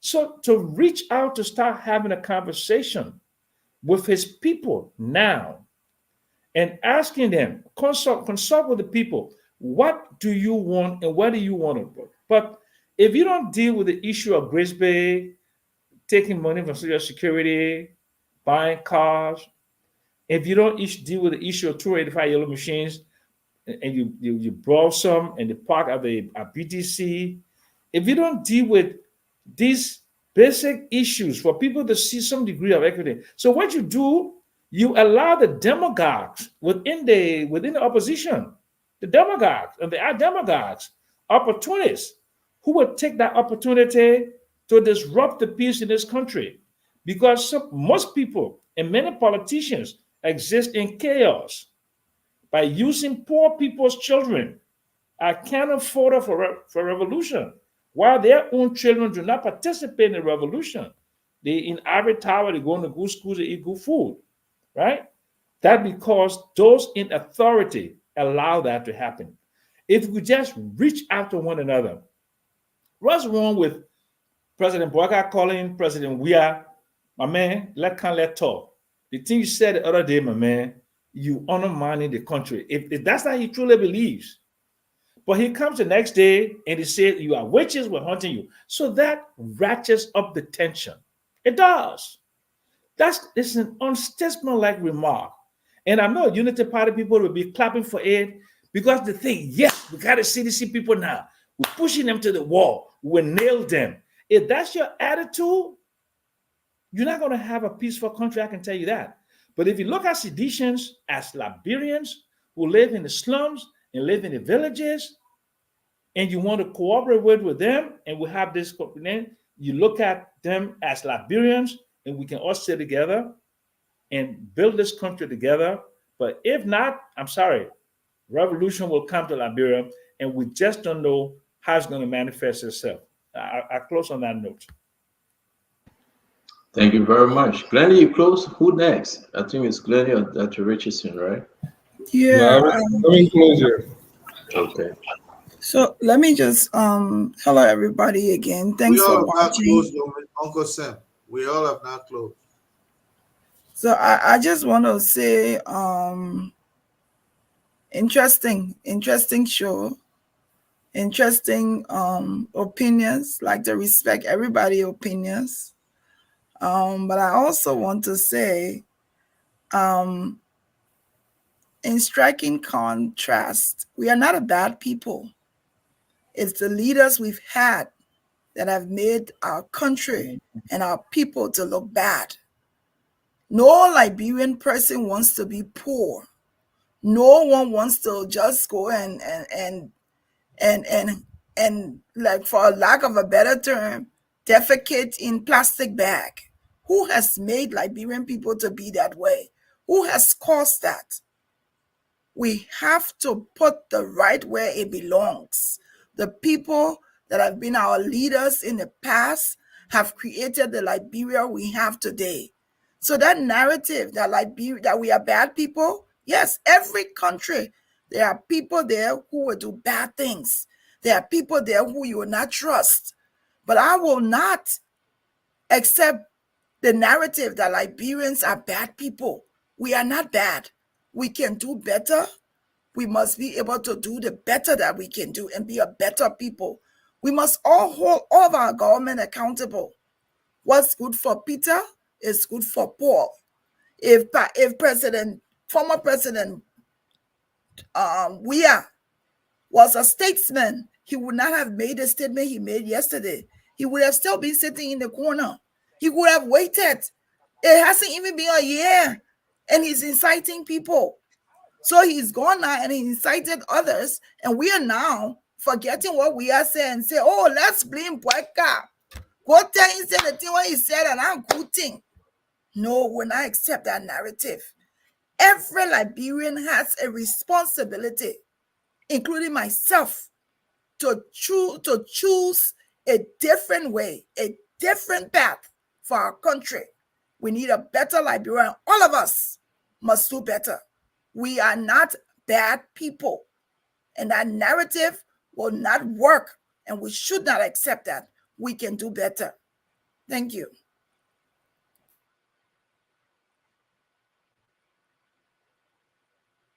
Go ahead, Dr. Richardson, please. Yeah, I wanted to start my closing with the asset declaration.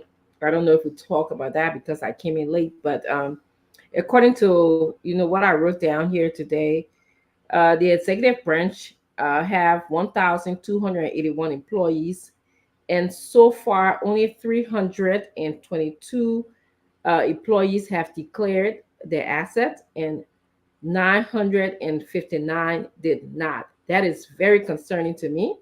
Again, it goes back to what Lindy is saying, that we should do better first before we ask other people to be excellent at what they do. The House of Representatives, only 26 members declared their asset. 47 did not. These are the people that are making the laws for us, okay? They are not the laws that they wrote about declaring asset. They are not even abiding. Majority of them are not abiding to it. They are expecting the ordinary Liberians to abide by the law. 26 declared again, and 47 did not. When it comes to the senators, 12 declared, just 12 of them. There's 30 of them. 12 of them declared and 18 did not. The judiciary hires 333 persons, employees, 28 declared and 305 did not. These numbers are very alarming to me.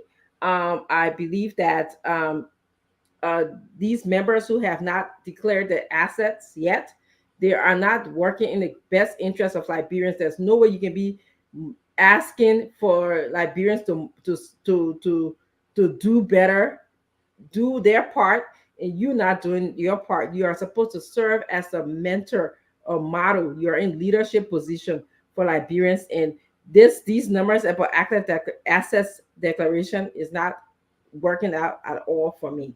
My second thought would be regarding the witch hunting conversation.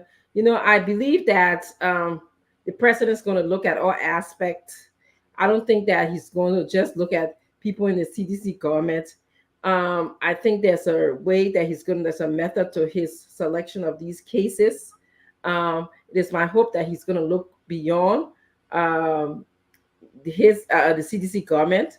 I heard somebody said that he has implemented, I read that he implemented the War and Economic Crimes Code, which goes beyond the CDC government.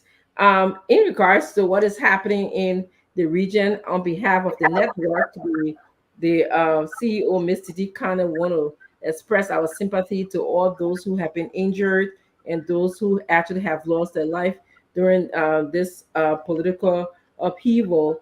However, the African people are woke. That's what, as they say in America, they're woke, they are conscientized, they want better living.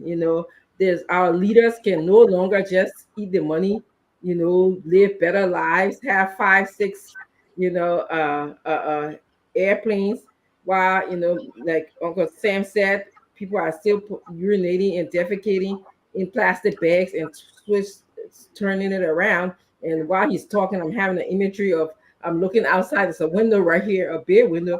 I'm looking outside of my neighbors and seeing their flush green lawns, and people are having lawn furniture outside.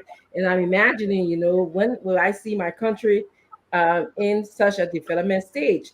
But the question is here, like, people are awake. We have to take into consideration the social media factor. I don't want anything bad to happen to Liberia, but things can spread so fast now with the social media factor. Lastly, I just want to say that we all want to better Liberia. We come here every night to just propose the ideas to Liberia, and definitely they can make the choice of wanting a better Liberia as well. So thanks for joining. Stanton? Yes, ma'am. Thank you. And then I think everybody finished, right? No, Fadiga, you got to talk, right? Let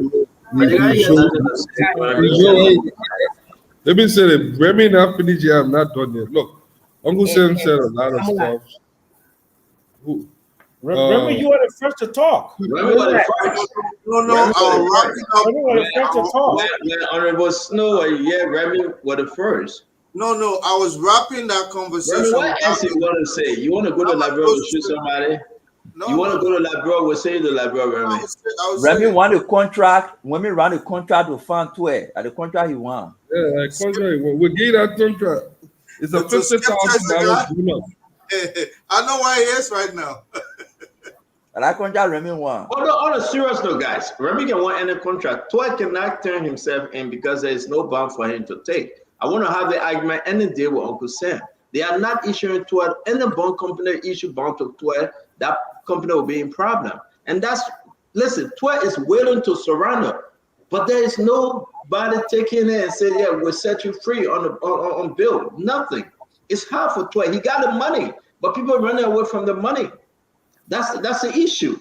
So it means that if they bring 12 in, or 12 turn himself in, he will stay in jail. Because there's no way he can leave jail. There's no way. I'm not saying that because of, I like 12. But find a bill bond. Find somewhere that people would take his money and say, we will set you free. I think Glenny just left to go check for it. That's the essence of global Magnitsky. You can't transact with the US dollar. That's right. Any of the individuals that are being found to be. You cannot. And Tua waiting to come to Liberia. He spoke to President Ware. President Ware said, "My man, I can't help you. I'm no more president." Tua is willing to come to Liberia, but he cannot. The issue that he got, they are asking, okay, so the thing is $6.2 million. They are asking for almost $24 million. That's the amount of bond you got as per the law, 18 to 24. But Tua cannot. He can't find any company to save him. Uncle Sam, you're in Liberia. Find the best lawyer. But Senator, why right after the regime Tua just left the country, go live in another country? No, Tua was coming to America after the election. He was coming to America. Then the sanction took place. So then he tried to go to Canada, Norway, and he's stuck. He got to be in Ivory Coast. You know that where his son was going to school, and and whatsoever that what most of his activities were. But now, can he come back to Liberia? What I learned today, Tua want to surrender, but he cannot. Now, there are two things here. They need to have to ask a question about Bati Yensua death. You remember, right? He can't come. So if Tua come to Liberia, they will question him about Bati Yensua death. They will arrest him for this FIA $6.2 million. And there's another one coming up on Tua again, which is bigger than this FIA $6.2 million. And amongst them all is the Magnitsky Act. No, but he was not charged with the Magnitsky Act. He was charged with visa restriction. Brother, you can go argue that with Tony. Insurance companies can be afraid because he's unsanctioned, right? Listen. You said he wasn't sanctioned. No, you said no. You're not telling the people the true story, Uncle Sam. I'm telling the people the true story. I am not Bloomberg. Bloomberg said U.S. sanction him is a visa restriction. It's not global Magnitsky. It's 731C. Uncle Sam, look at 7031. It's not global Magnitsky, Stanton. Uncle Sam, look at 7031C. I don't care. You can look at auditing you want. It's not global Magnitsky. You don't care. I'm not the one that wrote this. No, but I'm telling you. So you are wrong. You are wrong. Anything you said, whether you care or you not care. If you put 7031C right on your computer, you will get an answer to your question. You can design it, you can polish it, you can say it's not bad, it's an easy one, it's up to you. Help your friend, your brother Samuel to obtain a bond in the country. Help him. You're in Liberia, go help him. He will give you 10%. He will give you 10%. Go help him. I think you need a 10%. Go help him, Uncle Sam. You can serve as consultant on that one. Where, mommy? If you find him a bond, they will give you 10%. 10% on a $24 million bond, you know how much is that? Even on a $6 million bond, you'll be walking away at least $600,000. Go help him, Uncle Sam. He really needs your help right now. Go help your brother. He would really appreciate you. 10% he will give you. Nobody want to take his money, and that's a problem. Let's be fair. I mean, we said thank you guys for joining us today. Fadiga, to be frank with you, that's the situation Samuel Tua is faced with. He got the money, but he cannot find a company that. You remember what they did to Spoon Network? We want to one company. They said no, we're not. You don't take the people money. You remember, right, Mama? We want to another insurance. They said don't do it. Samuel Tua personally went to the company and tell them, say, y'all don't take Spoon money. We won't shut them down because if we don't close them, we will lose the election. And they were right. And because they tried, no way, God was on our side, they ended up losing the election. We were on Facebook for 3 weeks. Didn't Eric worry about it? We were on Facebook for 3 weeks. No radio station. And the radio station tried to relay us, they will go after that radio station. And at the end of the day, right now, Samuel Tua is looking for somebody to take his money. The people say, we don't want your money. The U.S. government will shut us down. They will come after us. They will go after the bank. Samuel Tua is in a lot of trouble. The only loan sedition on the show that Uncle Sam. Uncle Sam spoke to Samuel Tua yesterday. He spoke to President we had the day before, and they are negotiating. But Uncle Sam knows very well. So now how you know all the things? So Uncle Sam told you. I know Uncle Sam tell me. I know. No, I told you, Spencer. I got sources. I got sources in CDC camp. You lie. I didn't say a lie. I said you didn't tell me. You said you tell me it's up to you. I told you. Okay, but it's up to you, Uncle Sam.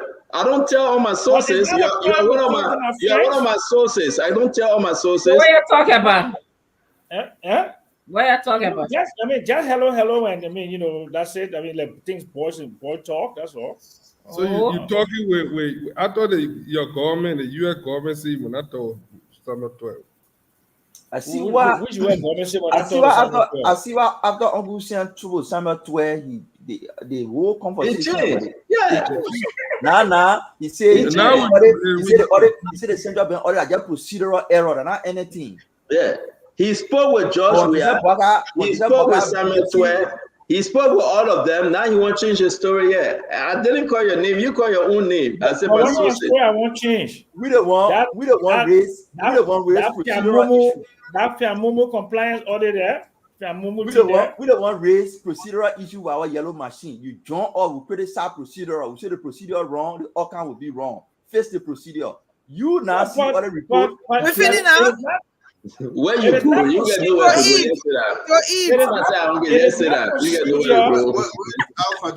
go. Look, we know nothing about your yellow machine. Zero. We know nothing. So it's not procedural. It's fake. It's fraud. It's thing. What is it? There's no procedure. Let's well, I'm saying that bank issue, though, is very serious to me. You know. Yeah. The findings, of course. I mean, some of them are very troubling. Well, why are you not helping Samuel 12? How can you Why are you not helping Samuel 12? Okay, look, let me answer Dr. Richardson's question first. No, it's not important. She gave me her time. She said, I'm asking my question. Why are you not helping Samuel 12? You talk to Samuel 12 in the back. You talk to the president. And you come on the show they gave you a talking point to bring us spoon talk. Why are you not helping Samuel 12 in this fight? Okay, so Dr. Richardson. Yeah. I wrote an article. Dr. Richardson, you don't answer to your question. That Uncle Sam answered the public today. Richardson was first now. So I wrote an article today that'll be in all the papers. You know you're trying to check her, right? That's why you want to be nice, right, Glenny? You know you're trying to be nice because he doesn't want to answer the question. Well, if he say you gotta go to your wife, he gotta go to your wife soon. I don't have to do anything for the next several days, so I don't have to rush. When I have to go out, then I'll leave. But tonight I'm home, I'm chilling. After I leave here, I'm just gonna go drink my little small Hennessy and go to sleep. You know, and we are going to another part of Liberia tomorrow. Anyway. The question is, what do I think about the? Why are you going tomorrow? Why are you not calling the name? I cannot because I don't want people to know my movement. Look at you. No bother. You have a good night. I see you. It was a good show. Thank you, everyone. You have a good night. I'm too hungry. I gotta go eat. Good night, guys. Bye bye. Everybody close. See ya. Good night, Dad. I'll still be here listening to your closing. Oh, I'll go on. Yeah. Madam.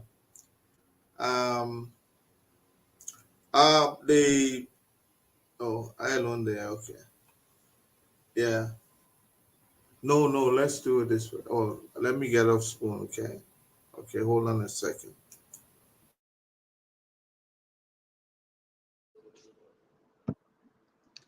All right, let me bring Nelson back. Nelson, come on the show. We are done. Again, guys, this was a good program. Thank you very much for joining us wherever you are. We appreciate you. We appreciate your time every day. It's a good day. Couldn't agree. Thank you very much. Dr. Richardson, thank you. Glenn, thank you. Mohammed, thank you. Fadiga, as always, thanks to Senator Snow for stepping on to talk to us about the regional issue. Thanks to Dwalu and the rest of the team. We appreciate you today. It was a great show. We actually, again, as you shared our show, please contribute. We're trying to monitor this program. that you can contribute some styles and things that the network can benefit. We want to say to everybody to issue his own every statement on anyone on this program. They should be responsible for their statement. We are all independent contributors to this network. When we come on Spoon, we speak what we believe in, and our opinion is all ours. It got nothing to do with the network. I have to show this, speak on this disclaimer because it is important for us to do so. Everyone that speak what they say, please hold them responsible for their comment and their opinion. The best thing we can do is to speak as a Liberian, think Liberian, and together we can build a better Liberia. I appreciate every one of you for joining Spoon. Come back again tomorrow. Let's discuss the national issue. On Sunday, we have John Malu II as our guest one-on-one with the CEO on Sunday. John Malu II will be our guest. We'll discuss all these different national issues on Sunday. Again, like you heard today, the National Port Authority have extended the contract to APM Terminal, the marine contract. And also, we are hearing rumors about the CTN contract. We'll confirm that and bring that to you tomorrow. We want to say thank you very much for always following Spoon. Be blessed, be safe. Nelson Colette, thank you very much for moderating tonight. Have a good evening. Don't forget, Nelson will be receiving his Liberia National Police badge as a Liberia National Police senior correspondent from the Spoon Network. Right, Nelson? You take the badge from T-Swan. What T-Swan picture? I like T-Swan though. You saw him? If you go over there tomorrow, please call me. Let me speak to him. I really like T-Swan. T-Swan is so professional, quiet, and he's good. So, no, my friend, you know how to monetize the station? No, they people say do it. Yeah, I don't know. That James is supposed to do it. And we're spending, spending all the time on the show, and we could be making some money from the network. Any one of you know how to monetize, right? NIH, Nelson, right? Yeah, and we can be collecting some money. Yeah, monetize the station. Come monetize the station if you know how to do it. We appreciate you. Just call me. Nelson, have a good night, man. Who you guys have today? Nobody, as always. No, we have a great show coming up tonight. We have a great show. Oh, you can say we have a great show. Again, we want to say it is important for us to know that just if you want to call me, just give me 45 minutes. Let me eat something, then you call me, we'll talk. Right now, I'm turning my phone off. Thank you, Nelson. Good night. Sir. Yes, sir. Well, folks, we want to say thanks to everyone tonight for being here with us. Sorry about that. I want to say thanks to everyone for being here with us tonight on this edition of the program. Yes, sir. A special one. Listening to your radio across Liberia, and your boy, or watching your TV, Charges on the beat, just wherever. Thanks to our listeners, our viewers across radio and TV land. Thanks to all of you who have been listening via radio 101.1 FM, 95.5, 107.5. And I want to say thanks to our partner radio stations across the country that are always relaying the show. Trust FM, KB FM, Premium Radio, Trend Radio, and I understand Radio Yamali, they're in Seclipi and Nimba County, will most times relay the show. We appreciate every single person for joining us from across Liberia here tonight. Many thanks to our online audience, the people who troop in from across the internet via Facebook, Spoon TV, Fabric TV, Super TV. Sometimes you guys join us on YouTube, Spoon Talk Live. I want to say thanks to you for always being here. Spoon Talk will be back on your radio tomorrow. This You know, this is where you get authentic information and critical analysis about the happenings across Liberia. My name is Nelson Colette. Till we come your way again, have a good night. And coming up shortly will be the late night show, the late night politics on Spoon. You got the Spoon TV. It's coming up shortly. Until then, bye-bye. Have a good night. Liberia is all we have, so let's remember to keep the peace strong and alive. Rastafari, kilibamba, kilibamba, kilibamba, kilibamba, kilibamba, kilibamba. What I want? Yes, what you about today?